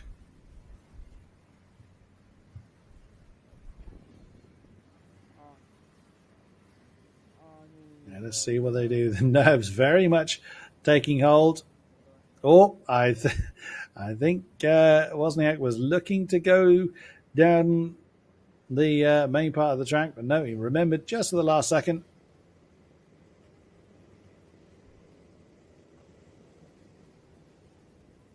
And right behind them is Leonis Sarakov is right there. Right there, forming the 2x2. Is the starter happy? No. There was quite a gap on that right-hand line. That's the first restart we've had for the Micromax karts.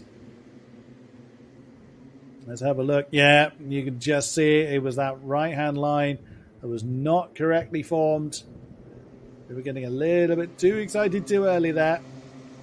There was also a gap forming towards the tail end of it. So another formation lap.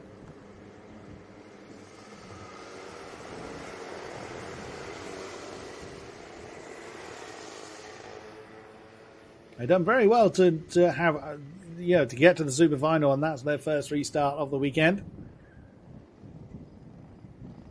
So fair play to them. So again, it's Wozniak from Bakutis on your front row.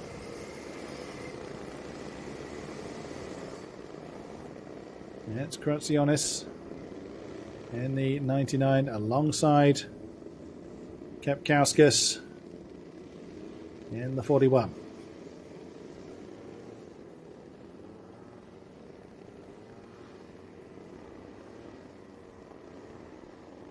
They do take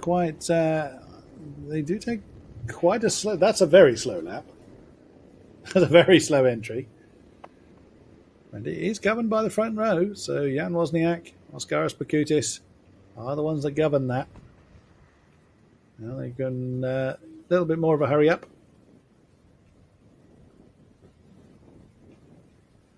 Here they come then. Have to remember this is the first rung in competitive karting for a number of these drivers. Yeah, the marshal indicating just to stay at that slow pace. Big old thumbs up for them. Back into the 2x2 lines. Do we get going once again? Is the starter happy? Yes, he is. The super final for the Micromax is underway. So then as they come through the first few turns, oh, that is someone that's been really hung out to dry. We'll get a chance to catch up with who's where shortly. It does look like the lead has remained in the hands of Jan Wozniak. Is it the number 94 that's hold on to it? That's a challenge to second that's going on there. That's Benson's that has made that challenge and made it stick. Oh, that's... Oh, Kapkauskas. Oh, my goodness me, a huge, huge moment there. That is a... That's... I'm trying to see who that was. That's Bagaterius that just suddenly was on two wheels. My goodness, that must have been quite a scary moment for him. It did seem to land back on his wheel, probably quite uncomfortably at that. So over the line they come. It is indeed Wozniak that's got that, still got the lead. Benson's up into second. Kapkauskas third. Bakutis in fourth. Lots of challenging going on in the midfield. Fantastic stuff to see right behind Bakutis in the 49. But up top, it is Wozniak and Benson's, as they have been all season long. It's the top two in the championship, fighting for the super final win.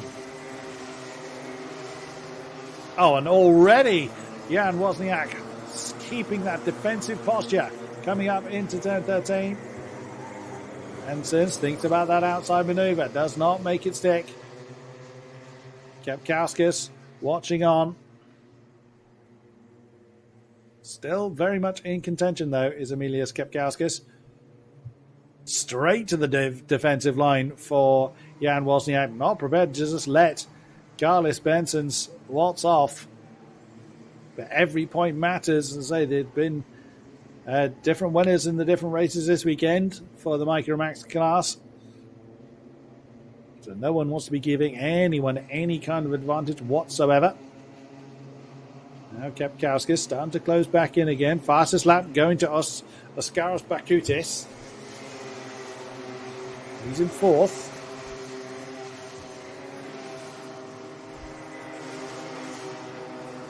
Right behind Oskaris.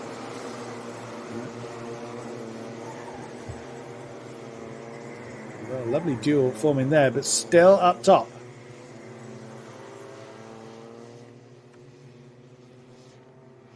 Wozniak still fending off the advances of Benson's. And still sticks that on the inside line coming into turn one. Keeping championship leader at bay is now Krasionis that has the fastest lap, and a big move as well for Krasionis to get up into, that's fourth. Ahead of Bakutis, that's Krasionis has just made the move.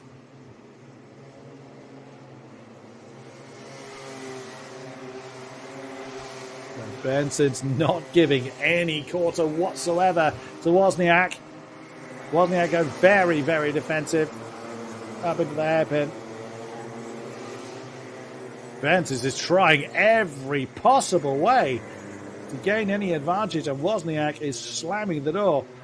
Oh, Krasionis from making the move up into fourth is now down to the sixth, so something's gone wrong for him. And whilst Wozniak and Benson's are fighting, Kapkauskas is slowly closing in on them. The duo becomes a trio, and then right behind them, Bakutis leads that four-car train indeed. And again, look how defensive Wozniak is going. Very, very well driven. It is costing them time, though. And Benson's is going to have pressure of his own soon. That's what Jan Wozniak is praying for. Is Kapkauskas to get very much involved.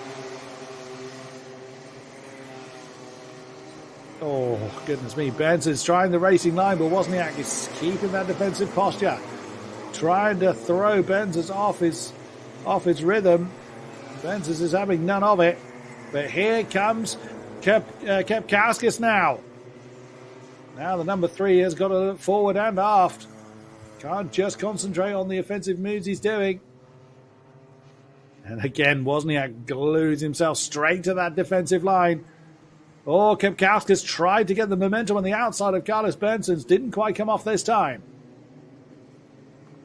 And straight away again, Wozniak to that defensive point. Zarakov's gained 8 positions. Great effort there in the beginning part of the race. And again, every opportunity that Wozniak has got to go to defensive, that's exactly what he's doing. Doing exactly what he needs to do when he needs to do it. He's not defending fresh air. He is just throwing any opportunity Carlos Benson has. Throw it on the inside. And look at Kepkauskas. Oh, Kepkauskas, a good exit from turn 13. Could not quite make it stick, though. And that has allowed the next two, Kratsionis and also Zarakov, to get involved. So there's now a duo to a trio to a 5-way fight, and the next two are not far behind either. So that's Bakutis that is now very much in there, along with Jonas Galzinis. It's a 6-way fight in the super final. Oh, is this an opportunity for Benson's? Oh, Wozniak was very slow to shut the door then. But Benson's was slightly off-put by the pressure from Kepkauskas. No, it's not Kepkauskas, I beg your pardon. It's Kratsionis. Remigijus Kratsionis has snatched away third from Kepkauskas. Wow, that has changed. And here comes Kepkauskas to get back up into third again. Nicely done, but that has essentially released Benson's to go back after Wozniak, and that's the move on the inside line for Kratsionis again. Back up into third. 45 kart, that is Zarakov wants to get involved in this as well. Here comes Kepkauskas again. Not quite. That's Bakutis now having a go. Oh, wow. Is that going to be the 45 has dropped this? Zarakov has dropped a little bit. And there you see Wozniak having to go back into those defensive lines. Here comes the 99 kart of Kratsionis.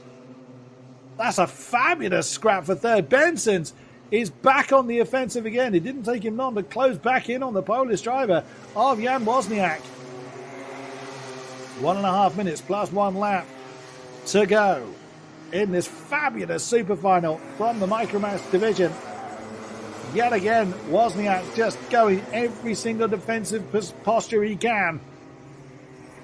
Carlos Benson's trying absolutely everything. Kepkauskas back up into third. He leads the 5-car train. Kratsionis right behind him. Bakutis, Zarakov, and Galzinis in that quintet. They're having a brilliant scrap as well, but all eyes at the moment on that lead two. And look at Kepkauskas having to defend that inside line. It just drags the whole conga line with him. God, that is incredible stuff. Again, Wozniak unsure whether to try and defend or stick to the racing line there. In the end, it didn't cost him. But the more they fight, the more they bring that quintet back onto their case. Oh, again, Wozniak keeps that defensive posture. Benson's, once again, it goes for that outside line. He's got the momentum, he's got the extra momentum, but Wozniak did such a good job in defending, he just cannot use it. Over the line they come. Is that going to be the final lap board? Yes, it is. Just the time elapsed, just as they were coming over the line. Hopefully Wozniak saw it. Benson's almost certainly did. And once again, Wozniak defends that inside line through turn 5. Benson's has got the momentum, but nowhere to use it. Can't use it on the outside of 6. Wozniak once again defends the inside of 8. Superb effort from the Polish driver. Carlos Benson has thrown everything he possibly can. Wonderful effort from all the drivers involved. Defends the inside at 13 once more. Hugging the inside line, and Benson's doesn't go for it. We've seen a move happen to that final corner before. Does it happen this time? No, it's going to be by the merest margin. Jan Wozniak takes the win with the super final. You see how happy he is about that. By less than a tenth of a second, Carlos Benson's come home in second place. Emilius Kepkauskas was the third card over the line. Oh, wow. What a super final from the Micro Max contingent. Absolutely wonderful stuff. That is the end of their Rotax Nordic Challenge 2025. But what a way to see it out. Jan Wozniak taking the win under huge amounts of pressure. And there was the aborted start. You did see one of the right-hand line was very much out of position, getting a bit too eager too quickly. There we saw Kepkauskas. Oh, a big hit off. Oh, that was what happened with the number 7. Essentially just bouncing off of various apexes and just nearly had such a terrifying moment. There it is again. Struth, that must have been quite a scary moment for him. That was Gracianis making his way through the field. But that was just a wonderful defensive masterclass from Jan Wozniak. That was Gracianis getting challenged, getting past, then passing again. Wonderful stuff. Wonderful stuff. And there was the moment, that big celebration there from Jan Wozniak.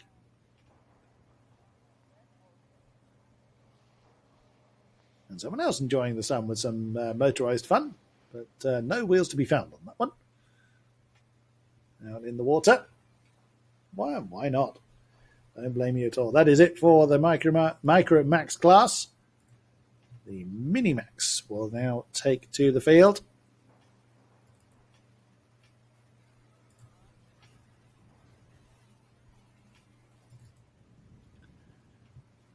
In a few moments' time, they will be ready to release from the holding area.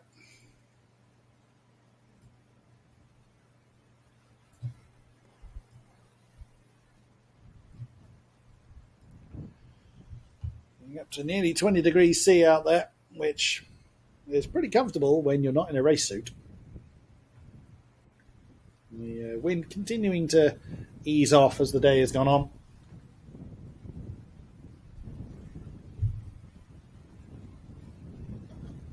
Our next class will be released very, very shortly.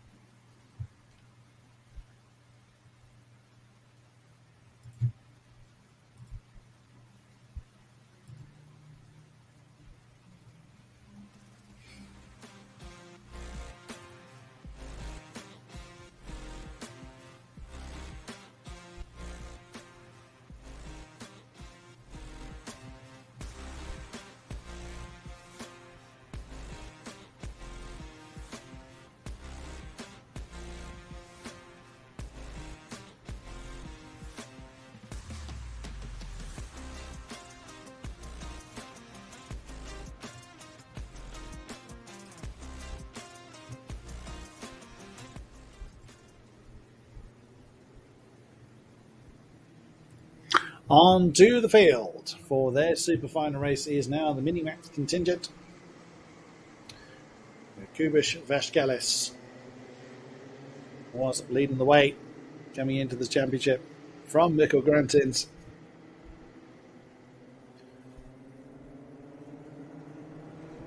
Kubis had won every race leading up to now.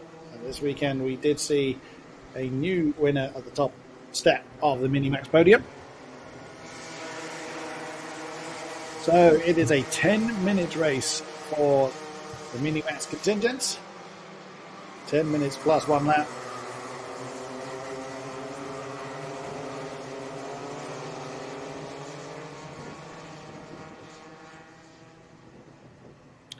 See how our drivers get on. Second formation lap. Whilst the top step has primarily belonged to the Lithuanian driver of Jakubis Vaskelis. It's not gone all his way this weekend. We will see then how he is able to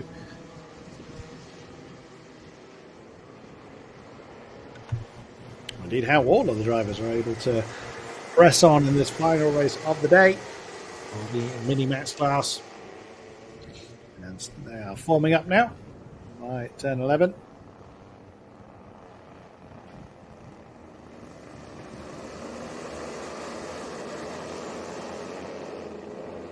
See then what they are able to do. They work their way towards the additional road that leads through to the start line. Just enables an easier access to the tram lines that are the grids.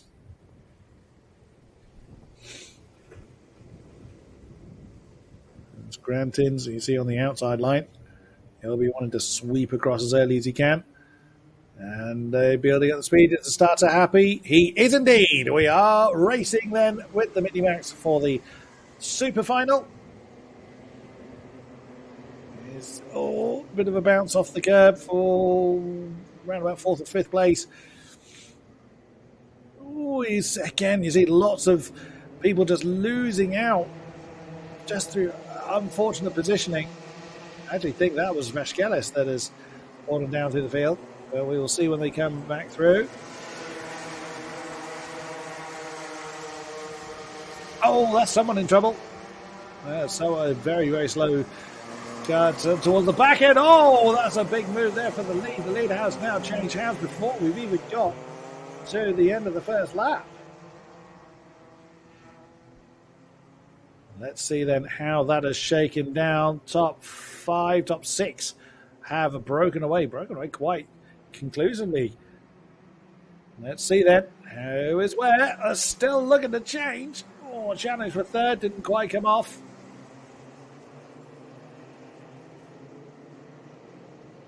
It's the Emilius Yazaitis that leads the way. Vaskelis has got the fastest lap, but he's actually in 3rd. Oh, and made the move for 2nd already. Nice move there from the championship leader. That's on Pitkovas. Pushka has made his way up to 4th ahead of Mika Grantins, who got somewhat muscled out on the opening lap. It is Yazaitis leads the way, but with so much pressure on his shoulders. The top 6 all a 2nd apart. Yazaitis from Vaskelis, from Pitkovas, your top 3. They're starting to break away from the next group of 3, which is Hushka that leads that one. Grantins and Pluska all in that group. And as soon as they become a 3, then become a 2 and a 4. Oh, that's a challenge for 3rd going on. That is Hushka from over Pitkovas, but that is, I think it's Pitkovas that has, it is, as Pitkovas has fallen down into 5th position and immediately defends from Pluxna for that to hold on to 6th.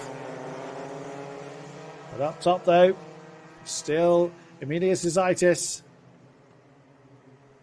from Jakubis Vaskelis. Oh, that was a wide line there from Yosushka. Does manage to keep his car on the road, but he's got Mikko Grantins right on his tail. 2 by 2 by 2, the lead group now become. In the blink of an eye, that will, or that can very easily change. And a big stream of carts behind them.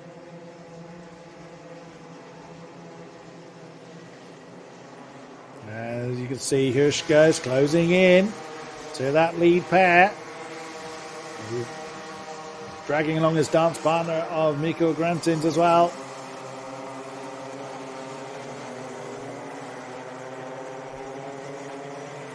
Emilius Zaitis. Lithuanian driver fending off his countryman and championship leader Jakubis Vaskelis right behind him. Then it's the Brit of Yosushka. And right behind them, Latvian Mikko Grantins. So those pairs have indeed become a four. Yosushka with the fastest lap so far, 56.819. The quartet with a pair not far behind them, Oskaras Pitkovis in the 184 with Juris Bluxna right on his tail. And not far behind them actually is the next pair, the 169 car of Klaus Hans.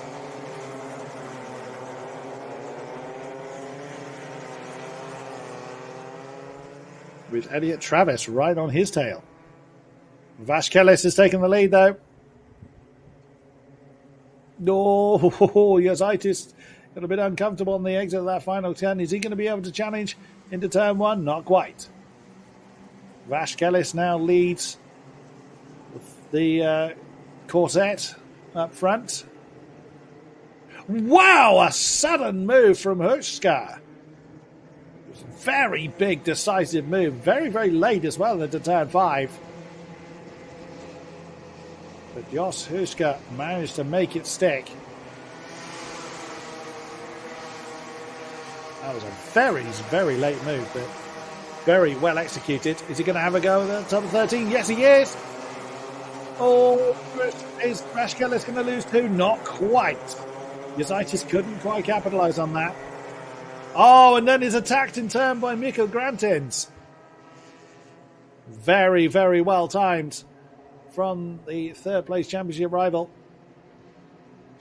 Of course, whilst they're fighting, that's allowing the next pair to close in. Bluxner and Pitkovis. So now it is the Brit of Jos Hushka that leads the way. Vaskelis, championship leader, in second. And Mikko Grantins in third. No, it's not. It is back to Emilius Zaitis.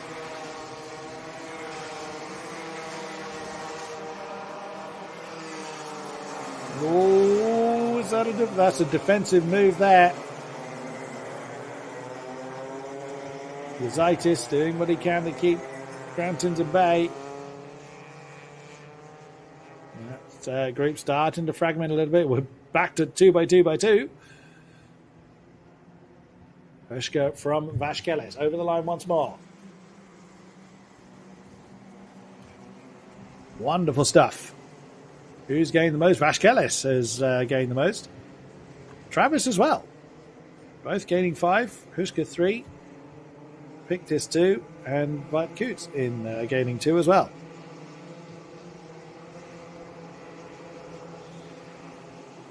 Pitkovis, the biggest loss of the race thus far, losing 5. Driba losing 4. Makovikius 3. Grantins and Hans losing 2 apiece. Oh, you saw Yazaitis go into that defensive position to keep Mikko Grantins behind him. I wondered if that was going to be side by side then coming into the S's. Vaskelis looked like he was sizing up a move but didn't go for it. Over the line once again, 2 minutes 20 plus 1 lap on the clock. Still, Hushka that leads the way. Yuzaitis closing back in on that lead group, well, lead pair, making it, which he's done. He's made that a quartet again. And then the next pair behind Pluxner and Pitkovis aren't far behind either. Grant's hands and fastest lap holder currently of Elliot Travis. And the next pair aren't far behind particularly either. If I do this pit kiss, and also Salut Vite Cute. But up front, though, it's still. Oh, is it a challenge? Not quite. I think it was a bit of a slight mistake that altered the line of Emilius Yozaitis there. Jos Hushka. Although it's Yozaitis that has the fastest lap now. Oh, there's a challenge for the lead, and that is a door left open by Hushka. He's down 3 positions as a result of that. One mistake, one wrong line. And that is lead to 4th. And was that an indication from Hushka to let, I think it was Pluxner through, and potentially is losing a position of Pitkovis as well. So Hushka from 1st to 6th, I think, in one lap. As that's Yozaitis defending against Grantins. And now this is an opportunity for Vashkelis to run off into the distance. 2 laps to go. Vashkelis now leads. Emilius Yozaitis defending heavily against Mikkel Grantins. Then it's Pluxner.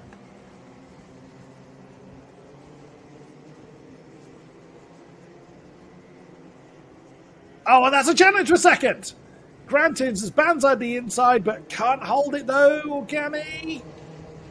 Oh no, that's Grantins off. Oh, a big hit on the dirt. That is going to hurt. And he's devastating with that. The challenging was second to out of the race in the blink of an eye. Was just too wide on the exit of 7. Now, that's Hushka trying to make his way back up through the field. Hushka's back up into second with all that. Oh, and that's, very briefly he was. From 2nd to 4th in one, again, a blink of an eye because the field is that close. One mistake is all it takes. As Emilius Yozaitis had the fastest lap. Martin Strieber now has it, or again, briefly. No, it does have. 56, 666. Pitkovis up into 3rd, demoting Hushka. Oh, Hushka's gone very, very, very wide through turn 5. There's going to be another few positions gone, but Vashkelis is not going to be interested in that as he continues his jaunt off into the sunset. There we go, Hushka down into 7th now. Pluxner and Pitkovis have been glued together all race long and now arguing for who's going to be second on the podium.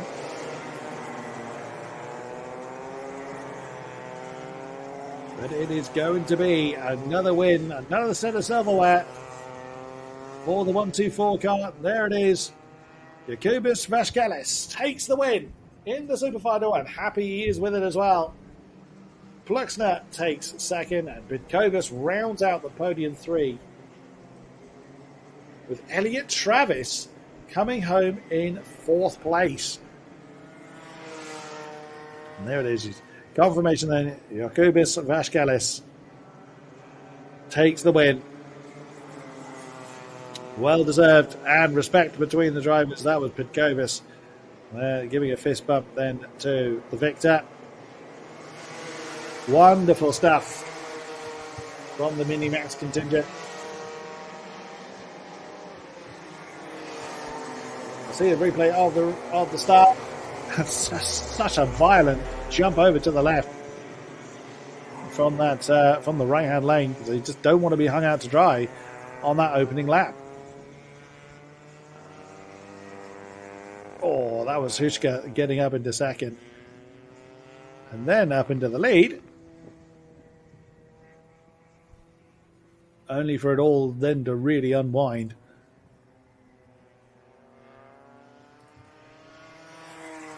which was a shame.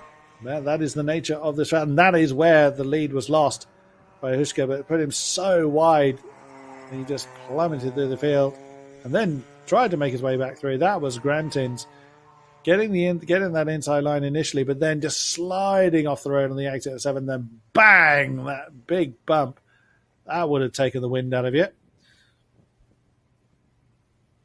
And you see from another camera angle, it was side by side with Emilius Yazaitis. You can see clutching his chest. Yeah, I'm not surprised you were winded from that one, youngster. Now it was Huska getting very, very wide, but that was when the checker flag fell. And a very, very happy Jakubas Vaskelis. Rightly so, rightly so. And someone else having a go with the jet ski.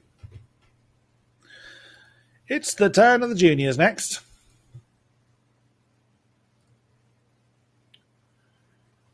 Can it be another victory for Nikita Jubimov? Or will the silverware be shared? Let us see as we are approaching our next super final. 2 down, 4 to go.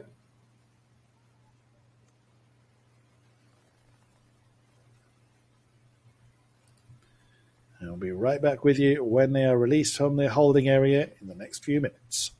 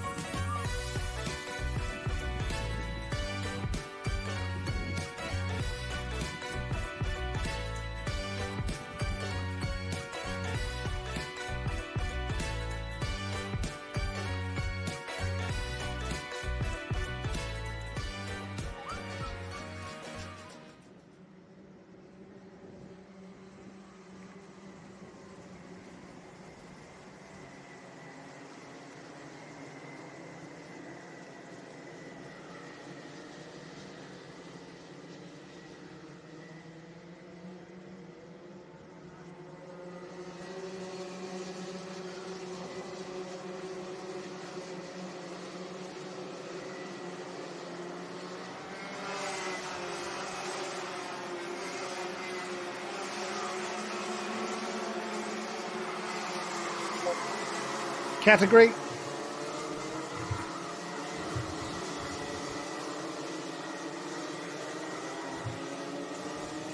For the next super final, and what is, judging by what we've seen so far, what a great super final we've got ahead of us once again. Jubimov looking to seal the championship. Marcus Yauk has not quite had the pace over fellow Estonian of Jubimov, but anything can still happen, especially with the bigger points haul being available on the super final. So for the juniors, it is 12 minutes plus 1 lap.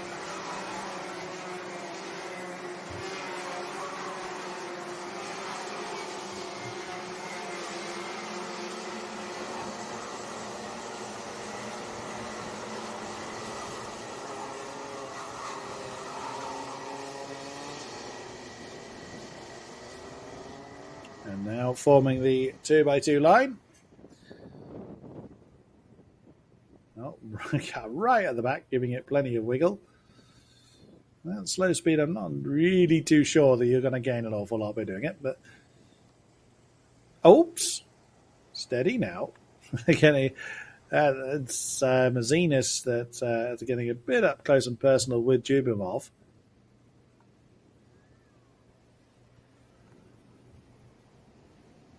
Up to the line. Is the starter happy? No.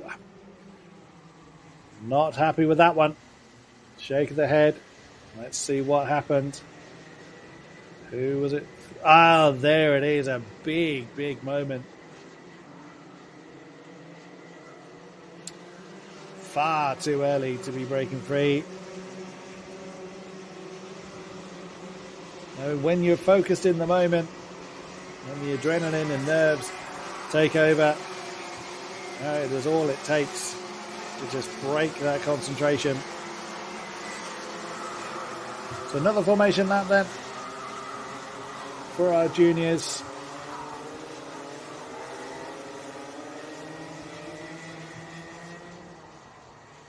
And back they come. Let's see if they can just keep the concentration. Oh, wow, nearly one car piling into another on that right-hand lane towards the back. For the second time of asking, here come the juniors. Into the grid spaces. Is the starter happy? Yes, he is! The super final is underway, and again, the right-hand side muscling their way over to the left. Oh, and there's impact. That is impact towards the back of the field. The car stranded. Couldn't quite see the car numbers. I'm not sure who it is that's stranded there. The rest of the field have successfully gotten going. I say 12 minutes plus 1 lap on the board for our junior category. There's Jubimov and Mazinis that were on the front row. That is Jubimov. That is 218. That has come to grief. Very unfortunate there. But over the line come our leaders. Jubimov. It's Jubimov and Collinson that lead the way. Mazinis in third. Marcus Papp in fourth. With Marcus Yauk in fifth place. And rounding out that group of 6 is Rafael Zernesk. So Jubimov once again has got Collinson and Mazinis on his tail. Marcus Papp. Oh, that's Collinson and also Mazinis. Fans on the inside of turn 13 and along with Papp as well. So Jubimov from first to fourth in 2 corners. Wow. Jack Collinson led that charge. And through into the lead he comes. Mazinis right on his tail. And a tiny bit of breathing space to Marcus Papp. A bold, decisive move for Jack Collinson. Right behind Jubimov is Marcus Yauk. Oh, big defensive posture there from Nikita Jubimov. Volbeekis was the biggest gain at 8 positions on that first lap. But up front, Collinson is doing what he can to defend against Mazinas, and now Marcus Papp very much in the tyre tracks of Marcus Mazinas. Working their way through the top part of the circuit, now into the S's. Oh, is that an opportunity there for Marcus Papp? My goodness. Both Papp and Mazinas got very, very squiggly under the brakes. But that's given Jack Collinson a few tenths breathing space. Just under 4 tenths indeed. And this Papp, Mazinas and Juba very close together. Marcus Yauk a bit wide on the exit of turn 3. Look at this. That is first down at around 10th somewhere. Big, big group of karts. All vying for their own bit of Latvian real estate. What can Jack Collinson do here? Will he be able to break away? Oh, that's Jubimov. Oh no, Jubimov has hit Marcus Papp. Spun around the 2-3-4 car. Oh no, never ideal. It's Marcus Papp was a long way off circuit. Took quite a while to recover. Jubimov down to 7th through having to take a bit of an alternate and exploratory route. Well, that could really blow the championship wide open. Collinson now leads. No, Collinson remains in the lead, I should say. Mazinas second, but now it's Marcus Yauk in 3rd place. With Rafael Zernis 4th. My goodness, where did Jubimov reappear? 7th, I believe that is.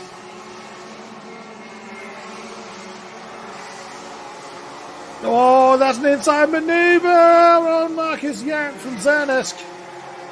Is he going to cost him 2 positions? Yes, it has, just about. My word. That's Matas Balsius that is involved in that particular melee as well.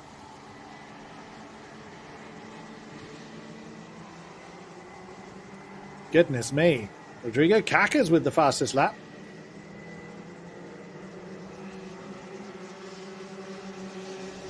In 8th position, right behind the championship leader. Collinson with now 8 tenths to the good over Marshall Mazinas. And in turn has about the same again to Rafael Zernisk, who then has got probably what feels like the world on his shoulders. That is Yauk defending, I think it is, against Matas Balsius. Oh, trouble for the championship leader Nikita Jubimov right the way down the field now. Yauk holding on to 5th position from Balsius. Oh, thought about going for that defensive posture. Stayed on the racing line instead. Jack Collinson slowly extending that lead. Nearly a second now to the good. As the drivers start to settle into their rhythms then. Mazinas a little bit on his own. Zernisk in 3rd.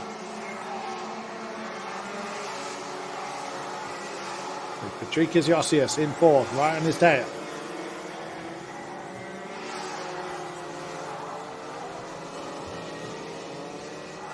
That doesn't mean that things are going to quieten down.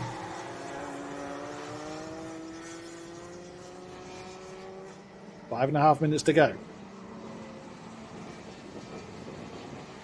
And Marcus Yauk still with a lot of pressure now. 2 karts looking to try and make his day a little bit worse in 5th place. Kakas is joined that particular group.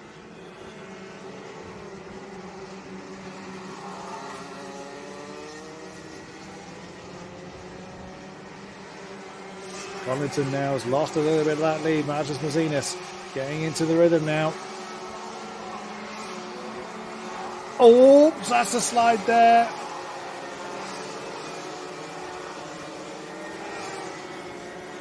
that was Josias that triggers Josias getting a bit excited with the right foot. That has actually allowed Marcus Yauk to get on his case. So potential challenge for fourth then. Not yet, it seems. A little bit of a nudge from the 288. Josias planting himself very much in the defensive posture. Rodrigo Kakas, new fastest lap 53.505. Collinson under increasing pressure now from Mazinis for the lead. Josias third, Zernest fourth. Beg your pardon, Zernest is under pressure from Marcus Yauk. And right behind him is Kakas, the fastest lap holder, with Balsius in hot pursuit as well. That lead's come down again. It has under half a second now for Jack Collinson. Still with just under 4 minutes to go. There's still plenty of laps for Jack Collinson to have to think about.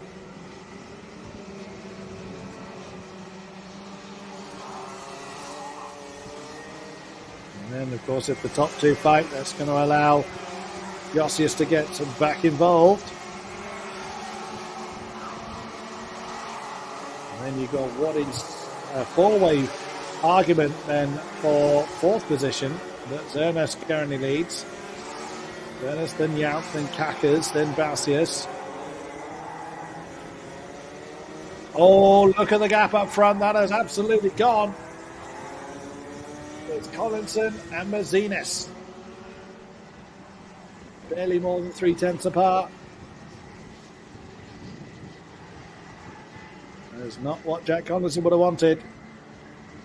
Troy would have wanted to have broken away and danced off into the sunset, but Marius Mazinis had other ideas.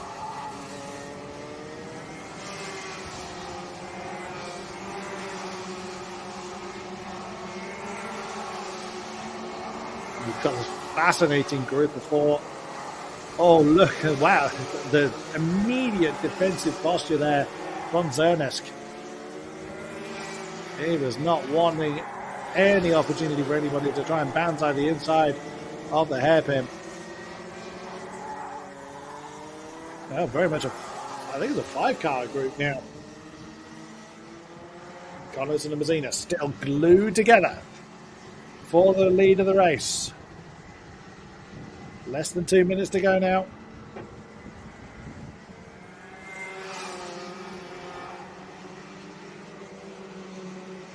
Can Jack Collinson hold on? Or will Marshall Mazinis find a way through?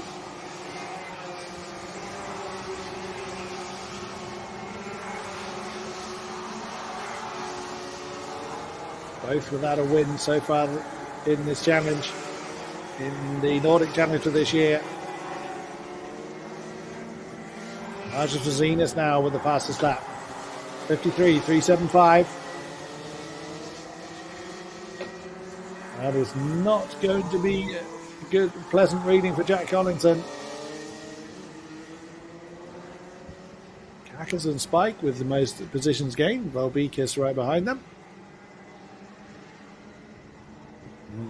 Flinter and Kiskula. Look at that, Marcus Pat. What a shame. That big impact taking him out of the race earlier on. Dubimov down 8 positions as a result of said impact.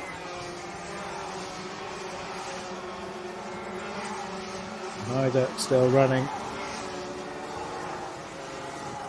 Well, I think Dubimov might still be running, beg your pardon, but Marcus Pat most certainly is not.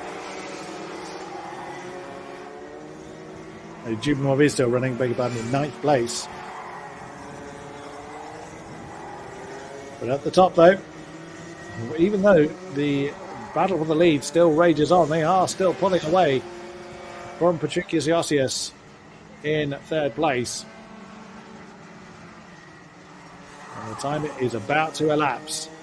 So this is the penultimate lap then. And Jack Collinson is painfully aware of the presence of Marcus Mazinis. Jockey is still very much on his own. Shaw's conceded that it's not likely to close in, although the two behind are getting interested, Zernisk and Yauk.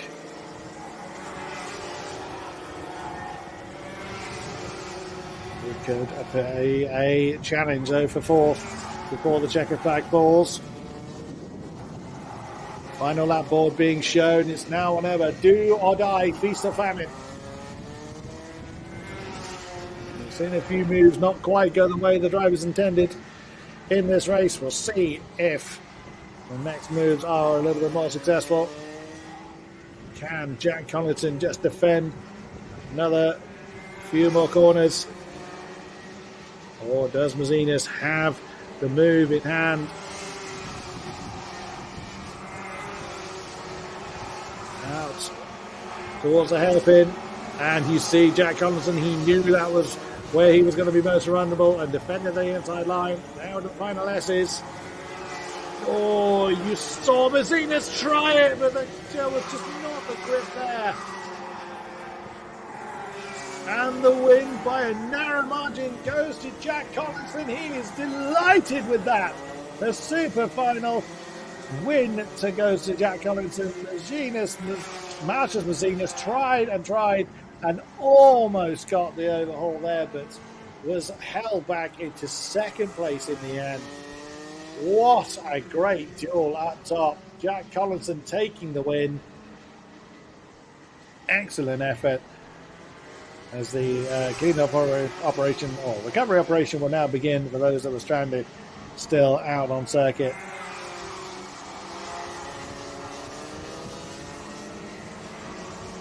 Wow, brilliant effort from the juniors.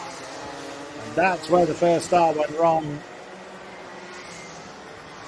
Marcus Papp, I think, that jumped out of line a little early. Then we got it underway. Oh, that was that big impact on the opening lap. I had somebody stranded early on. Then it was just no holds barred through the rest of the race.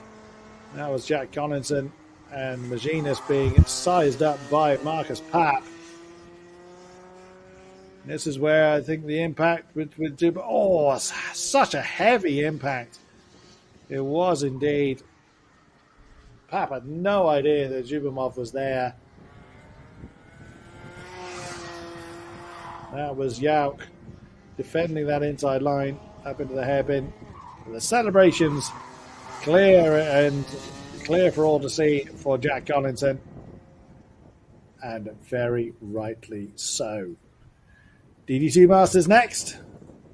It is going to be 13 minutes plus one lap for the Master category.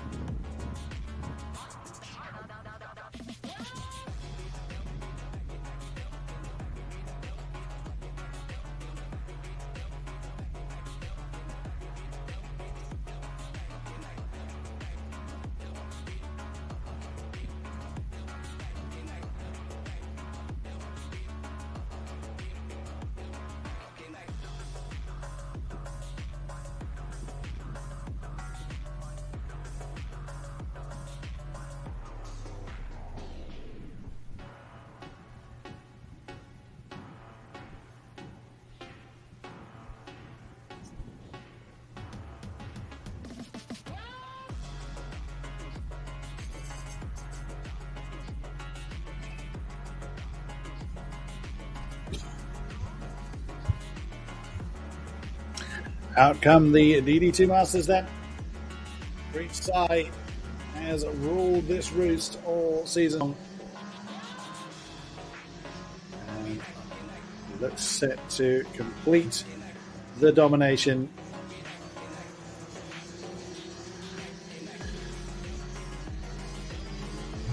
Let us see then what he has in store and if anybody can indeed hold a challenge to him.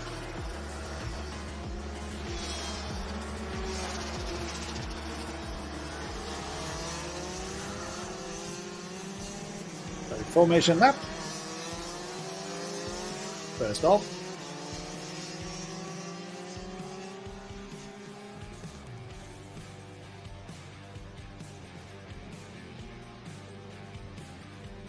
So Preet Sai is one win away from completing the set and scoring maximum points throughout the entire season.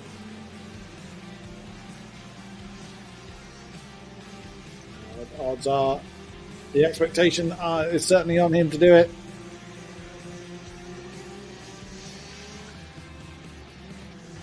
We are heading to the close of this weekend's racing. 3 more races remain.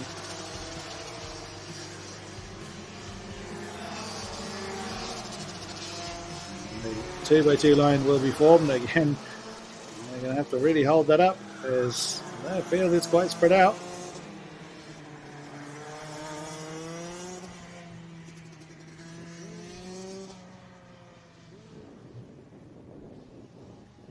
And there we go then.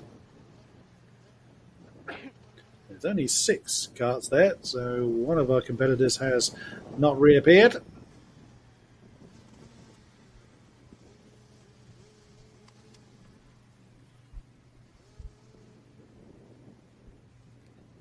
Around that long left-hander come our now remaining 6 carts.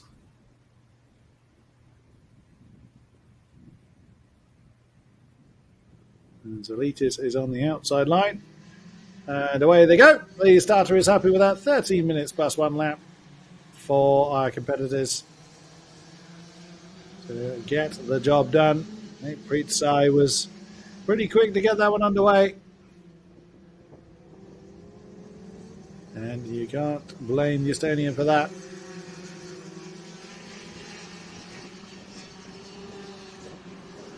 It was indeed Preet Sai alongside Selitis for that front row.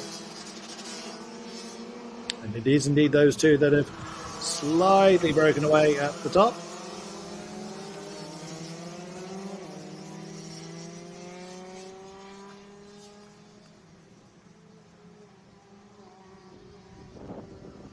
Let's see if Zelitis can mount any kind of challenge. It's that 3-way group behind. Unfortunately, one sole runner at the back. So Preet Sai leads. Oh, it's Calciums, I beg your pardon. That is the second place car. Then it is Zelitis with Akinam in 4th. With Martin Silt, who was challenging the podium spots in the previous race for the DD2 Masters. And Argo Tam is the lone driver at the back. Oh, now was Zelitis trying to close in on Calciums. Silt and Nerm have swapped round. So Martin Silt has taken 4th place. It does look like Zelitis is starting to close in now on Calciums. Both running the red and white colour scheme on the carts. Preet Sai biding his time before he runs off into the sunset this time.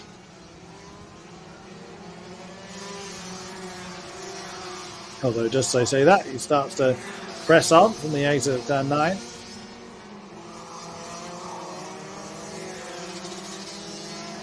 Through the hairpin, now through the S's.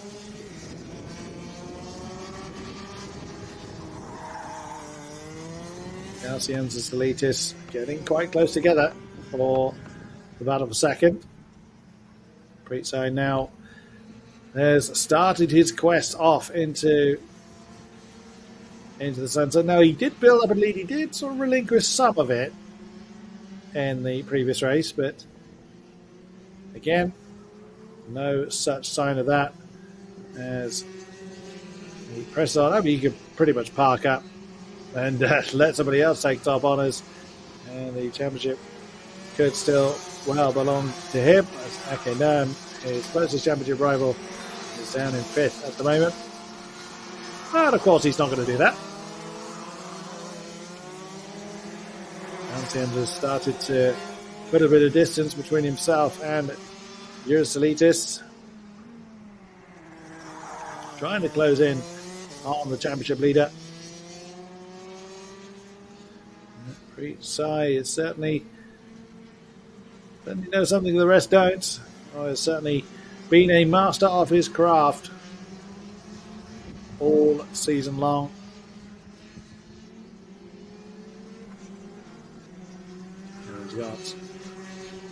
And also laps 53.340, the fastest lap in the hands of the Estonian.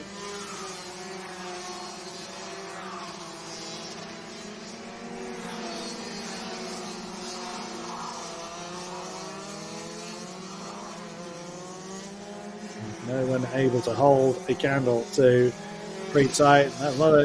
That's not a slate to anybody else. Pritsai has just been absolutely phenomenal in this field. Well, Calciums did close in a tiny bit last time around, but then that same deficit has gone back out to Pritsai this time. And Salitis not able to keep pace. Field is now spread out and into their own rhythms. The closest pair we have is actually this pair that we're looking at on stream. I feel like Calciums is able to close in a little in the course of the lap.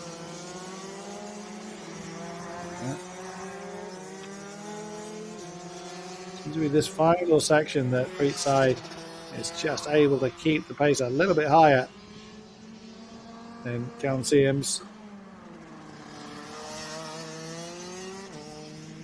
Although saying that, the gap has come down to just under 0.8 of a second.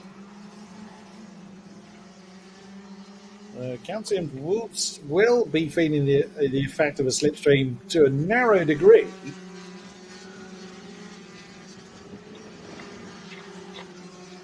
Pritsai, I'm sure he's not letting off the gas, but Calcium's really pressing on now. Could that actually be a challenge to Pritsai's dominance in this final super final of the season? Certainly not impossible.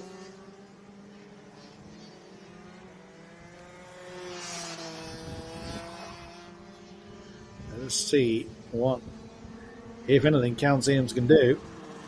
Maintaining the gap to just under 0.8 of a second. Almost to the thousandths, that's what it was last time around. They're not really battling each other, so they're not slowing each other down. So Salitis is going to have to hope that they get a bit closer than that before he can start to think about being involved in this fight.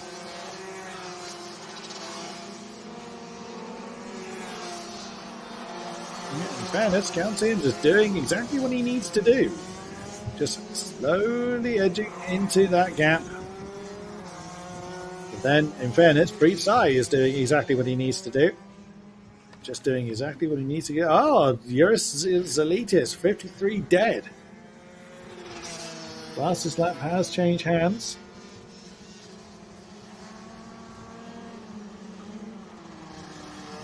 He's not able to, or hasn't eroded too much into the gap between himself and the lead two. Either way, fastest lap, and it's still something to claim. Well, Calciums is getting Closer and closer. Half a second at the moment, and now Count Sims will definitely be feeling the effect of the slipstream now. Street side looks over his right shoulder to see where his competitor is.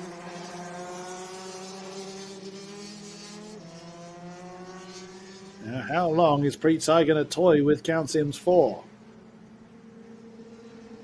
Yeah, no disrespect meant to Count Sims, but Preetsai has been able just to build that lead every single race.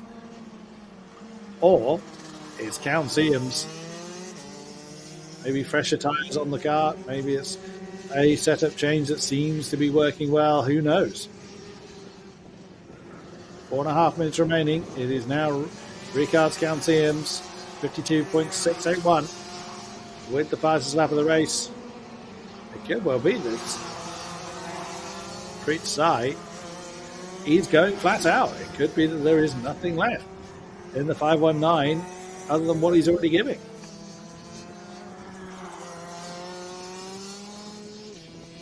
Oh, really, he says. As he has extended that lead very slightly. And it's come down. It's come down again. Well. We have a race on our hands. Preetsai is going to have to work for this one.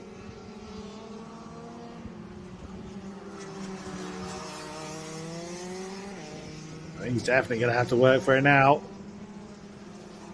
2.5 tenths separates Count Sims and Preetsai.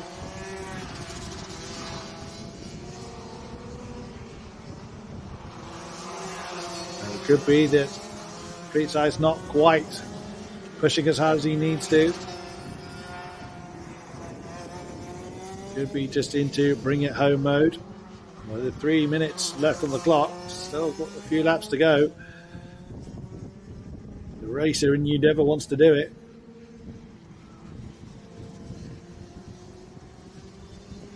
Well, we'll see. We will see.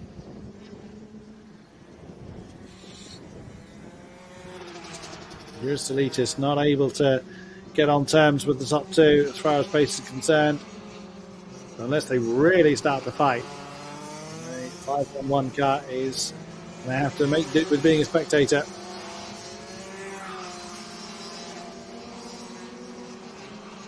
Well, Preetsai is going to have to work for it then.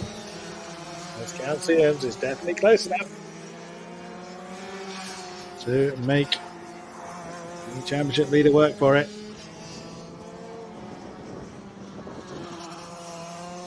This will be when Preetsai drops the hammer. He definitely has that advantage in that final sector. That seems to be where Preetsai is strongest. Through the rest of the lap, it seems that Ricard's Count Sims has just enough to be able to reel in Preetsai, or at least erode into that gap. And it's in that final few corners where Preetsai is able just to open it back out again. Oh, a more defensive line for Preetsai. That's not something we've seen all day. From him, I should say. Well. 1.5 minutes to go. So 3 laps remain. And Count Sims will know that. Or they'll have an indication on how long is left. Preetsai need not do any more than he is already doing. Count Sims will know this. And will endeavour to get past him pronto.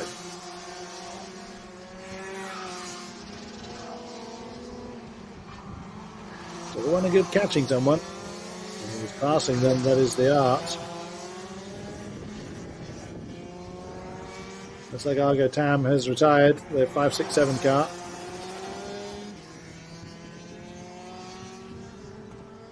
Penultimate lap. No, beg your pardon, the timer is still going. So no, they haven't had the... It will be penultimate lap, excuse me, because they've got 30 seconds on the clock. They'll get the 1 lap board. They'll get the final lap board upon their next passing of the start-finish line. Now you can see that gap is starting to come out again.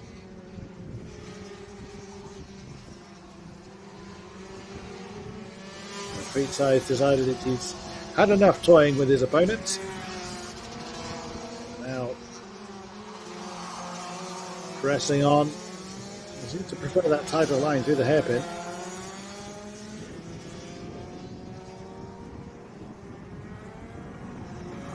And that gap has almost doubled in the last couple of laps alone. The timer has elapsed. 1 lap to go then. Just 1 more revolution of the Ropaži 333 circuit to go. If Councians did have an advantage, I fear that advantage is gone. There's Preetsai then. Just doing enough to maintain his grip of the silverware. Out of turn 9 they come. Towards the hairpin once again. And Preetsai, not content with letting Councians have the fastest lap, has claimed it on the previous revolution. Is he going to better it this time? Doesn't need to. He has claimed it. And out of the final corner they come. It is a clean sweep then. Preetsai takes the win in the super final, and that is every single race in the Rotax Nordic Challenge for the DD2 Masters category has gone to the 519 car of Preetsai. And he looks quite relieved about that. You may well have felt the pressure on that last race. But Preetsai then has got the championship all sewn up. All the silverware belongs purely to him.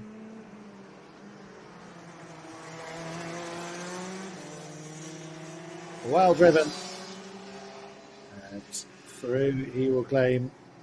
Let's have a look at the start then. That was very nearly an aborted start there on the right hand side.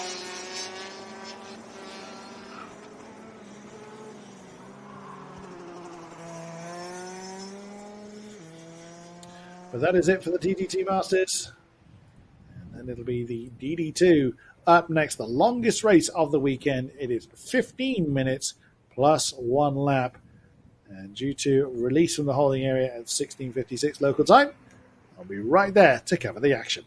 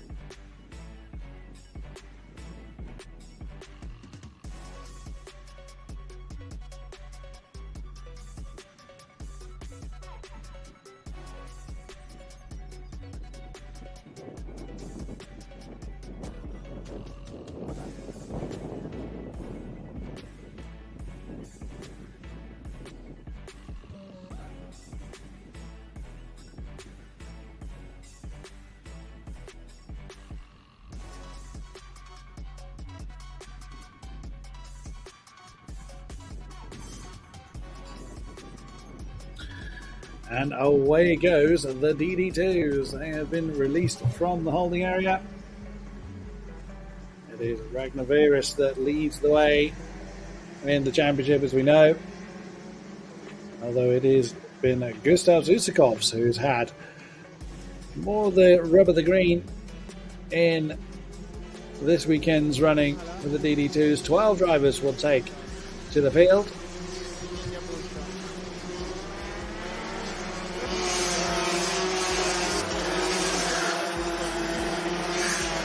As they come through the hairpin now, we're really giving it plenty.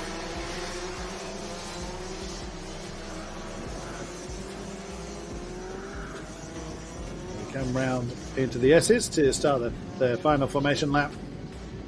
So it's the longest race of the weekend.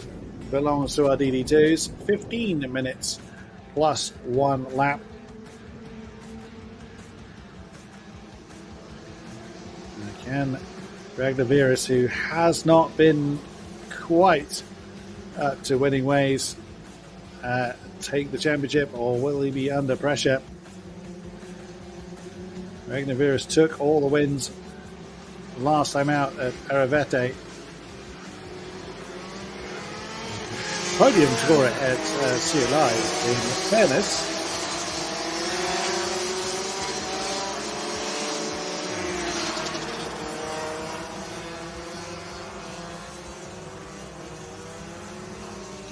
Into the 2x2 columns they fall.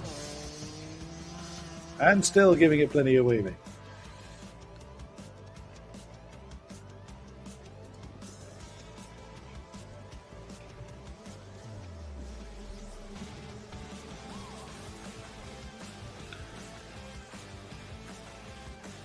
Around the final stand, again the slow board being gesticulated. Lovely drone camera as they come into the columns. Here's the starter, Happy. He is. That was very lucky. There's someone from the right-hand column broke cover a little bit early. Wow, what a start from Dominguez. Up in the second position. Oh, that is the 745 that's being somewhat hustled. 445, excuse me. That's being hustled right at the back.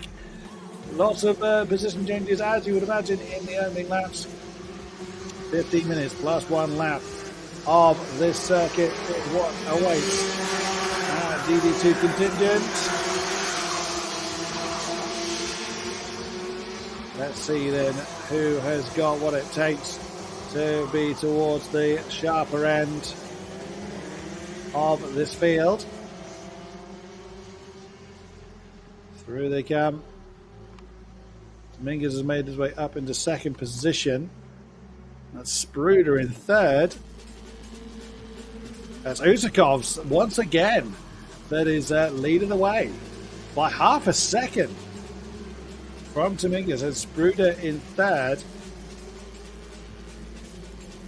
And Wilkins, who's had a really strong showing this weekend. Such a shame that he wasn't able to attend Aravete. Then it's Veris, Bugatti in sixth. The championship rivals, lead championship rivals in sixth and seventh. Oh, that's very, very wide. Who was that that's just taken to the grass? Was that Usakovs? Was that our race leader that has taken to the grass? No, it wasn't. Usakovs is still leading the way. It was Spruder. It was Spruder that has gone, Roman Spruder, who's gone for an exploratory line. And potentially Janowskis as well. No, Janowskis is in seventh, beg your pardon. There's two Jans on the tower. It's Aros Jankovičius that's is down towards the 10 in the field. Begging your pardon. Gustav Usakovs leads the way. Fastest lap as well, pushing to 515. It's Dominguez with all the pressure on his shoulders. Edgar Wilkins right with him. And then it is the top two in the championship, Ragnar Veris and Devin Sagatti.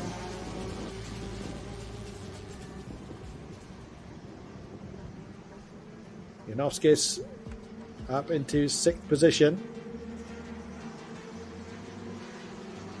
Getting a position.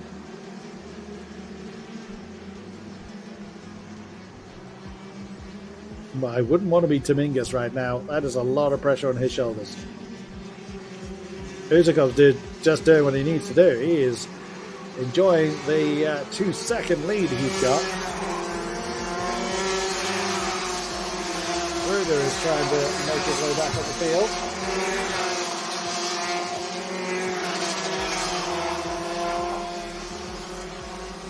But it's still all to do. Dominguez is trying hard. The camera now cuts to Sagadi, who's fallen slightly off the back of his main championship rival. No, big man, that he's his championship rival behind him, excuse me.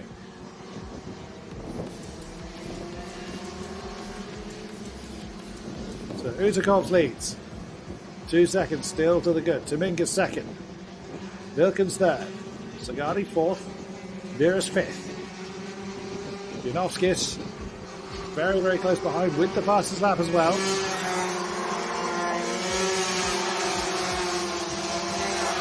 Here's the top 6. So second to 5th is a second.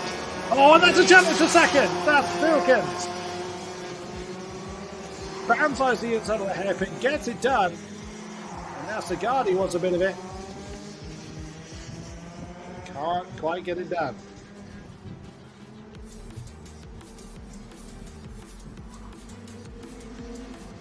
2.7 now the lead. Durkin second, Dominguez third, Sagadi fourth. Veras fifth, Junovskis at the back of that particular conga line. Oh, wow, 3-1 doesn't go, but the biggest gainer was Sagadi. So, wow, as Dominguez trying to get it done, and again trying to get it done, there is the turn 8. Wilkins is not having that for Sagadi up into third. Wilkins is actually broken away to a small degree.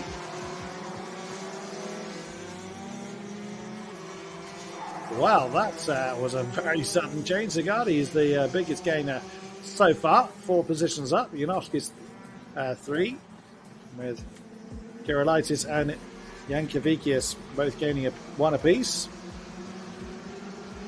But the happy man at the moment is Gustav Usakovs, who's looking to claim 3 for 3 in the DD2 class.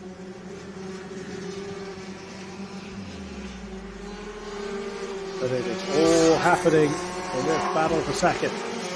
Wilkins second, Sagadi third, Dominguez fourth, Veras fifth, and Junovskis in sixth. Skruder is gaining on them. Roder Skruder is gaining to this conga line.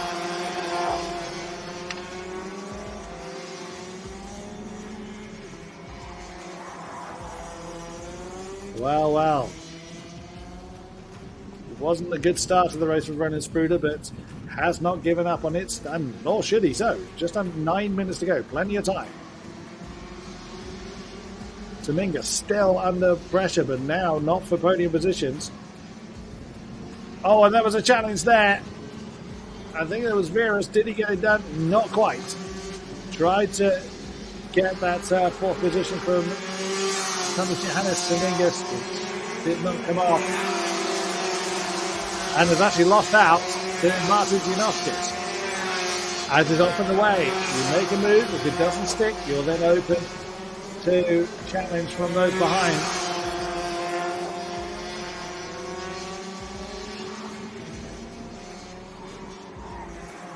.3 now the lead, and in fairness, Gustav Usakovs has every expectation just to dance off into the distance while this group continue to fight the way they are. It's a brilliant fight as Roland Skruder from 8th.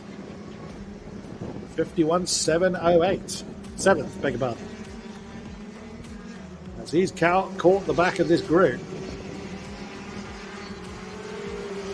Oh, and a bit of a look there from Sagadi.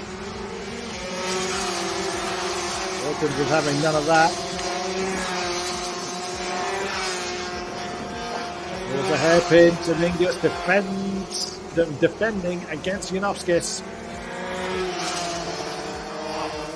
Virus in contention, or certainly in this battle. You're going to have to try harder than that, says Jonas Johannes Dominguez, and that's exactly what he's doing. Janowskis gets the inside line up into turn one. The 422 kart of Martins Janowskis up into fourth. Ragnar Virus right there to make Dominguez's day even worse. See what happens as the race continues. Tiny bit of a look coming up towards the back section. Kusakovs is gone. He is absolutely... Oh, is that a potential there for Dominguez? Not quite. Oh, he's lost the position to Vera, so it was actually a conclusion of a move. Let's see, Dominguez further down the order. He's got Spruder on his case now. Janowskis with the fastest lap in fourth place. By tiny margins. The fastest lap continuing to change hands. What a battle. What a pair of battles at the moment. 2-3. Oh, a big move from Sagadi. Into turn 8. Late move, decisively done, and second place to Devin Sagadi. It's one thing, but with the field this competitive, holding it is quite a challenge as well.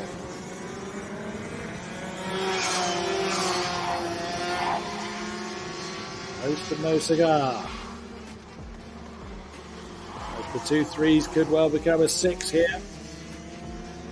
The gap between them is disappearing as Ragnar Virus is bringing his group along to join his arch rivals group. Oh, that was a look there from Edgars Vilkins. That was Sagadi and Janowskis, the biggest gainers of the race thus far. Oh, again, that was a look there from Janowskis. And we are definitely now united with one pack of 6. Biggest loser of the race. Dominguez has lost 3.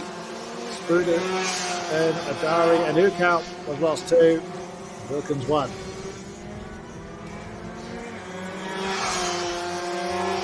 Through the S's once more. 4.5 minutes to go.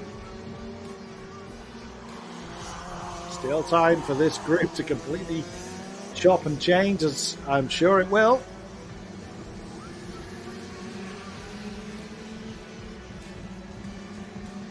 Janowski is still with the fastest lap so far. He's in 4th. Right in the middle of this group. Kusakovs doesn't need to do anything more than what he's doing. Doesn't even need to do as much as he's doing, you could argue. He continues to lead the way. Oh, that's a challenge. That's the third. That was Janowskis. Vilkins is wrong-footed. Here comes Virus as well. They're going to put Virus on the outside line. I mean, the S's and Dominguez has capitalized on it. But Virus has lost out. Janowskis up into 3rd. Dominguez up into 5th.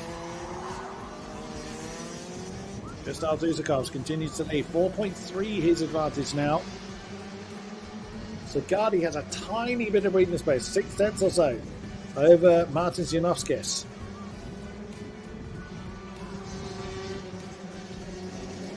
Right behind him is Edgar Vilkins, who's still fending off the advantage of Johannes Dominguez. Who in turn has got Ragnar Virus and Roland Spruder all ready to pounce. Oh, speaking of, that's Virus inside line of the S's, and Dominguez is back down to 6th. Spruder wants to get involved. Yeah, Dominguez. I'm not even sure the door was left open. It was forced open, but no impact, in fairness. It was a fair move. Janowskis right on the case of Devin Sagadi. So definite challenge for second. Almost 2x2x2 again. As Spruder has gotten ahead of Dominguez now.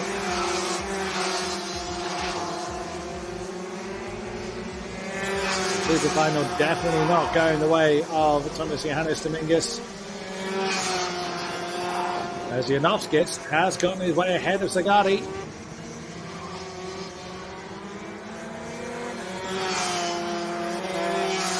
Fair move, the popular move up at the hairpin. But he's still got to hold it. 2 minutes plus 1 lap on the clock.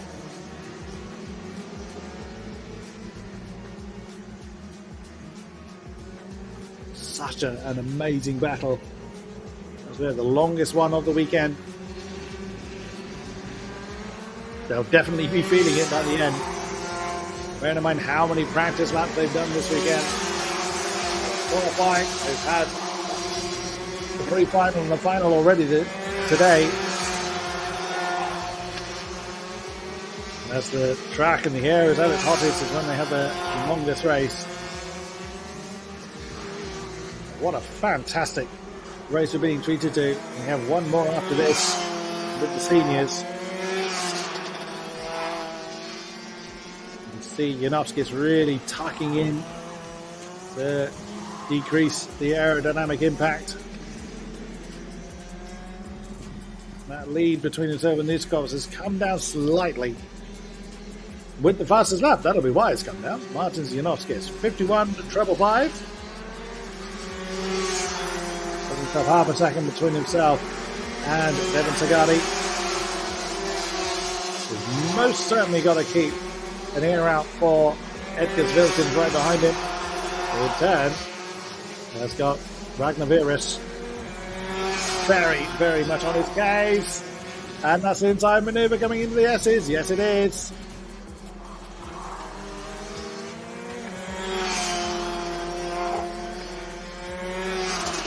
Didn't make it stick though this time. And that is Spruder right behind.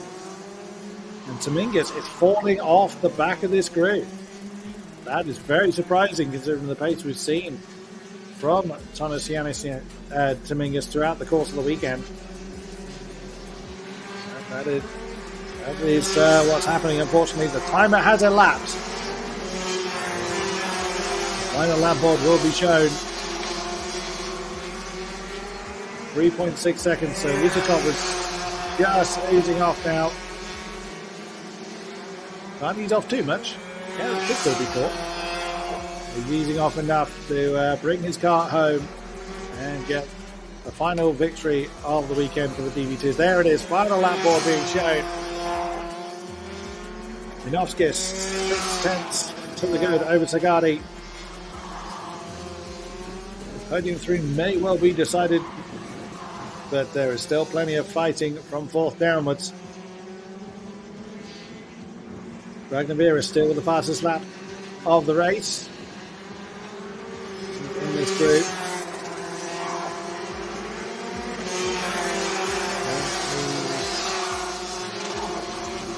Are they going to try and improve on their position, or will they stay where they are? But they've always wanted to try and improve. Oh, wow, look at the defensive posture from Sagadi there. He was not allowing anybody the opportunity to bounce out the inside of the hairpin into the S's. You saw there were chances, there were tries, there were attempts. Oh, and that's one car out of position. That's Virus.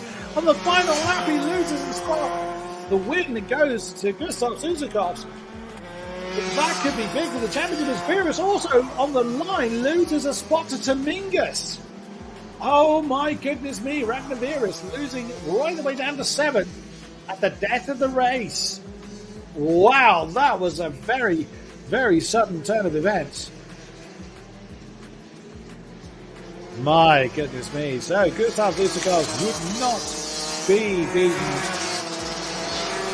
What it was his, it would not be relinquished. Martin Janowskis in 2nd, but Devin Sagadi, he'll be quite pleased that his arch rival fell down to 7th. This was how the start looked. And there, the green flag fell. Ooh, and then a big old jump to the side. Almost just Sagadi onto the grass. Bounce off of the curbing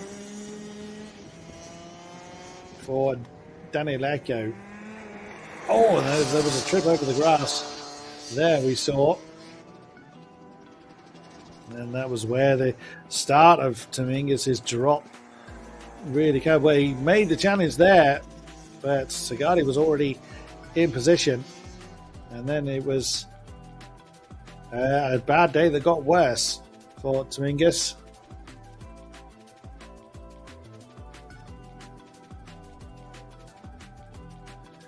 That is the nature of the beast, unfortunately. Whatever the ailments prevailed, he couldn't overcome them. That was a somewhat bold move.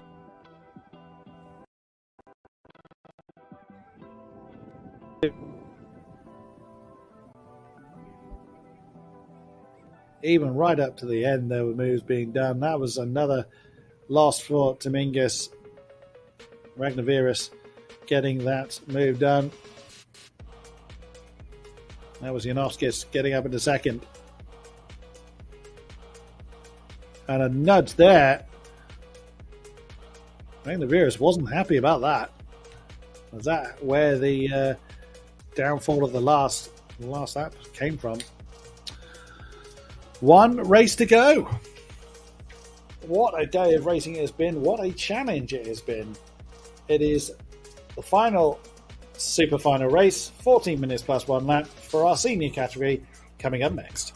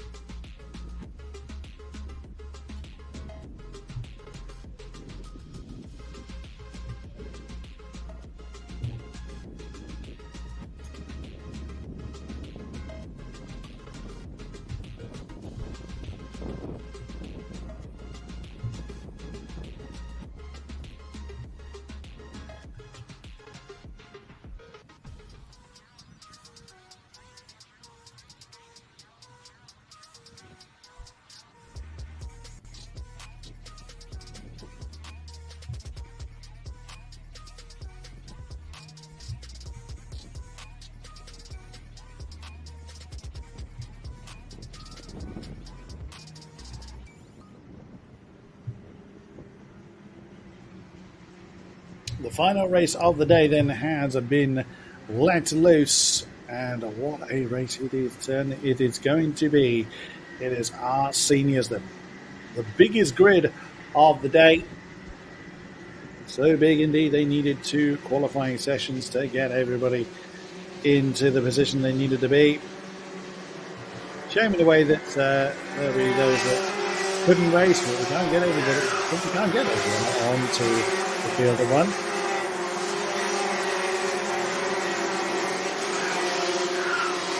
Tom Strella had one hand on the trophy coming into the weekend. Davidis Gudovecius was his main rival. Tom Strella most certainly has had the pace advantage leading into now a mighty grid. 30 drivers are taking to the field for what a way to see out the day's racing, and also the challenge as a whole. Absolutely fabulous. As mentioned, 14 minutes plus 1 lap.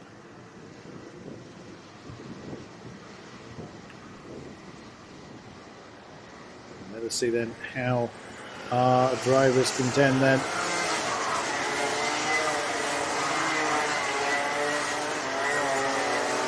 And then those trackside. Oh, again, Marshall hopping out of the way. With the drivers giving it plenty of tyre warming.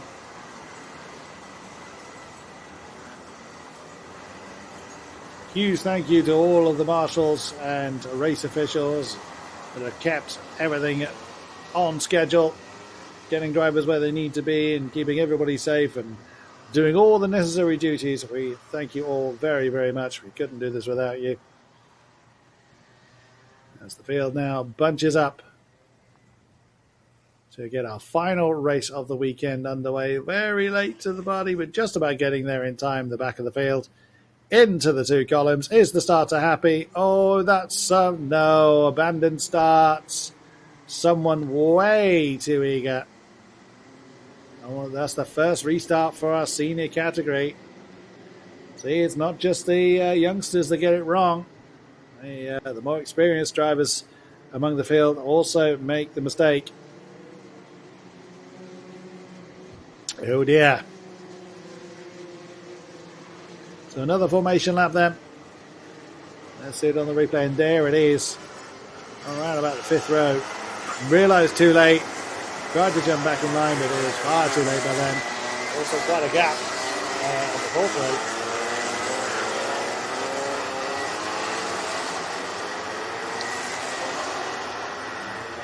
If a second restart is needed, all the drivers are actually brought back to the start grid.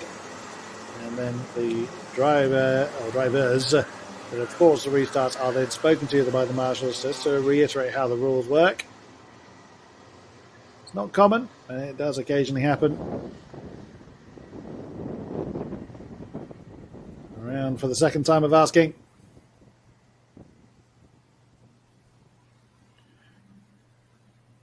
And again, a bit late in position for the tail enders, but they do get there into the columns. Away they go. Wow, someone is very, very eager to get on with it. We are racing then. The final super final of the weekend is underway. Let us see then how the field spread out. Everybody survives the first few corners. Oh, just I say that. No, that was a defensive move. Oh, as I've said it, the 345 is facing the wrong way. But towards the top, everybody is getting into position, it looks like. I have to wait for everybody to get... still lots of 5x5 going on out of turn 9. Through the hairpin come the leaders, heading towards this. Green flags ablaze. Oh, that's someone hung out to dry. 3 positions changing hands there and on the grass. Oh my goodness me, it's getting a bit chaotic in the midfield. And the leaders now over the line. Let us see who has come out on top for the final race of the weekend. Again, we do have to wait for all the drivers to come over the line before the tower appears. Oh, big move there. It's Streller. Tom Streller has led the way with Carlos Kirikovs in second and at least Stolzermain up into third. Lizzie Mentier fourth. And that's Linus Volungavekius that is in fifth position. Held the lead for quite a bit of the final race, or the previous race for this group. Before Tom Streller relieved him of it. So it's a group of five that have broken away up top. Streller, Kirikovs, Stolzermain, Mentier, and Volungavekius. And Fernando Pemre is the biggest gainer, along with Aaron Cavido. 7 for Fernando, 6 for Pemre, 5 for Peets, 4 for Rodionovs, and Sestakovs respectively. Bruno Perla fallen 16 positions, and that's a change for the lead. Whilst we were looking at the most gained and most lost, that's Kirikovs that's taken the lead. Oh, and that's a move for fourth position. There's Volungavekius that's relieved Lizzie Mentier of that. Nicely done. Let's split this lead group for the time being. With the sixth, that's Gudovakius that is joining, or getting closer to joining the conga line. Top three, very close together. Kirikovs, Streller, and Stolzermain. There's a tiny bit of breathing space. Oliver Kerg has got the fastest lap, right in the midst of a big pack. Only in 8th position. That's a manoeuvre going on the exit of turn 9. That's the lead going back to Tom Streller. Oh, that's getting very, very lively. The 362 car is all over the show. That's Rodionovs. Rodionovs somewhat out of step.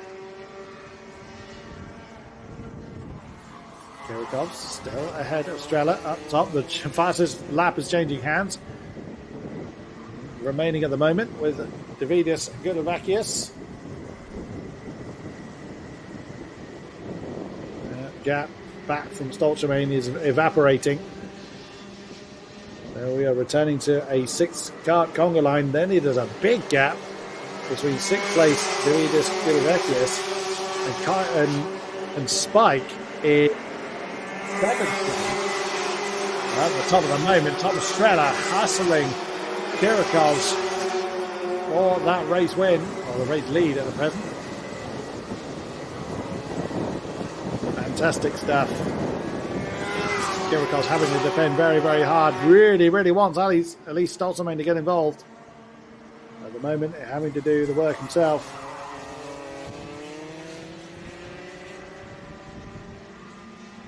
And Pemre up 12 positions from starting. Finds himself in 14th. A little bit off the back of this group is Gudovakius.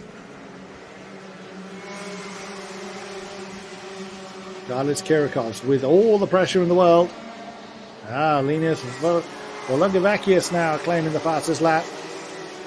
It's by tiny amounts each time. Hence how drivers that are in the middle of a big pack are claiming the fastest laps by tiny, tiny increments each time. Still fastest lap though. Still counts. Over the line once more for the lead group.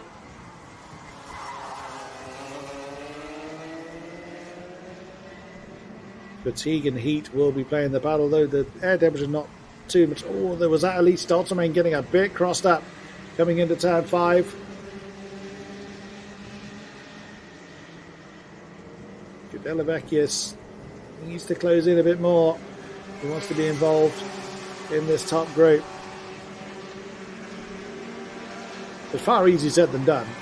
Lizzie Mentier gets the fastest lap as the lead changes hands. Oh, that's Stolzermain that has been knocked out of the podium 3 and looked to try and get it back but can't get it done. That's Valungavekius that has taken at least Stolzman out of the podium 3 for now. Strela back up into the lead.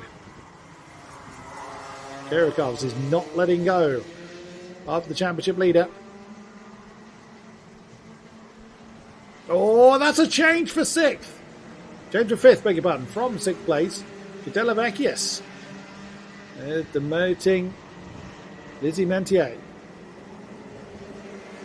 Clean move. There's further racing going on throughout the field. Oliver Kirk up into 7th place, ahead of Marta Spike. Oh, wow, that was Stolzman.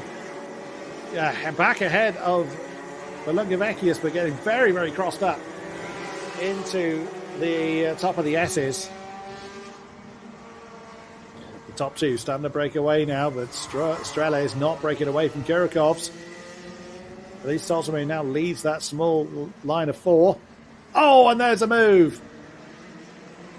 That was Gedelevekius on Valungavekius for 4th place, as Aaron Cavilo has claimed the fastest lap now, 52.1.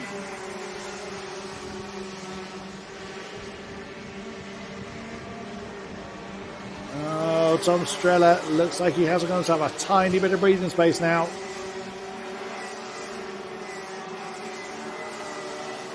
Kirikovs will not let go though, nor should he.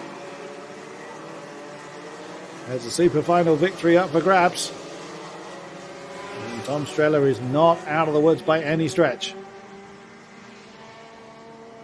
A second separates the top 5. 1.2 seconds separates the top 6. You see Stolzman having to look over her shoulder.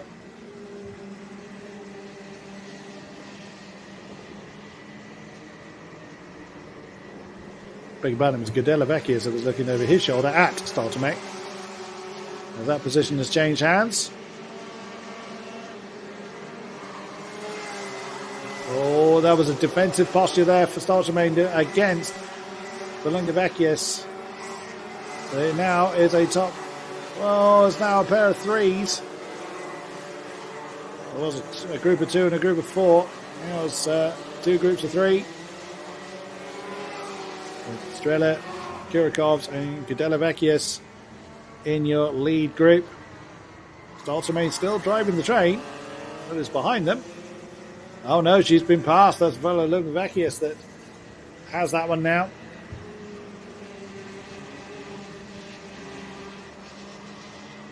Mentier at the back of that group of 3, hanging on to 6th place. Strela trying to stretch his legs. 0.3 of a second to the good. Kirikov can feel Gedelevekius breathing down his neck. Oh, is there a change again? Stolzman has lost another position. That was Mentier on the inside line of the S's, coming into the S's. Yeah, that's Elise Stolzman down into 6th position now. 4 and a bit minutes remaining. Aaron Cavilo, 52.017. That's from 10th place.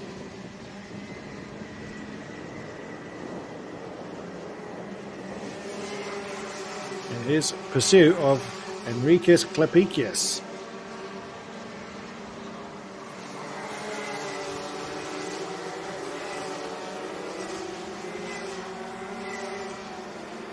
Tom Strela starting to just very, very slowly eke himself a lead over Carlis Kirikovs. Oh, that didn't look a particularly comfortable exit from that final corner. He can't be affording mistakes. He's not breaking the slipstream back to Kirikovs at all. 1.5 seconds separates the top trios.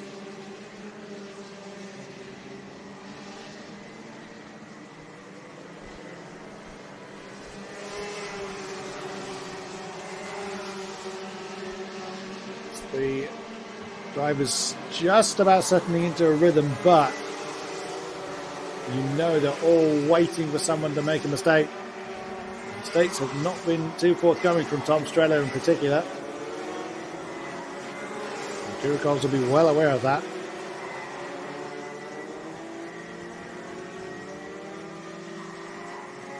Over the line once more. 2.5 minutes plus 1 lap remaining. And now it looks like Kirikovs is just... It looked like for a moment that he was closing in a bit more on Tom Strella. As Mentier is up in the 4th. So Mentier has gotten ahead of Balingavecchius. So now it's Lizzie Mentier that drives that chasing pack of 3. Oh, that's been a good sequence of corners for Tom Strella. That's given him another 10th over Carlos Kirikovs. Davidis Gudelavecchius will be aware of that, so he's going to be trying to exploit the weakness, trying to force the mistake. Again, no one's particularly forthcoming with those. And Kirikovs is starting to close back in on Tom Strella again. So it's very give and take with the top group. Kirikovs really needs to be... saying that, Gudelavecchius tad bit deep on the exit of turn 7. That's going to back him off potentially enough from Kirikovs to just take the pressure off of him. So he can get off after the race leader. Almost equidistant between the top 3. Less than a minute to go. Penultimate lap about to begin. It's so give and take up top. Again, now Kirikovs falling back into the clutches, Davidis Gudelavecchius. Lizzie Mentier still leading the chasing pack of 3. They are falling behind. They're not able to keep up with the unrelenting pace of the top 3. Tom Strella's just maintained that 3 to 4 to the second gap between himself and his pursuers.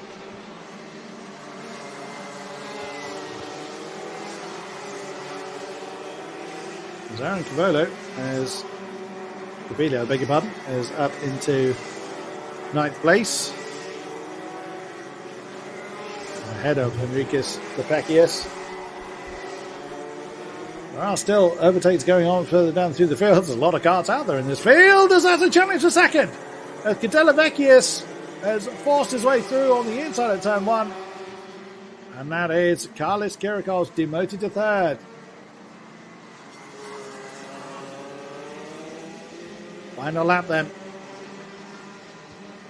The timer has elapsed. They elapsed last time around. They've had the final lap board. All in the hands of Tom Strella now. Gudelavecchius timed that one right. And Kirikovs not with an answer just yet. Thinks about, or doesn't really think about an outside manoeuvre into the S's. Oh, that was nearly a mistake there, but Tom Strella takes the super final win. He's happy with that. Gudelavecchius, with a well-timed move, takes that second spot at the crucial time. And Kirikovs rounds out the podium 3. Brilliant race. Well done to all of our competitors in all of our categories indeed. But Tom Strella, yeah, that was an unmatched performance there. And shows a respect between the drivers once again. Always good to see. What a weekend's racing it's been. Absolutely fantastic. But look at the start again. That's where the first start went wrong. And everyone eager to get on with it for the second start. And considering how big the field is, no, that was what happened. So the 3-4-5 car just took too much apex coming through turn 3. And then it was just a raft of overtakes through the field indeed. We didn't get a chance to see all of them. Even the slippery surface flag was out at one stage. It was just, the field is just too big for us to keep up with all the overtakes going on, but it was a very, very frantic push towards the front. Even 3 wide coming through the hairpin at one stage. But that was where Gedelavecchius took that second spot. What a fantastic day's racing it has been. And thank you very much to all of our marshals that spend the day out there doing what they need to do to keep us enjoying the racing and keep series like this going. What a way to see out the Rotax Nordic Challenge 2025. My name's been Chris Buxton. Thank you very much for being with us throughout the stream. It is just, for those tracks out, it is just the podium presentation now that is to do. But that is it for the racing. For myself, thank you very much, and we wish you a very good evening.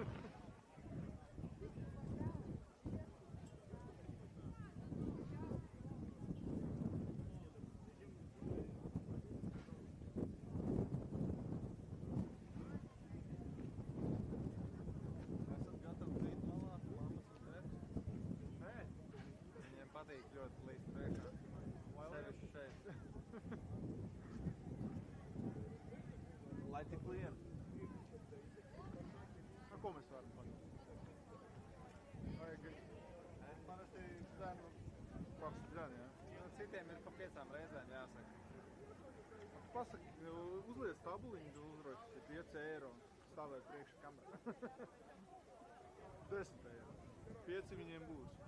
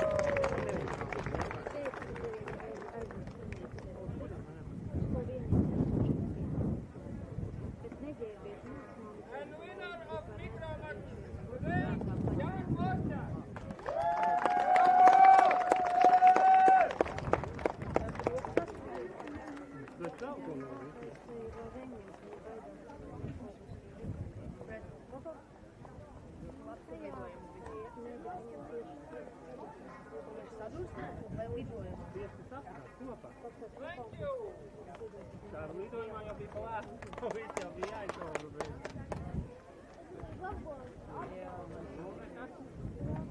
Tur būtu pamatīgi. Three fastest spinning guys today. Third place, Oskaras Pipkovas.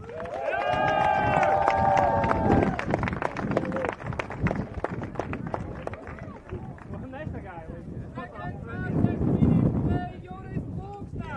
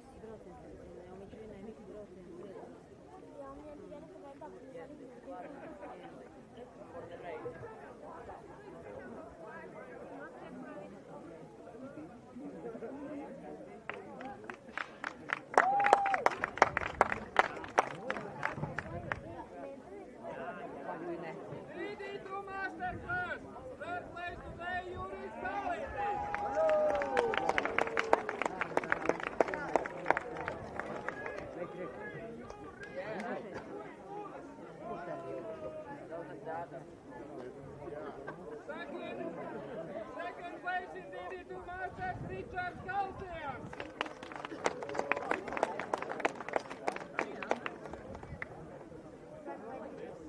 And winner of DD2 Masters, Fritz Day.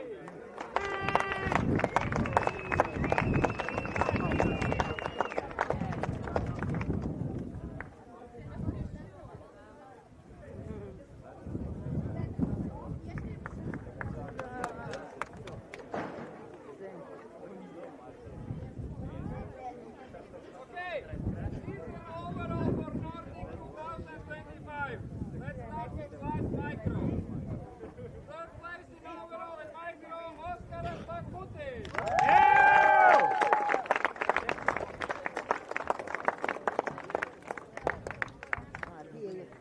Second fastest guy in micro, Max in overall, Carlis Bernson.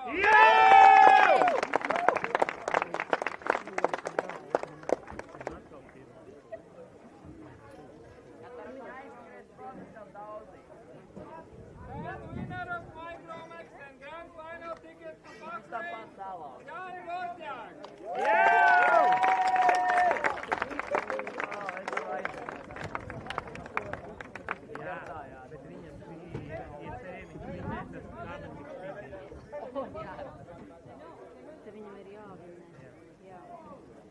Nedaudz, jūs vienkārši sīkās uzstāj. Oje. Rekords.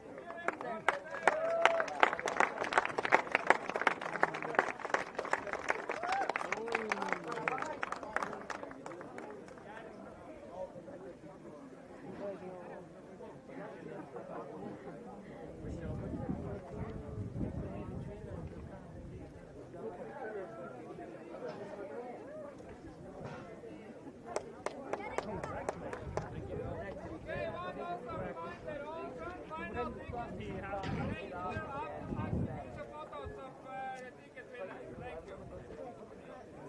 Last Minimax. Third place, Josh Kuchka.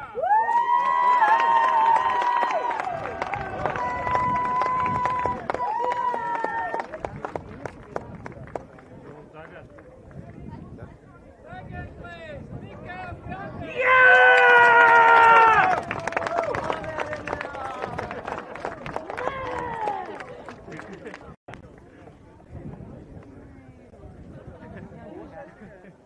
And first place and ticket to the Grand Finals, Jokubas Vaskeli.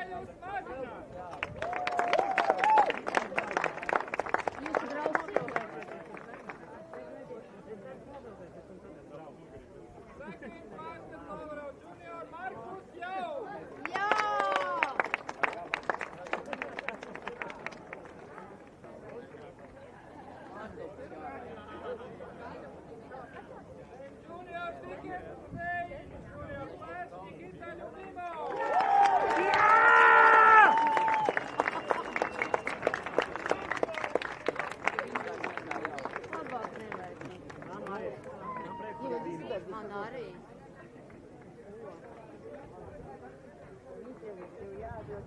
Malā.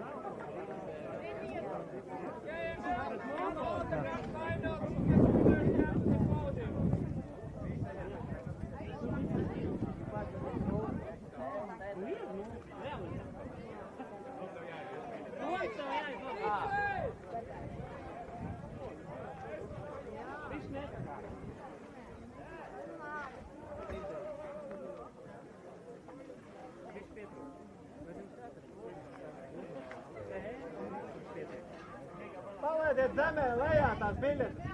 Lejā, palaidiet. Laid lejā.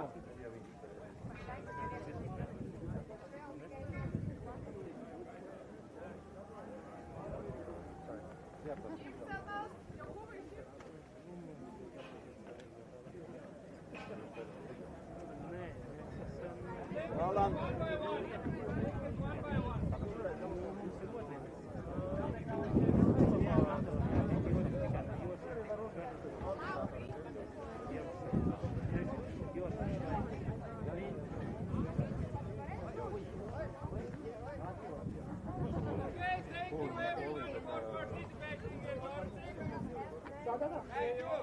Miķē, ejam bildēties.